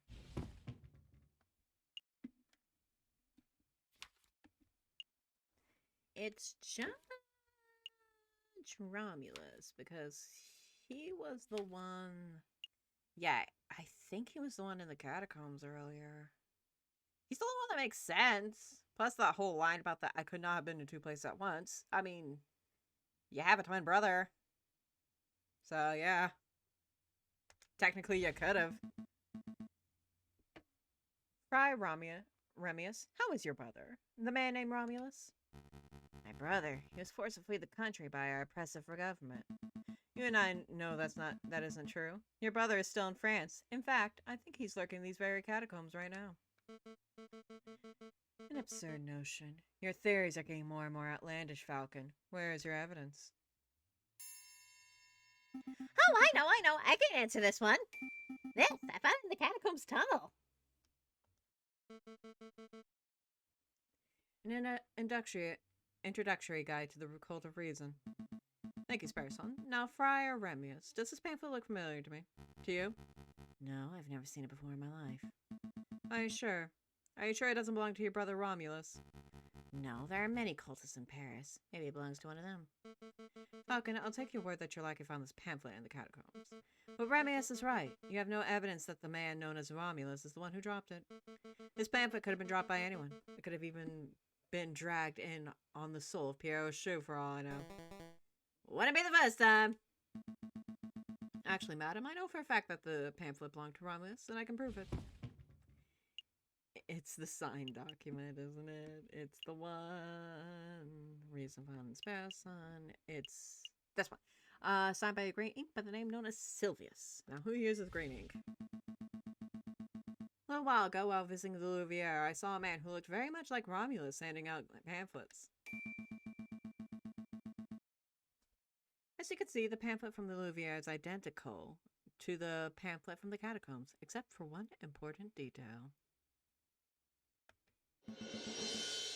Romulus signed the Louviere pamphlet himself. No way. My brother wouldn't do something so foolish. He would. Do you see right here in the cover? This is Romulus' signature. I admire your tenacity, Falcon, but something's blatantly wrong with your evidence. We know that the brother of Friar Remius is named Romulus, but this Louviere pamphlet of yours is signed Silvius. Clearly an alias. Romulus is on the run from the police, so he must have changed his identity. That's a plausible theory, but it's unsubstantiated. How do we know this pamphlet was signed by Remius' brother? There was the dread reality. Falcon had no evidence that his signature belonged to Romulus.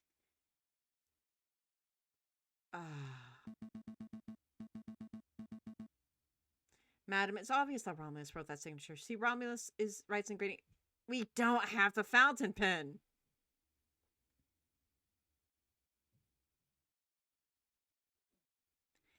Is your new Galaxy phone? Are you asking me? Because I didn't have a new Galaxy phone. What do you mean Romulus writes in green ink? On official court documents and the like. Interesting. Do you have any documents on hand to prove this? No, madam. Please take my word. I don't have proof, but I know that Romulus signed this. He's here in these very catacombs. He shot the Croque Monsieur. You have to believe me. He's floundering, madam. Agreed. I've heard enough of these rambling theories. Falcon, your respect for your comrade is malleable, and you displayed great valiance by leaping headfirst into the lion's den. But you have failed to convince me of this bird's innocence. Madame Beaumont, I implore you, not another word. We humored you, we set up a court and went through the motions of a trial, and now the rooster's guilt has been formally proven. We have more evidence? Enough, the trial is over, and we failed. We needed to have the pen. Gosh, do I have to start over again? How do you even get the green pen?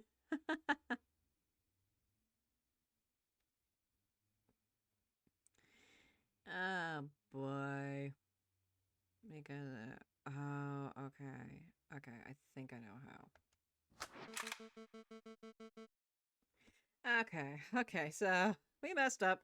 Oh, gosh, we messed up. We messed up. Oh, boy, did we fuck this up.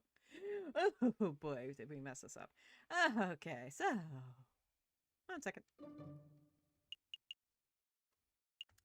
Going to see if I can't reload.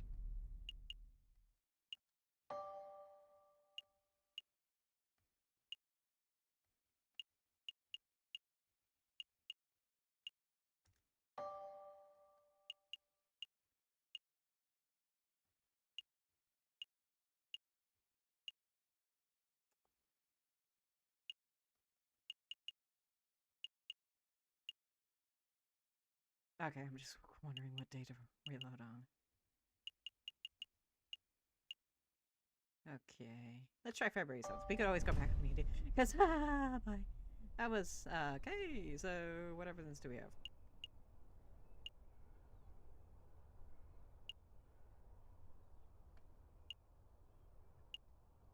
Hmm.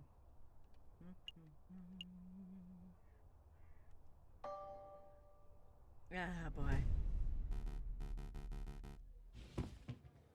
Okay, so we got that.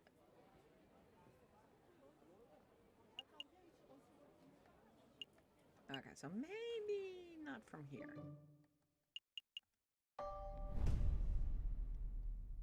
The previous day. Sorry. It just sucks to go through all those motions and to not get the outcome you need.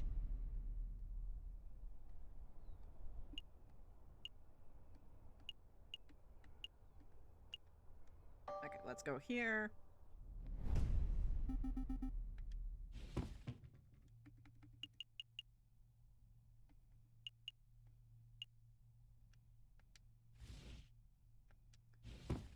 Okay.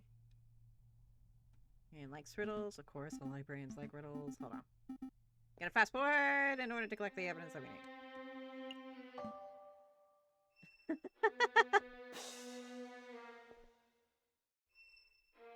Like, I want to get the good end, damn it. So how's you guys' day been? Like, don't mind me.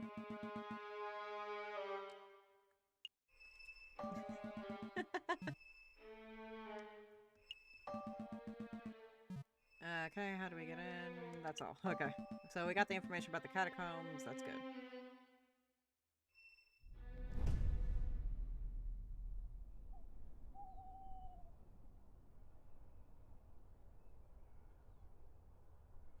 Damn it.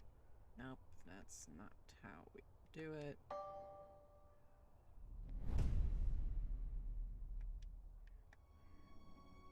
Because we need to do it before...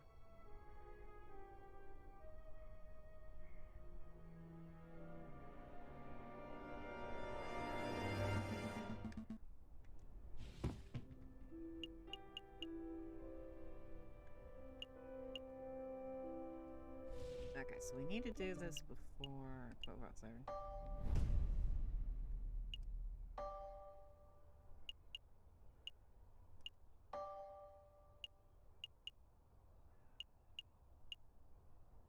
Third. Okay, so the day that we could go. Okay. February 4th. That's the day that we meet.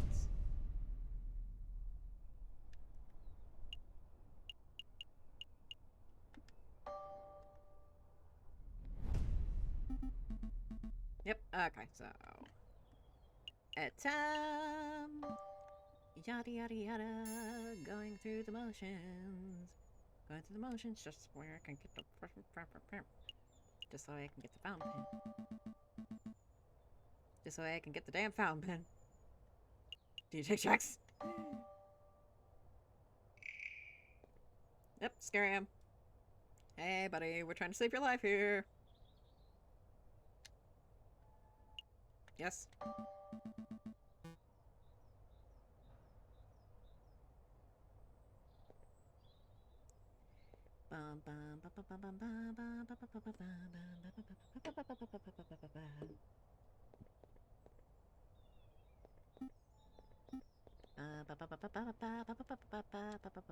And what we need to pick up here is this receipt. Okay. By the Sleeping City. Yep.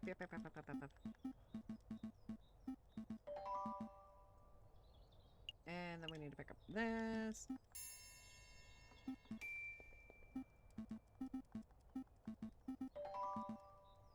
And that's all. Yada yada yada.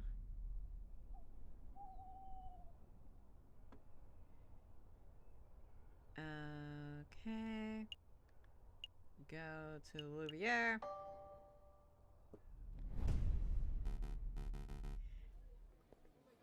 Do the whole cult nonsense. He runs away. Very familiar.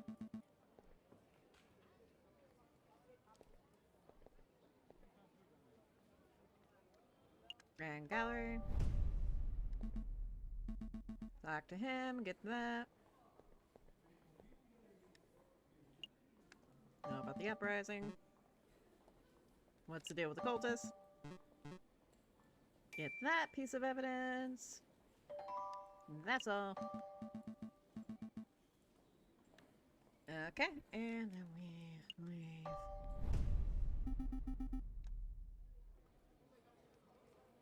Yep, let's call it a day.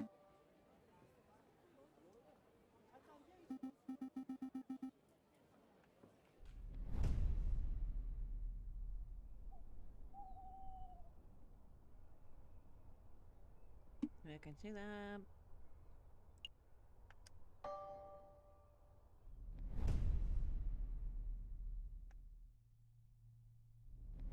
Okay.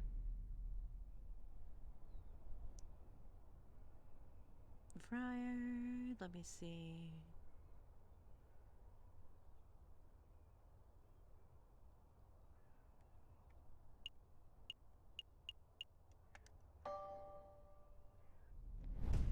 I just hope we have enough time.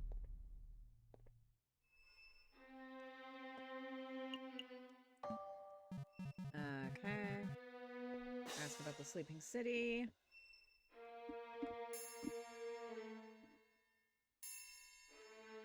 If not, then we might have to redo this whole thing over again.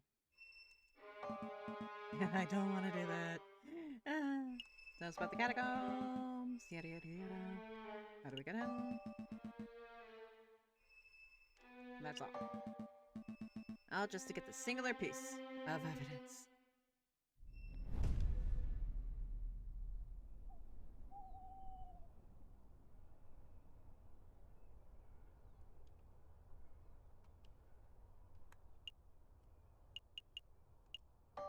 Notre Dame.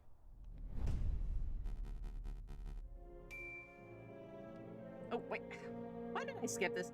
It'd be in our interest to have a trap in mind, but... someone's coming. Go hide. Why did I skip that? This is new. My bad. Someone's coming. My brothers have returned. What can I do for you today? A confession, perhaps? Actually, Friar, we're here for information. We want to learn about the catacombs lying under Paris. Catacombs? You don't want to go there, my brother. It's a wretched and haunted place. I'm sure it is, but we know that the church... Okay. We know that the church responsible for the entrance is sealed shut. So we figured that maybe there's a super secret friar-only entrance that only you know about. Secret entrance? That's an interesting idea. You know, you were not the first birds to ask me about that. We aren't. Yes, a cockerel paid a visit yesterday. Perfect posture and snooty or one-eyed and sculling? The first, a prosecutor, I think he said he was. Anyway, I'll tell you the same thing I told him. If you venture into the catacombs, you will not return. Understood? Loud and clear. We'll stay away from the catacombs. Good, very good. Now, if you two will excuse me, I have a sermon to prepare. Be on your way. Damn, another dead end. Maybe it's time to wrap this up. We can go tell the inspector what we've found and called it a day. Don't quit just yet. I managed to take some of the friar's pocket when he gave his little warning. Seriously, again, this is becoming something of a bad habit for you. Well, go on then. Let's see what you pilfered. This? You found this pen in the friar's robes. Yeah. Interesting. Actually, this is more than interesting. This is amazing. The exact same pen that Judge Romulus uses. It even contains the same ink. Huh. Do you think this is exactly the same pen, or do you think Romulus and Remus have a matching set? I honestly don't know. But I do know that this may come in handy. I'm going to keep hold of it. I mean, yeah. Still a dead end, though. My gut tells me that the friar's hiding something, and I can't get him to cough it up. It's not like we can beat the information out of him. Let's just do other stuff and maybe we'll stumble across some more clues. Maybe you're right. Let's go.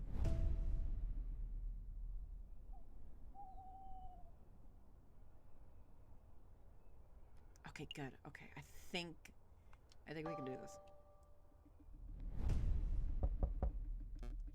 Okay, so we have what we need.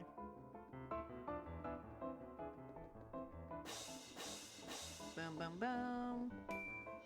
We got the device. Yeah, I think that just about covers it. Okay, yeah, I think that is all we need. Is we need the sign stuff, and then that will be what we need to. And then we can just kind of speed run the trial, since we know what to do. Bum bum bum.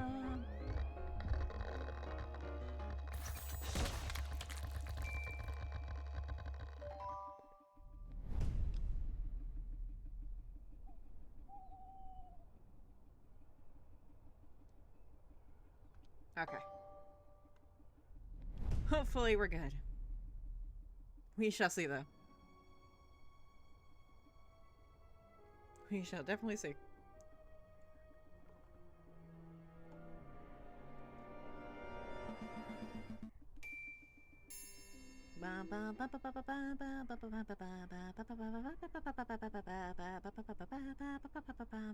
Speed running, just trying to get to the part where we messed up. Just trying to get to the part where we messed up. Examine the blood. Let's keep it going.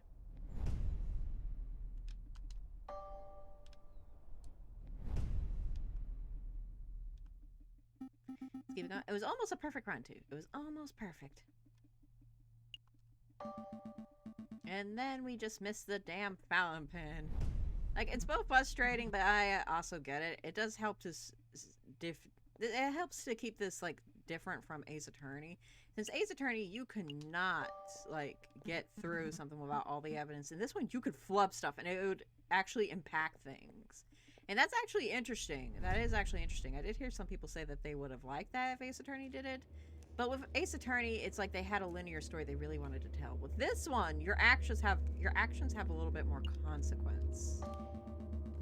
So, yeah, like, it's very much an interesting idea. The only thing that is kind of, like, a little bit, like, is the fact that, like, you wind up like this, where you missed that one thing, and now it's like, oh, boy. Something you didn't want to happen is going to happen, you know? So yeah, for anyone who doesn't know, this game, it does have 3 endings. I don't know what the endings are exactly, but I do know this game does have 3 endings.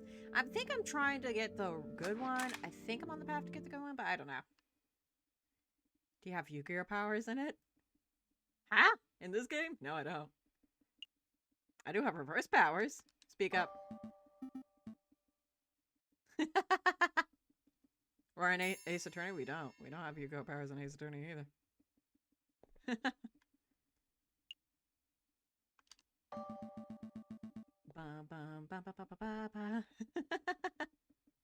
Like, I do. That being said, I do like this game. I do like it, and the fact that your actions have some, like, legit consequences is very interesting. I do like it from that angle at the very least. Okay, so yeah, they caught Sparrow's son trying to get help. And then he picks up that, which is good. Okay, we basically just need to speed run to the end of this whole thing. Man, the camera moves around a lot. Plain as day. You claim to have seen the incident. Plain as day. The crime occurred at night. Bum, bum, bum. It would have been too dark to see literally anything. Street lamps. That wouldn't have been any good because of the glass shards. Bum, bum, bum, bum, bum, bum. Dun, dun, dun, dun. And then he will come in with his gun expert knowledge. And then we'll get the 2 pistols. And then he's gonna prove. Okay, so we asked about the turnover pistol, in which he starts yammering. Is available. Tell us about the ammunition. Okay, we got the bullet. Where is the other bullet?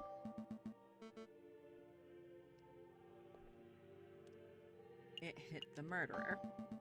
You know, these trials aren't actually very long. This is not a very long game. I looked it up just to see, like, just to see how long it would take me. Get the perfect solution. like, just out of curiosity, like, I didn't see anything else about this game. I got no spoilers. I have no idea how this is all going to end and whatnot. So, yeah, this game is like 4.5 hours, and again, it's very different from Ace Attorney, because that game can last a while with the cases, like, dragging on. But with here, it's, like, pretty speedy, really. And I do kind of like that as, like, a pace changer. Again, I don't mind the way Ace Attorney does things. It makes perfect sense. And with Ace Attorney, because of the long drawn out trials, you get a lot of twists and turns, you get a lot of content and stuff like that. So there is an upside to the way Ace Attorney does things, but it is nice how this is very nice, precise, like, just do the bam bam bam and the trial's over with, you know. Okay, this is where we judge Romulus. Yep. And then we'll show the signed cult guide. Pamphlet himself. How do we know it becomes the fountain? Okay, phew! We got to the... Okay, so this should be all new. Okay. I'm sorry for that, guys. I just wanted to see what would happen. I'm sorry. This fountain pen.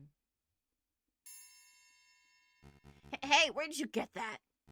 Is it my brother's or mine? Wow, Remius, your mouth is almost as big as Romulus's. Anyway, I believe it's yours. Sparrowson happened to find this pin in your robes just a few days ago. You mean he stole it? Let's not argue over semantics. I mean, you kind of have a man tied up and you have him tortured. We're not exactly, you know, going by the books here. What's important, and what you just admitted, is that you and your brother both own pens just like this one. See, these pens are unique in that they contain green ink, a very unusual choice of ink color. A very evil choice, too. Well, yes, but more importantly, it's the same ink that was used on the signed pamphlet. Since there are only 2 pens, there are only 2 possibilities. Wow, Romulus is not a very wise man, is he? Like, you idiot, you use the same ink color? Like, the hell? Either Fry Remius has been signing off an atheist cultist propaganda, I would never do such a thing. or his brother has been using his identical pen to sign cultist propaganda, the same type that was found in these catacombs.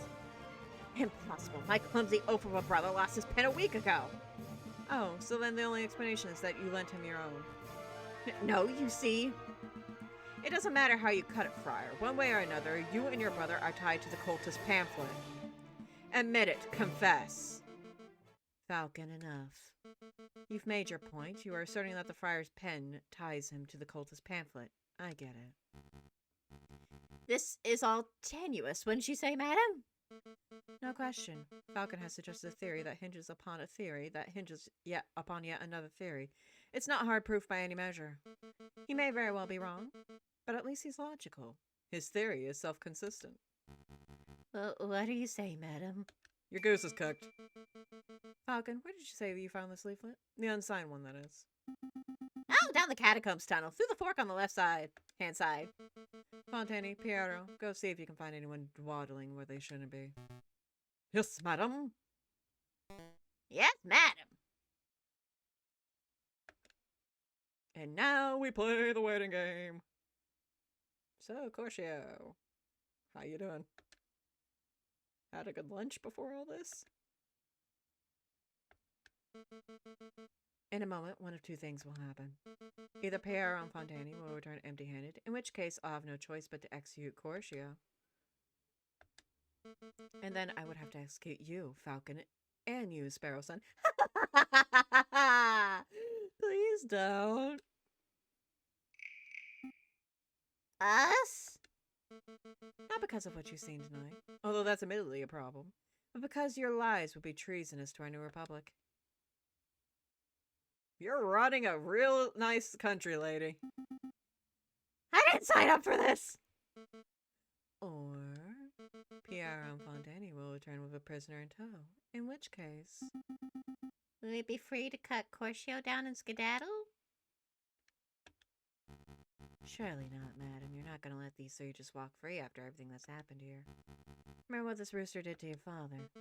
Hold your tongue, Friar. If it turns out you've been deceiving me all this time. Madame Beaumont, look who we found. Ow, ow, ow. Stop shoving me. I can walk myself. Uh-oh. Uh-oh. Well, we really do have a ghost in the catacombs. Introduce yourself, wolf. Very well, mademoiselle. My name... Madam. Right, madam. Whatever. My name is Sylvius. Don't Don't give me Romulus. That alias isn't fooling anyone, Your Honor. All right. I'm Romulus, the twin brother of Remius, and loyal servant to the rebel cause. That's the whole truth. He's telling the truth, madam. Long live the Second Republic? Right, guys? Really, honey? That's how you're gonna go about this? I have a lot of questions. For you, Romulus, and for you, Remius. I don't appreciate being lied to. It seems you have your hands full, so we'll be taking our leave. Not so fast, Falcon. Your theory is still unproven. If it turns out that Romulus has no bullet in him, then you would have no evidence that implicates him of the Croque-Monsieur's murder. Corcio would still be the prime suspect. The bullet in me? What are you guys on about? Spare me, Fontani. Spare me. Fontani, hold him down. Hold me down. Ow, ow, ow, ow, ow, ow. I just love how they do this. Also, that clang of the syllables is just funny. Like, just bang down. Oh, man, this is a comedy. Sparrow son, do your test. I'm on it.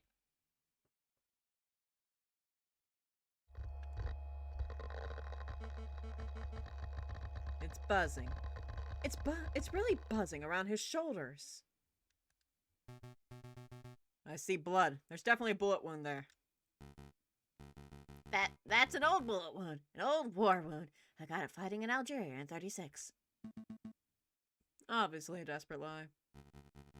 My brother's completely honest, madam. He's a veteran. He was shot in battle. I could just extract the bullet right here and now. Or remove all doubt. Extract that sucker, Sparrow son. Ah! Wow. Suckered it out like a pipe from a grapefruit. Ah, look at that. If I'm not mistaken, this is one of them newfangled bullets, right, Fontani? There's no mistake, that's an iron-tipped mini-ball, just like the one in the Croque-Monsieur's gun. Do you realize what this means, madam? It clearly demonstrates that Romulus confronted the Croque-Monsieur before Crocio arrived. That is undeniable evidence that Crocio had nothing to do with the crocodile's death. You're right. I made a mistake. I haven't forgotten what the rooster did to my father, but this bird clearly had no part in the killing of the Croque-Monsieur. Therefore, I cannot honestly call him an enemy of the Second Republic. Your friend is free to go. Fontani, cut the rooster down. Right away, madam. Thank you, madam. For what? For giving us an opportunity to show you what justice looks like. Before you asked what the difference is between revenge and justice, and I replied fairness. Well, I don't know if this trial was perfectly balanced, but you let us present our side of the argument uninterrupted. It was fair.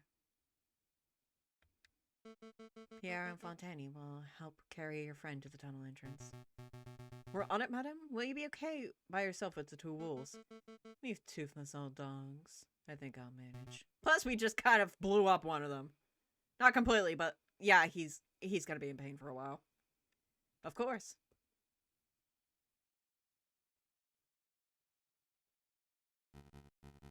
Come on, brother, to your feet. So, cultists. Cultist is such a strong word. Listen, mademoiselle. Don't mademoiselle me. I shall be asking the questions here. Tell me, friar, are you a cultist too? Madam, I am just a humble servant of God. I don't believe that for a hot damn second. Ugh, I never realized how poisonous your words are. You've been spewing lies since the very start, haven't you? Madam. At least tell me why you two killed the Croque-Monsieur. Because? Allow me, brother. You want to know the truth. We want the exact same thing as you. We want a world without glass, a world without false rulers and gods, a world where only the reason of men reigns. A world of true equality and fairness. That's what you strive for now. But you cannot achieve such a goal without violence. Your methods are too passive. Ah, the batteries died. Wow. Right in the big middle of the villain speech. Ah. 1 second. Be right back.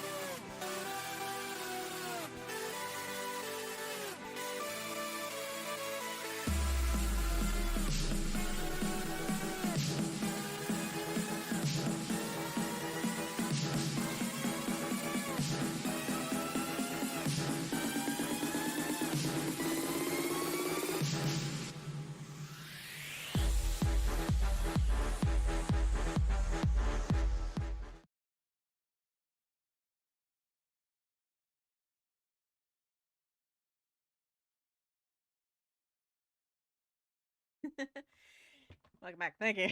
I just had to change batteries real quick. I'm sorry. Also, you enjoying the music, Olivia? I tried to have good music. Okay, reset. Alright. We're looking good. Get back. Just as we were getting into the villain speech, too. That's freaking hilarious. Talking about gods and men and stuff like that. Oh, the sound isn't working? Okay, hold on. Now it's working. Okay, it is. Okay. We can hear? Hold on.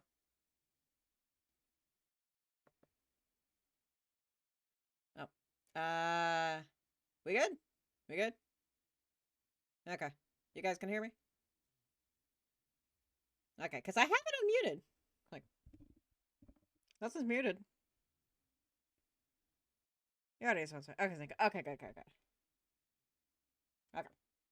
We good.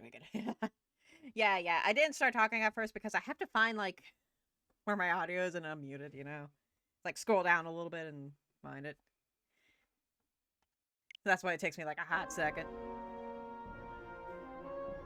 But now we can get back to the speech. Your methods are too passive, too naive. Hear you loud, people. Ah, thank you, Holy Bra. Thank you. So we set up a situation where you'd be forced into action. Make the government look like murderers to the rebels, and make the rebels look like murderers to the government. Then you would be forced to take up arms. Another lie. That was the truth. You claim that you want equality, but you just want a world where you stand above everyone else. A world where carnivores reign. You're a rabid animal at heart. You got me. But can you honestly say that you never wanted power for yourself? You're a carnivore too, don't deny it. Oh, we're doing that thing again, huh? No, I've never wanted power. All I've ever wanted was a world where no child has to grow up without a father. Do you know that the Croque Monsieur was something of a family man? He once confided to me that he had 5 children and a late wife. I had no idea. Tell me, Romulus, do you have children? Me?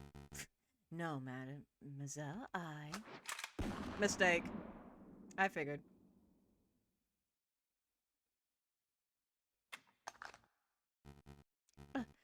Brother? That's for you, Friar. Get out of here. You aren't going to kill me? I ought to. You are the worst kind of person. A man who will cling to any ideology to claw his way higher. But I know that you weren't the one to pull the trigger on the Croque Monsieur. Maybe there's a slither of goodness left in you. I... Go.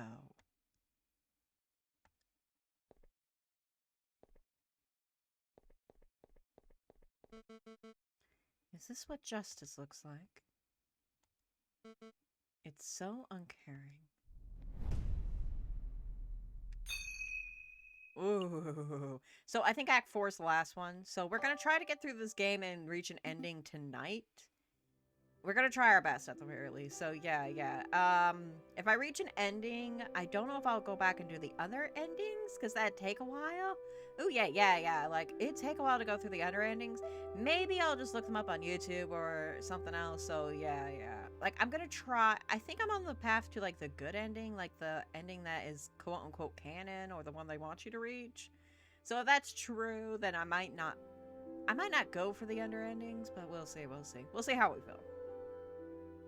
At the very least, I don't think we could do the endings tonight. I mean, I think the other endings also have to have... You have to get Corcio killed to get one of the endings. I know that. I think, like, you have to either walk away and not even try to help him, and that gets you one ending, and then you have to flub the actual trial, and then that gets you the other ending. So, yeah. It might take a while, so I don't know. We'll have to see. If it takes a while, then no. If it doesn't take too long, then we could probably go through them. Oh, man. You kicked so much derriere at that impromptu trial yesterday. Those rebels were all like, we're executing this punk mob justice, rah. But you were all like, this isn't how we do things in France, chicken pluckers. And then they were all like, Sparrow son, let's get serious for a moment. Serious? You just pulled off the craziest luring move in the history of French law. We should be celebrating. We don't have time to pull out the champagne. Wow, you saying that. Didn't you see the anger in the rebels' eyes? Didn't you feel the tension in the air? We're just days away from violence breaking out into the streets. Oh yeah, I guess another revolution might be around the corner. But what exactly can we do? We've already told the police everything we know. Unless... You're not thinking of arming yourselves to the teeth and fighting the rebel forces yourself, are you? What? No, you watch too many action operas. I was thinking of preparing a legal case. There is action operas? Hot damn, like what? Is that a thing? Like what do they do? I'm very curious, because that sounds badass. A case for whom? At their core, all historic revolutions center on trials. A nation's rulers are tried and held accountable for their crimes. But you saw the horrendous trial that took place last night. Nobody cares about due process when emotions are running high. Regardless of the outcome of the revolution, we need to make sure that everybody has an equal opportunity for justice. That makes sense. So what's the plan? We head to Quinnell's tavern and hand out some business cards? Think bigger. Who will the rebels target? The king? Exactly. To the Palace Royale. Palace Royale. Wait, I got Act 4B? Is that a good one? Huh. I have no idea what Act 4B is. I don't even know what 4A is, to be fair.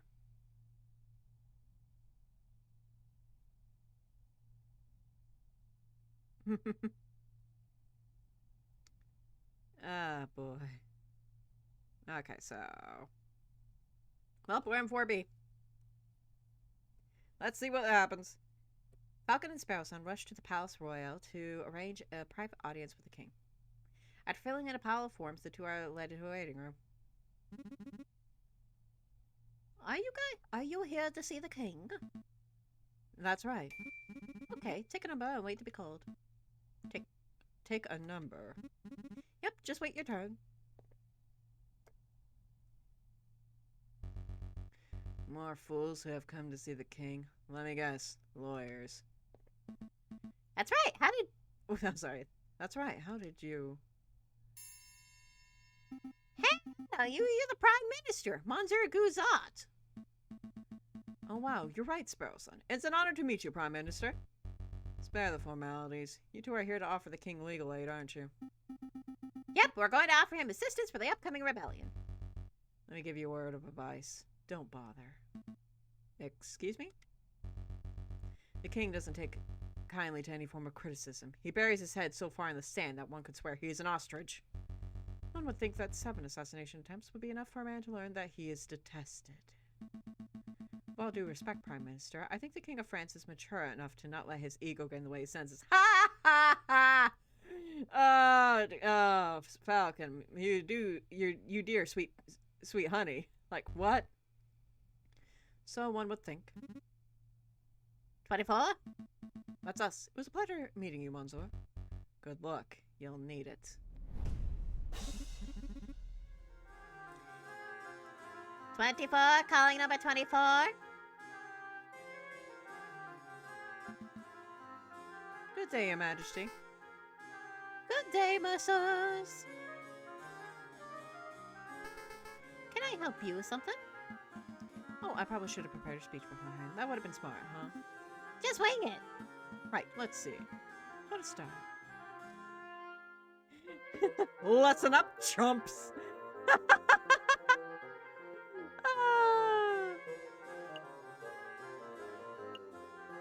Your Majesty, what I'm about to say is of the utmost importance. Please listen closely. Okay, I'm listening.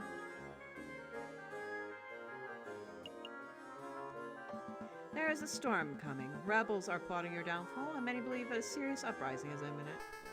Imminent, you say? Goodness. We are sure that such a pitiful revolution will blow over in no time at all. Nevertheless, we'd like to humbly offer our aid as lawyers. We may be of great use to the throne in this troublesome time. I think I understand. You're gonna toss our asses in jail, aren't you? This isn't gonna go well. You do? I understand you are a pair of con artists attempting to screw a self-made Bourgeois out of his hard-earned cash. Knew it!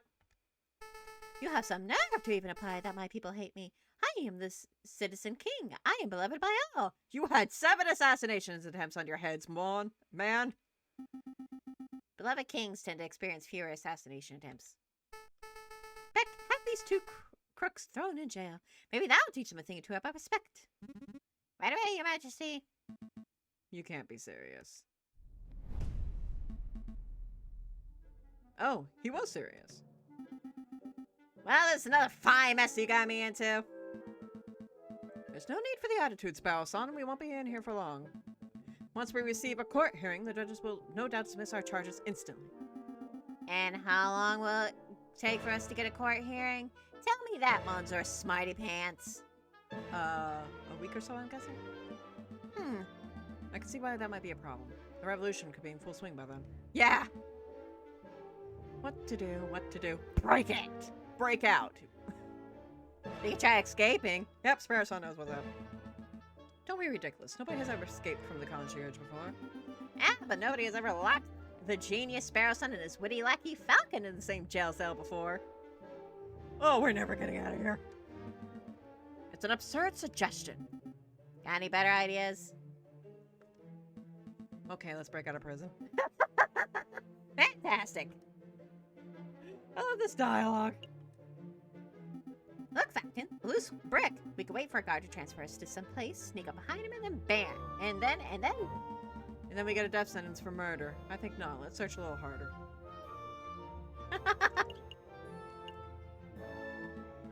Fireplace. It's been bricked up, so skipping up a chimney isn't an option. Why is there a fireplace? I guess that was a building that they converted. There's a bit of scrap metal in this hole. I think it broke off an iron shackle. we could dig through the stone walls with this. See, it's all scratchy. That might actually work, if we had a decade or two. So that's a maybe on the stone digging scheme. Well, keep it in mind in case the king decides to go all Count of Monte Cristo on us. That'd be hilarious. We get bricked up on him. There's a little den here. One of us could hide. Hide? What would that accomplish? Well, the guard would eventually come in and be like, "Where's the other prisoner?" And then we could use the momentary confusion to pull him over and escape. You really think an experienced guard would be confused by a prisoner hiding in a little hole in the wall? We can do better. Are there any experienced guards here? That's the question. A ledge! Give me a leg up and I can grab on and shimmy my way over somewhere. Let's be honest, Sparrow-san. Neither of us have the physical prowess to shimmy anywhere. Yeah, we just bash our heads. Well, I'm stumped. I give up. So soon? Yes, trying to escape from a notoriously inescapable prison wasn't the smartest plan we have ever devised. Well, well, well. That well is becoming very notorious now. Hey, we saved your ass. That voice, that condescending tone. I bet you didn't expect— oh, what the hell, you were totally expecting us to get thrown in prison at some point, weren't you? I'd say this is unexpected, but no, this is totally expected for us. I could definitely see it. Just what are you two bird brains doing? Taking a vacation. What does it look like? Servini, are you alright? That's your own ass. Yes, I'm fine. The injuries I sustained were mostly superficial. You were tortured, what? The doctor advised me not to do anything strenuous anytime soon, but he gave the all clear for returning to my job. So tell me, why did I get a memo informing me that J.J. Falcon and Sparrow-san were being held in the concierge for treason? It's all Falcon's fault. Naturally. I figured that if a revolution is inevitable, that we should do our best to ensure that the uprising proceeds in an organized manner. The less bloodshed, the better. Okay. So what did you do? We offered the king our assistance. We said that we could defend him in court if and when such a need arises. Well, we didn't quite use those words. This isn't the first time the king has had someone in prison for something so pointless. What a pig-headed fool. Consider your charges dropped. Alright, let's get out of here. Hold on.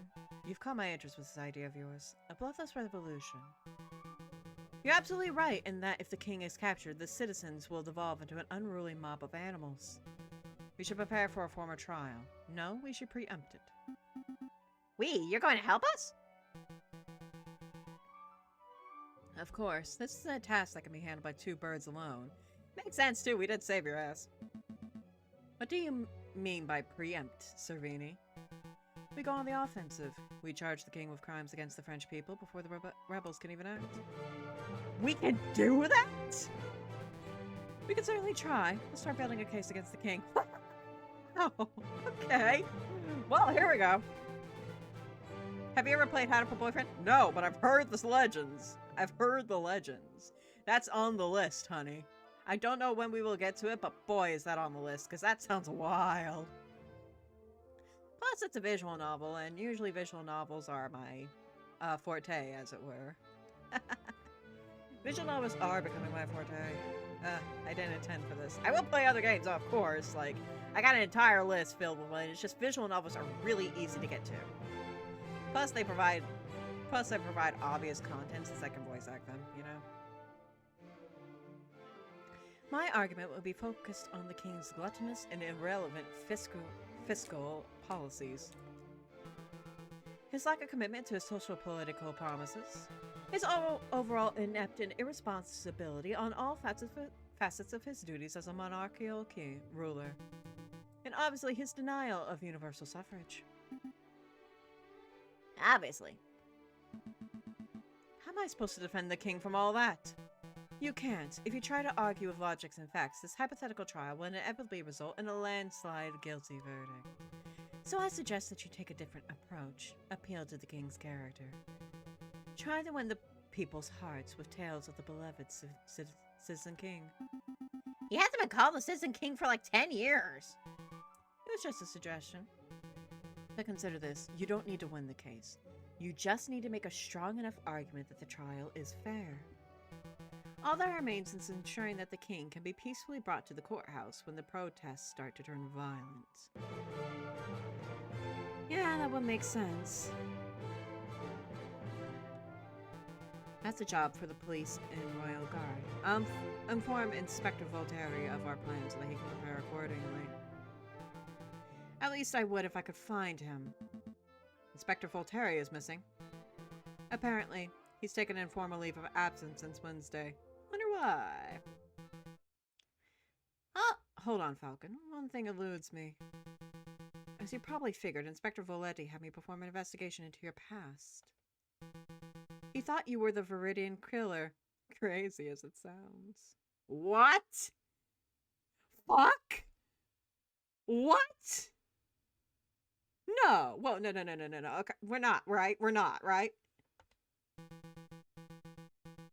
And, well, I'm sorry for doing that. It was quite invasive of me, but I can't help but wonder. Please tell me no, we're not. What? Why did you change your name around 1830?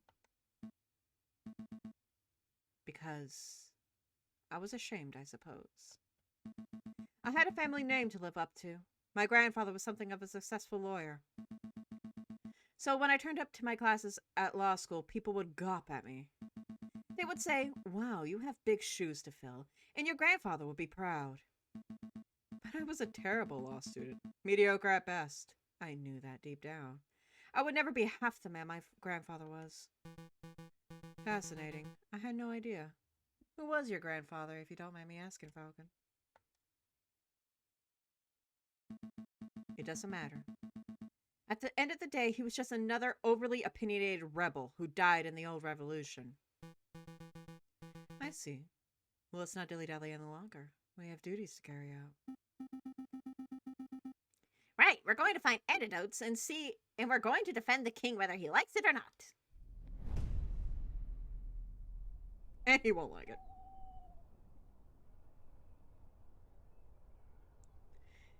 Okay, so we got... Wow, we only have these... 1, 2, 3, 4, 5, 6. Okay. Well, let's start from the top.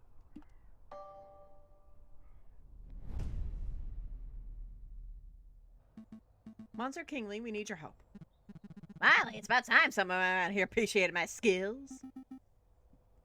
Your fishing skills, right?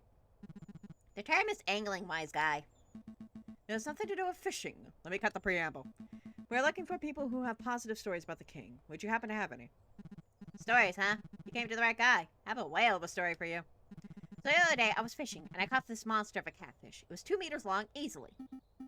Here we go. I caught a fish, and it was this big. Oh, sure. I drag a 90-kilogram falcon out of the water, and everyone buys it.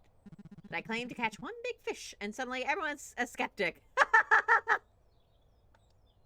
Okay, you have a point. Please continue your story, Monsieur Kingly. Oh, right. So anyway, the king of all people happens to be walking by with his entourage, and they all clapped and cheered and came over to see the fish. Then the king says, I'm hungry. Let's cook this fellow up. Then he just walks off with my fish. Can you believe that? I can't believe that. Seems like something a royal penguin would do. I know, right?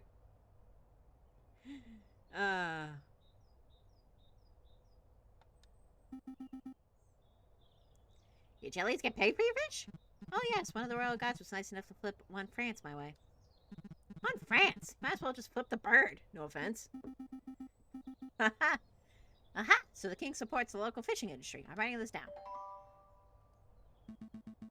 I have no idea if this story will be any use to us, but we appreciate your time, Monsieur. Good day to you. Bye, Monsieur. Bye, Monsieur Fisherman. Hey, don't call me a fisherman. And here we go. Oh, this is the ladder stepladder argument all over again, ain't it?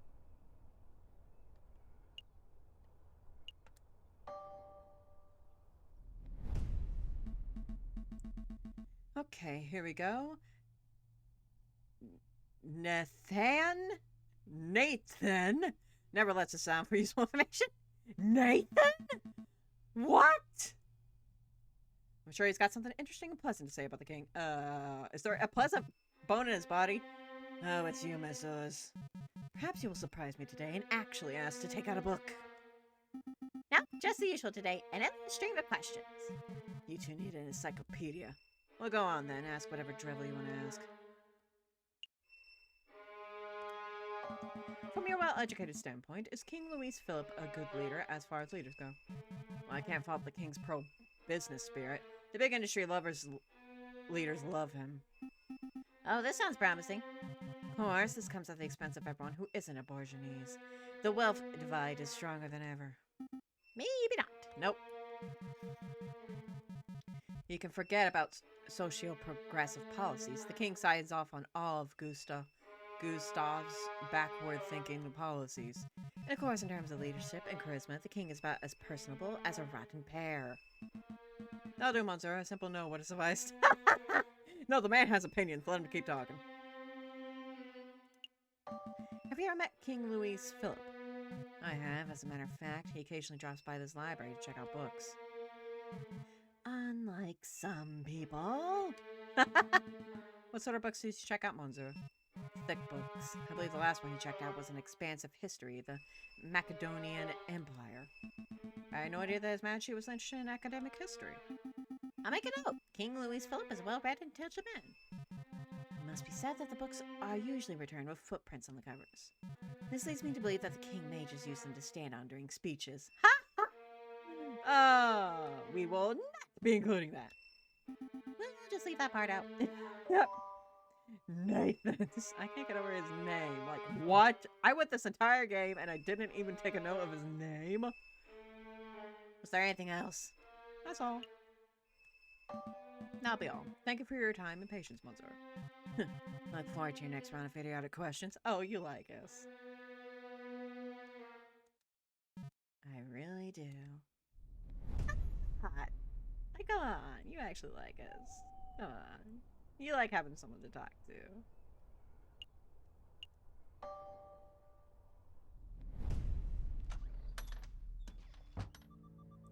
Visitors, Monsieur Volps, visitors!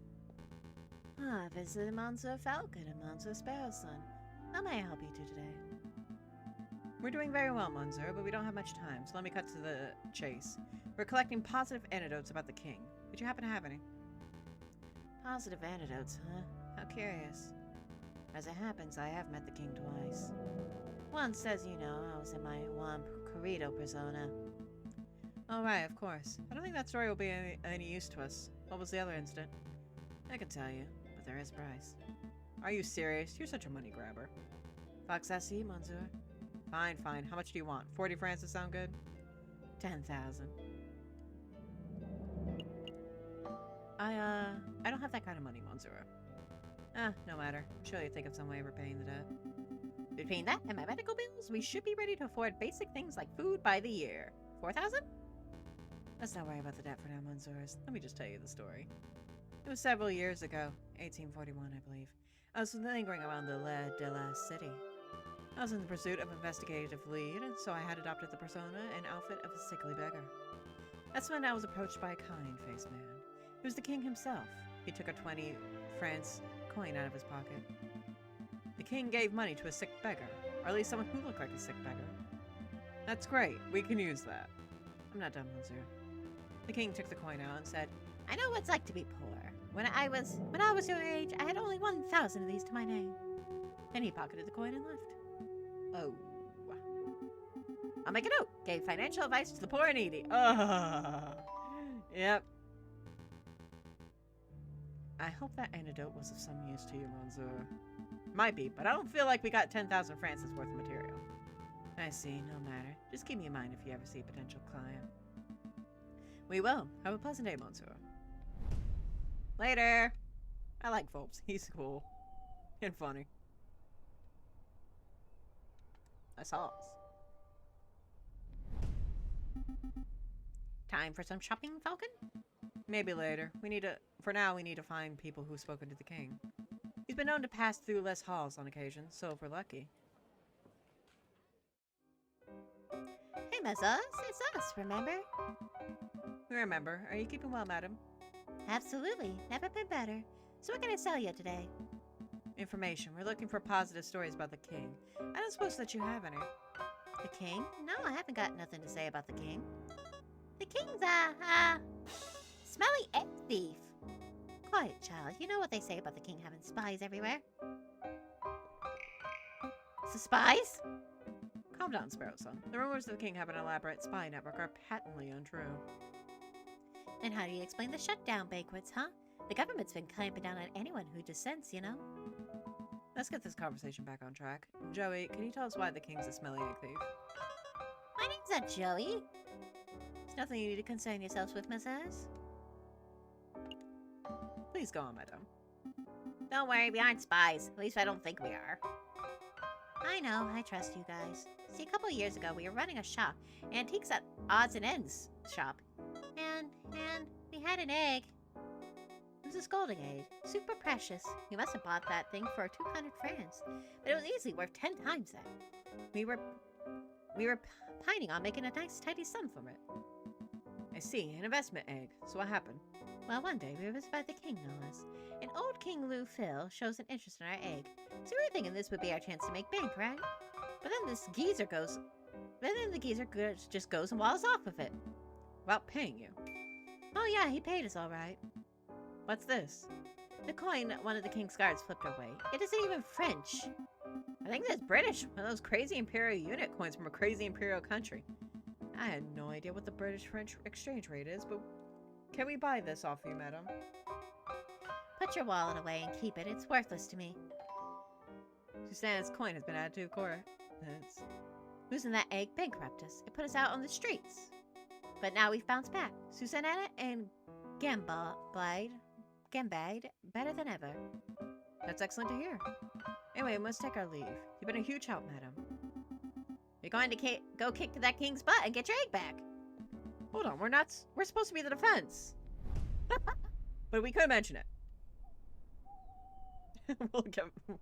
we'll go Corcio to get on his ass.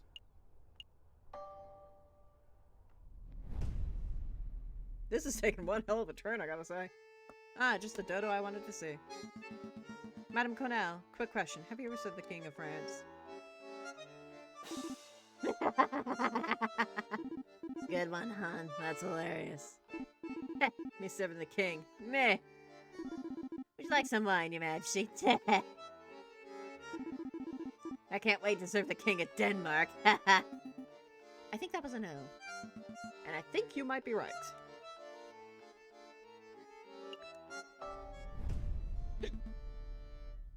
Inspector Voltaire? Well, we found him all right. Hello, Inspector? Falcon!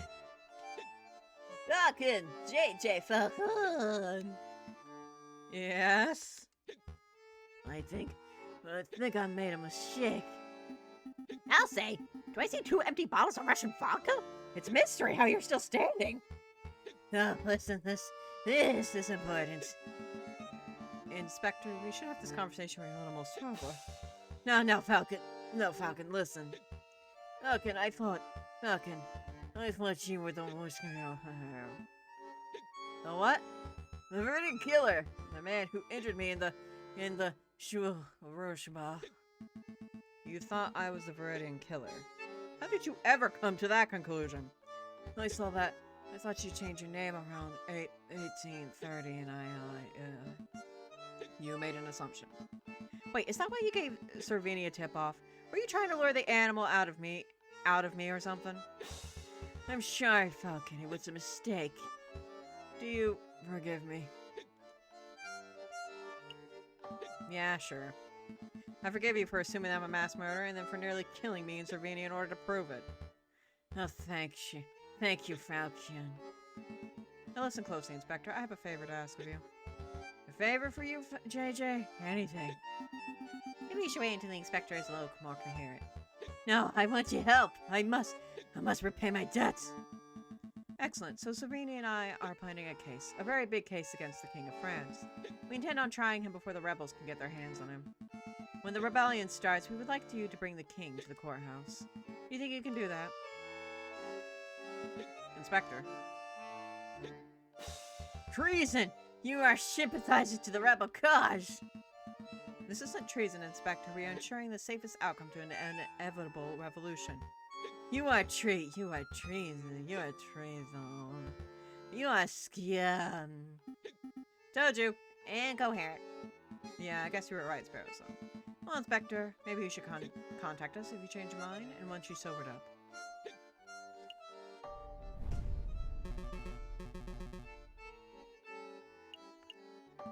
Right, I don't have time for that, monsters. I have some investigating work to do.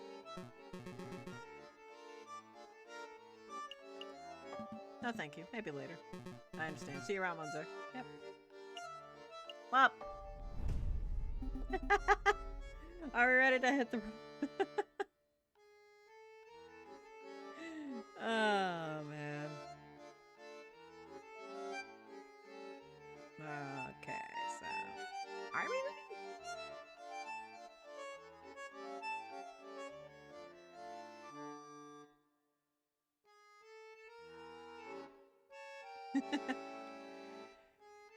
Let's go. Go and sleep tonight. Have a fun show. Take care. Okay, bye, Holy Bra.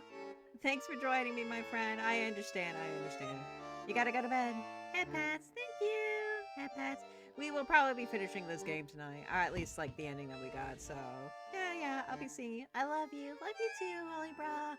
I'll be seeing you later, sweetie. Have a good week and take care of yourself, okay, honey? Getting late. Yeah. It is pretty late. It's almost 1 in the morning, so yeah, I perfectly understand, my friend. I just really want to get through this game, you know? Palace de Justice. Yeah, I just really want to get through this game, so yeah. And see you later. Bye. Excuse me, Judge Maxine. Oh, hello, Falcon. I wish you luck. Thank you. Nice work on the catacombs business. Word has really spread about your impromptu lawyering skills. Really? I'm gaining a reputation. Hey, I hope too. Of course you did. Robinton? Sparrow son. Right, Sparrington. Judge Maxine, I don't suppose Monsieur Crocier has filled you in on what we've been working on since then. No, he hasn't. How to put this? We're planning a trial of sorts. We intend on forming a case against, the king. Right, and, We want you to object. Objectiate? A trial against the king. Interesting. What exactly are his exact charges? I'm not sure, to be perfectly honest. That seems more like Servini's territory. If you aren't even sure of that, then I don't think you're quite prepared for this trial. Maybe you should leave this to lawyers who have a little more experience. I see. Well, thank you anyway. Let's make a move, Sparrowson. What about our judge? It doesn't matter. Let's focus on building a solid defense for the king, and we can wing it from there. Maybe we can even hold the trial without any judges at all. Just Scorpio, me, and the king in the middle. It's strange, Falcon. You're like your grandfather, and yet you're nothing like him. Wait, you know my grandfather? I wouldn't say new. I was just a teenager when he was causing havoc in the courtrooms. But of course I am familiar with his work. Falcon, I find your career choice peculiar. Your grandfather worked so hard to prosecute King Louis, and yet here you are, rigorously working to defend your own king. Just like him, you would make an excellent prosecutor. So why did you choose the rocky path of the private defender? Oh, that makes sense.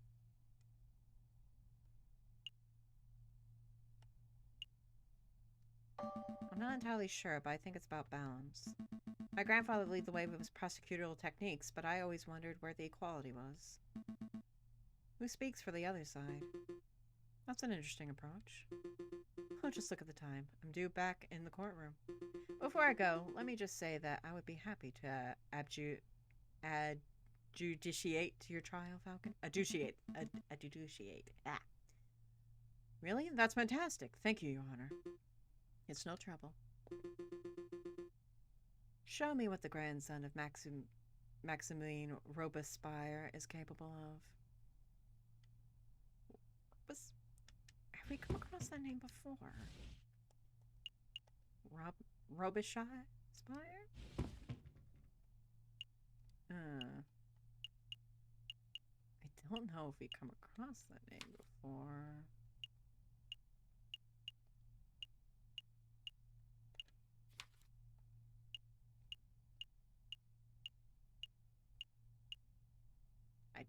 Looks like we haven't.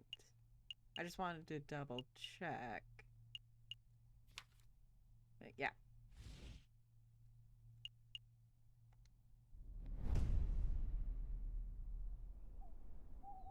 Unless I missed something just then. Oh, wow. Well, we did wicked. What's the plan for today? Hitting the Louvier? Checking out Les Halls, maybe? Actually, I was thinking. Servini, how rude. Don't they teach you to knock? No time for bickering, JJ. It's time. Time? For what? The trial, you dunce. Already? A large protest has started to form at the Palace de la Concorde. No doubt it'll turn into an unruly mob before long. The spirit of revolution is in the air. We must act now. I'm going to start the necessary preparations at the courthouse, so I need you to get the king from the Palace de Royal. You want me to drag the king to the courthouse? I'm not even sure that I could drag him from his chair. Use diplomacy, you dolt. I'm sure you'll think of something. Right, come along, Sparrowson. We have a king to defend. This is gonna go swimmingly.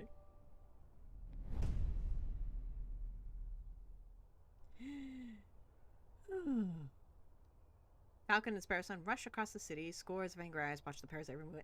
Of course, Shiro was right. The spirit of revolution is in the air. Hi, guys. Don't mind us. Outside the Palace Royal, a crowd has started to form. The royal guards watch in nervous anticipation. 3,600 and... 3,600 and... Save it. We're number one. You again. Shouldn't you be in jail? There's no time for that nonsense. Your Majesty, we need you to come with us. Why?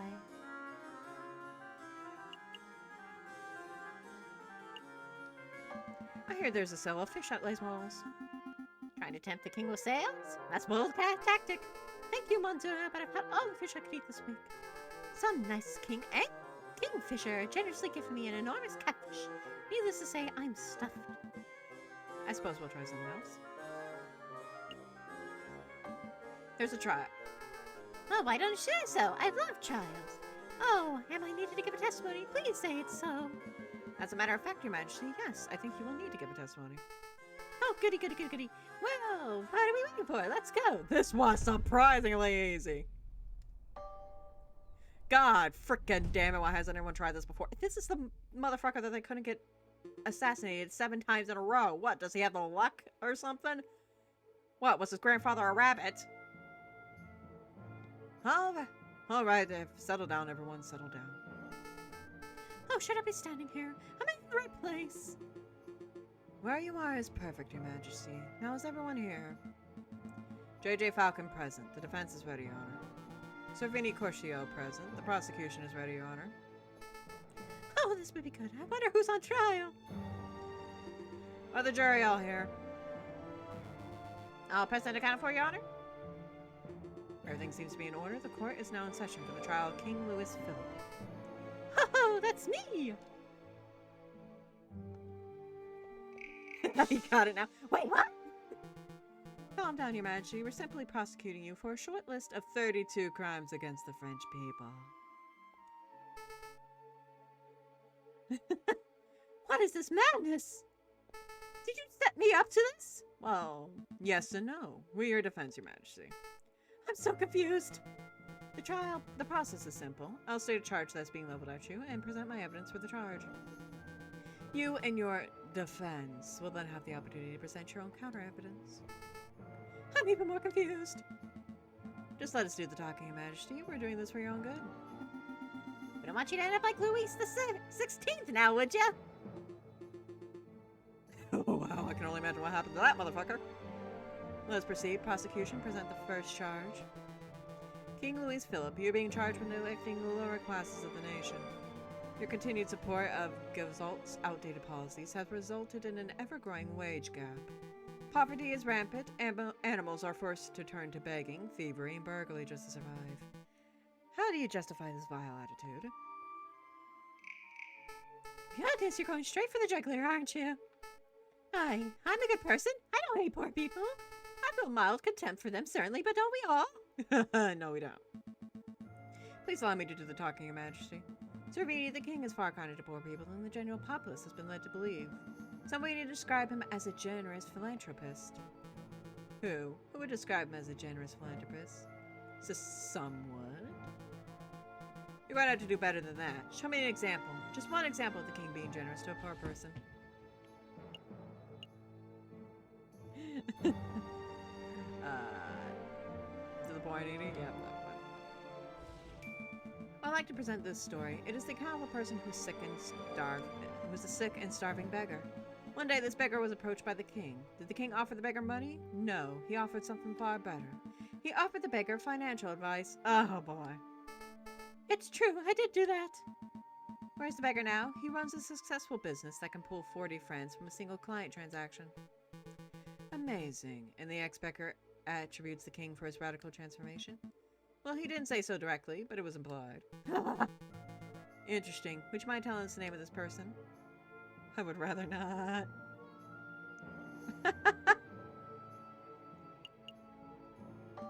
He's a man named Renaud Volpes. Oh, Renaud Volpes, the trickster and con artist who runs that deplorable private investigation service. Hey, he helped us out. You're familiar with him? Of course, that fox has been meddling in trials and disturbing investigation for years. I didn't know he had such a reputation. If this is the caliber person that's produced by the king's financial advice, then we should all be deeply concerned. Oh dear. Outside the Palace Royal, protesters charge at the building's gates, effortlessly overcoming the royal guards. I mean, we're trying our best here. Also, yeah, this is the outcome that's supposed to be. We're not supposed to win this. Looters take the opportunity to overrun and ransack the building, as they do. Where on earth is that accursed king? Piero. No sign of him, ma'am. Rumor is that he's gone and fled the building, same as Gauzalt. The Prime Minister and the king both fled before we even started our assault. How is that even possible? Madame Beaumont, I found someone who may be of use. Ah, knew it. Oh dear. The Royal Guard. Nice find, Fontani. Big Duck, tell us where the king is. Ah, you think me a common turncoat? Why, you would think right. I would have you know that I am the mighty Officer Beck, I would sooner die than betray my country. Okay. The Palace of Justice. A couple of lawyers came and took him to the Palace of Justice. That was easy. Piero, Fontani, gather the crowd. We're marching on the Palace to Justice. What are we up to? Charge 12. Please continue prosecuting. This is going swimmingly. Very well, King Louis Philip, you stand accused of crushing small businesses in favor of supporting wealthier industry giants. Such a nepotic attitude only serves to discourage people from forming their own enterprises. I disagree. As a self-made businessman, the king has constantly shown his support for all businesses, big and small. Another ludicrous assertion from the defense. Prove me wrong, JJ. When has the king ever shown support for a grassroots business? And we're supposed to present this, the coin. Where's the 2 cents? Hold on. Oh, yeah, this one. Okay. I would like to present this story. It's the account of a fisherman. Where?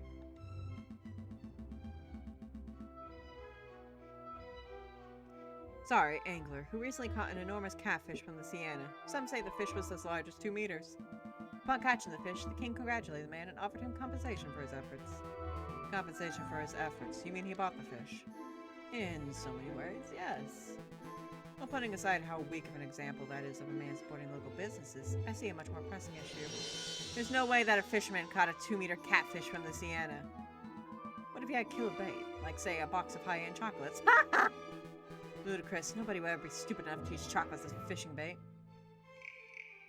You guys can't be serious.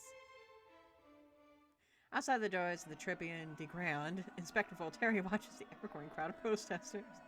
The National Guard poise their batons, keeping the angry mob at bay. Disgusting rabble, the lot of them. Oh, it looks like the guards are letting someone through. An emissary of the rebels, or perhaps one who considers themselves a leader. He's the officer in charge of this barricade. I am! I came to talk to you directly. I feel we can settle this matter maturely. No violence, no casualties. Wouldn't that be marvelous? We only have one demand. That is that you stand aside and let me escort the king out of the building. Grant me that, and I will order the crowd to disperse. I don't know if this is your first revolution, mademoiselle, but it certainly isn't mine. If your protesters want the king, then they'll have to get past the line of National Guards. I don't think your people have the skill, equipment, or raw numbers to accomplish such a feat.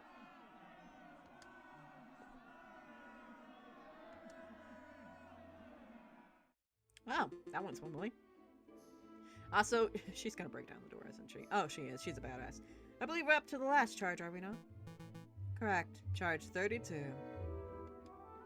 King Louis Philip, you're accused of being an imbecile. You are mentally unfit to run this country. You can be charged for that. Hot damn. You don't need to get personal. It isn't a crime to be an idiot, Cervini. Thankfully. If it were, we'd all be doing hard time right now. We almost were! Illegal, no, but it does raise the question of why we are giving an idiot so much power. Well, this is a hot take. That could be used for, a lot.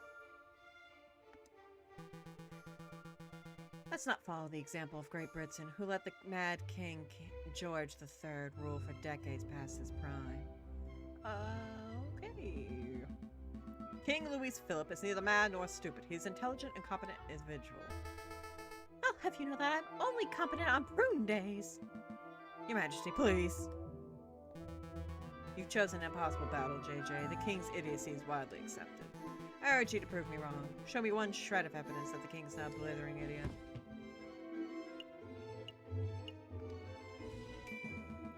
I would like to present this account given by a local librarian. He asserts that the king is something of an avid reader. Picture books don't count, JJ. Hey, what about manga? Manga gets me through the day. I think that should count. Oh, I had no idea that an expansive history of the Macedonian Empire was a picture book. The king has been known to check out as many as a dozen thick books in a single day, covering the whole range of subjects. Face the facts, Cervini. The king is an educated man. Perhaps the test is in order. But that won't be necessary. What was the name of the book you mentioned? An expansive history of the Macedonian Empire. Tell me, Your Majesty, where is Macedonia? Where? Yes, I'll even make it easy. Just tell us the name of the continent. What continent is Macedonia in? You can do this, Your Majesty? Is the king a man of culture? Exactly. That's the bigger question. Your Majesty, I'm going to show you a picture of this one hentai. Can you name it? That will determine it. It's a 1 shot. It's a 1 in 7 shot. Can he really do it? I want to say Africa, but I've got it. London. Oh, mon Dieu. I think we're done here, Your Honor. As I have demonstrated in excruciating detail, the king is incompetent, lazy, stupid, and occasionally malicious. He isn't fit to run a bakery, let alone a nation. If only we could do this with so many other rulers. Like, hot damn, this is scathing. Very well, prosecutor. Does the defense have anything to add? I believe we have been, in so many words, curve stomped, Your Honor.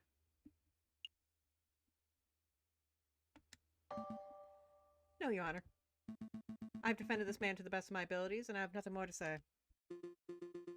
Very good. Then I shall now converse with the jury. We shall determine precisely which crimes the king is guilty of and decide on an appropriate punishment. But punishment? Why, man, you have to do something. I'm scared. Calm down, Your Majesty. The whole purpose of this trial was to see if your punishment is fair. To see that your punishment is fair and fitting. You're not going to end up with your head on a spike. At least, I don't think you will. The mademoiselle is returning. How naive. Negotiations are over, mademoiselle. Once again, I ask that you let me pass. Let me extract the king without issue, and then we shall be on our way.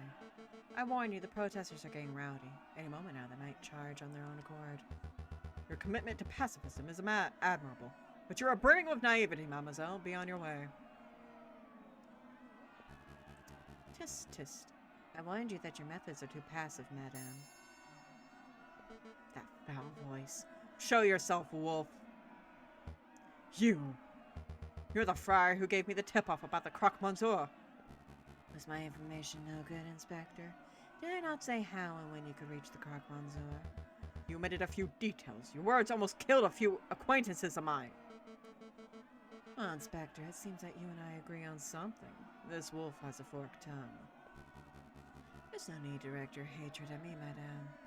I came here to give you a gift, a peace offering. You have nothing to offer. I most certainly do. Did you know that the tunnels of the sleeping city wind straight under the Palace of Justice? It's true. If one were to put enough gunpowder in the right place, one could even take an entire side of the building down. What are you prattling about? How much gunpowder do you think it would take, madame? 50 kilograms? 100? Maybe about 200 kilograms just to be safe. Friar, tell me you didn't. The fuse is lit. In 20 seconds, the pillars of the Palace of Justice will fall like the Temple of Dagon. Running will do you no good, you brother-killing butt. You're bluffing. There'll be no explosion. You would like that to be the case, wouldn't you, Inspector? Unfortunately for you, the Viridian killer emerges one last time. You! I must congratulate you, JJ. No, Falcon, you argued excellently. I'm as unsure of the Penguin's fate as you are, but one thing is for certain. You could not have done your job any better. Could we? Thank you, Corsico. After a small amount of deliberation, we have come to a decision. We find the defendant, King Louis Philippe, to be... Mon Dieu, what was that? An explosion. It sounded like it came from the right outside. Oh, I hate to be the bearer of bad news, but, in a manner of speaking, how to put this? For pity's sake, spit it out, Monsieur. Rebels! It's the rebels! There was a big explosion at the entrance, and rebels are pouring into the building as we speak. You heard the rabbit. Everybody clear out. Your Honor, quickly, what was the verdict? Really, in a time like this, there's no better time. Exile. Now get out of here. Court is adjourned. Valiant effort, Falcon, but we're both out of time and options. If the rebels want the king so badly, they can take him. Do You can't say that. The rooster's got a point, Falcon. Let's just turn the king over and let him receive his dues. We're done. We've done all we can. No, you two give up far too easily. Sparrow's son Corcio, we're escorting the king to R&M Associates. Renard's place? What can he do? If anyone has the power to make the king disappear, it'd be that conniving fox. Yeah, that might just work. Come on, Your Majesty. Oh dear, oh dear. Come on, Corcio, no time to dawdle. I'm staying, for there to be any chance of your ridiculous plan succeeding, someone must stay behind to delay the rebels. Corcio. Go, I've got this. Good luck. That damn wolf nearly killed a lot of us. You're the one harboring the king. It's a pleasure to see you again too, madame. Don't get snarky. Where is he? You're too late. The king has long left the building. For all I know, he could be halfway to Guadalupe by now. So he's already gone. Damn, there goes my opportunity to enact justice. Enact justice? You should have seen the trial, madam. Everything was official, professional, and logical. It was the most brilliant display of justice that I've ever seen. But the king is in the process of receiving a fitting punishment. Corcio, did my father receive a fitting punishment when you were the prosecutor at his trial 10 years ago? No, madam. But every day since then I've strived towards justice, and I shall continue to do so for the rest of my days. See that you do. I like her. She's badass. Do hurry up, Your Majesty. Huh? Oh, you're even worse than Sparrow. This is taking forever. You're not going any further. It's that friar. I'm not going to let you take another step towards the king. I didn't come here for the king. I came to kill you, JJ Falcon. Very well. Sparrowson, take the king and hurry to Renard's. I'll handle this, Monsieur. Are you sure you'll be okay? I can handle one crippled wolf. Okay, come on, Your Majesty. Huh.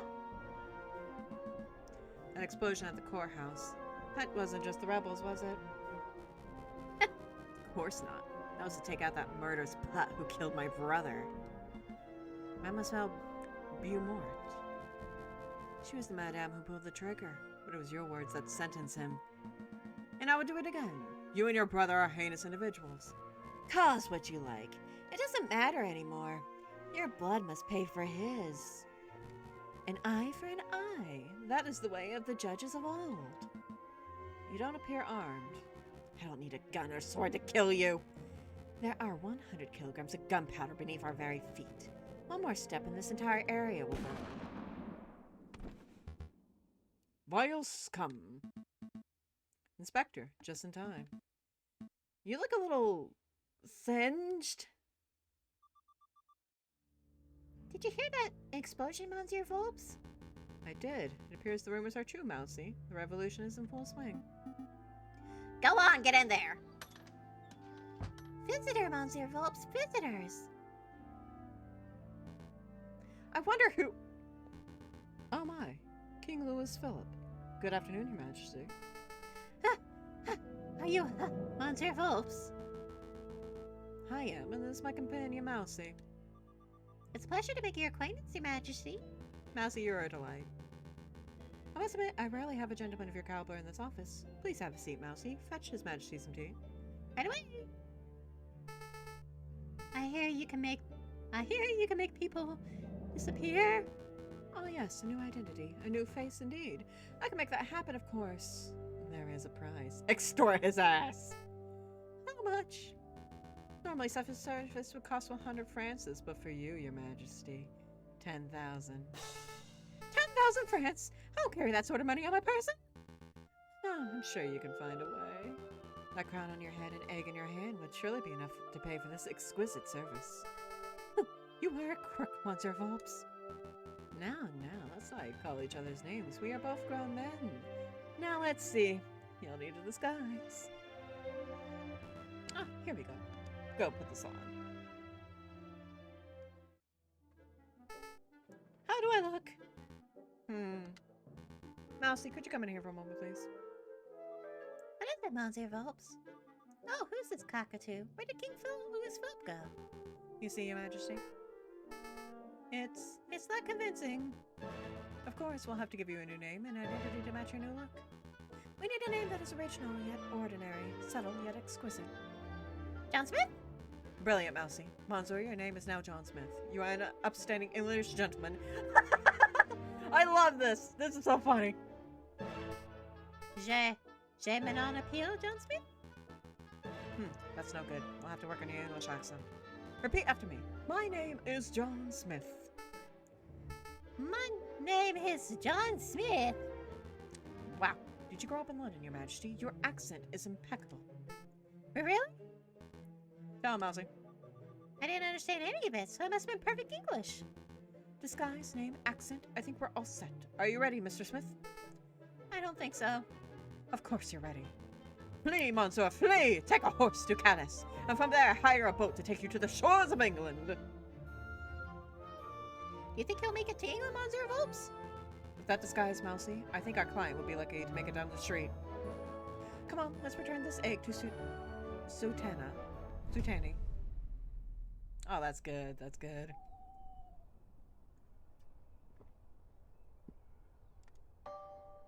That's so funny.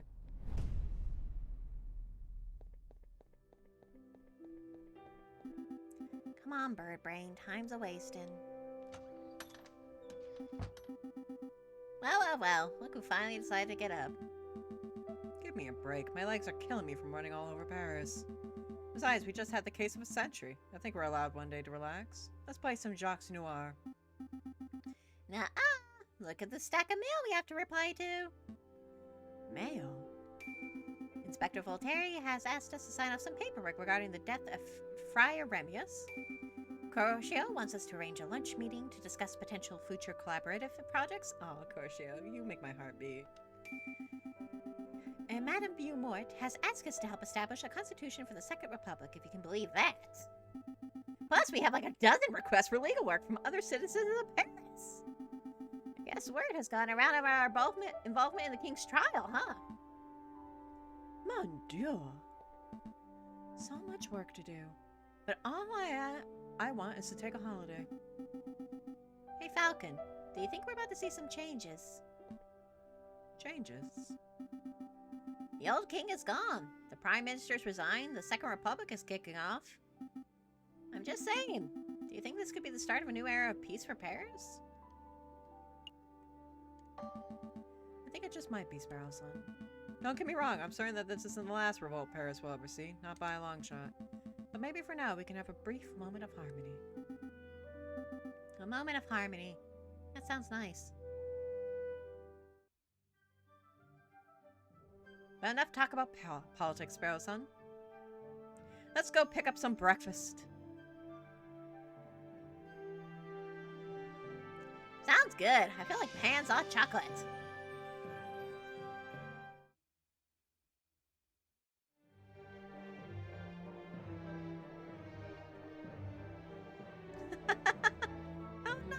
How nice! Yep, based on the characters in art of J.G. Grandville. I did not know this, but yeah, these were based on a famous sketch artist. Or artist in general. But yeah. So that was Aviary Attorney. So we got one of the endings. There are 2 other endings if we really want to go for them. If I do, I'll probably do it in like a short stream, or basically like I'll get to the point where I can do at least one off stream and then just kind of speedrun the last one. We'll see. If not, we can always go to YouTube, check out the other endings and stuff like that. Watch a playthrough of like the other endings real quick. So yeah, so I might show them off on stream, we'll see. If not, then of course you guys are more than welcome to look it up yourself. Aw. And yes, this was a Kickstarter game, unsurprisingly. I thought it might have been. Congratulations on reaching the ending. Thank you. Yes, I got 4B, so it's nice. I'm glad I could be here for the ending. Thank you. I'm glad you were here for the journey too. So yeah, I'm going to quickly. You've reached the end of Route B. The ending you receive was determined by the decisions you made in Chapter 3. Yep. Try tackling the trial in the catacombs differently in order to see a different ending. Thank you for playing Aviary Attorney. Okay, so it might not be too bad in order to... We basically just have to, like, flub the trial in the catacombs. So we might have to, like, just basically, like, get Koshiori killed. I know one's really easy because all you have to do is walk away. So, yeah. I don't think we'll do it tonight. If only because tonight is, like, really late. So, hold on. Let me go ahead and switch this.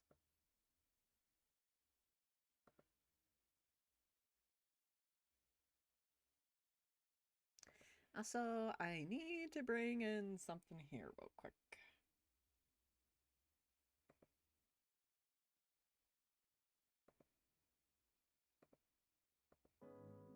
I'll bring this in real quick. Yeah, I forgot to put music on this section. I don't know what happened to music from before. But, oh well. Oh well. Here we go. So yeah, that was the Aviary Attorney. I hope you guys really enjoyed that game. I did, honestly. I did. I think it was a very good game.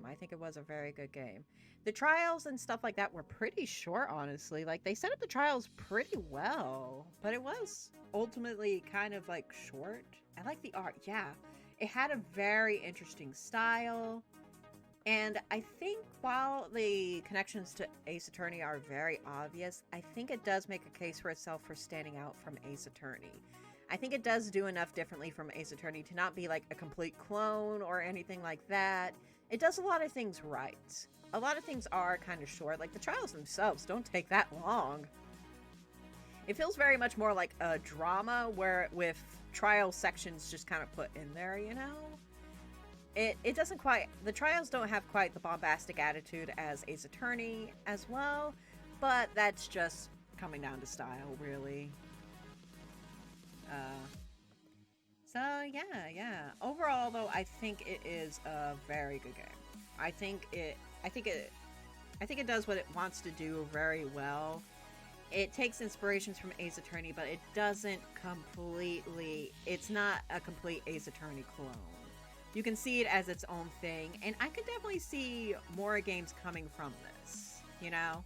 I could definitely see this being its own series with a sequel and all that if they really wanted to tackle it, because you could change this into being like a really interesting series. I know that would probably give at least one of these endings a canon ending, I guess you could say, because I can't imagine them making a sequel and having Corshio just die. Having the prosecutor just straight up die. So yeah. So yeah, while there was some elements, I think it still does stand up on its own. It's still a really good game, and I can see some people liking it in a different way from Ace Attorney, despite it having its similarities that it does. So yeah, overall, I'd say that it was a very good game. I was very happy that I gave the game a chance and that I did play through it. Like I said, I'll see about the other endings. If I feel like going through the other endings, we might just do a quick stream where we get through the rest of the endings. I don't think they're that long, so I think it'll take us like maybe an hour and 30 minutes to get through the rest of the endings if we really want to speedrun it. Maybe not even that.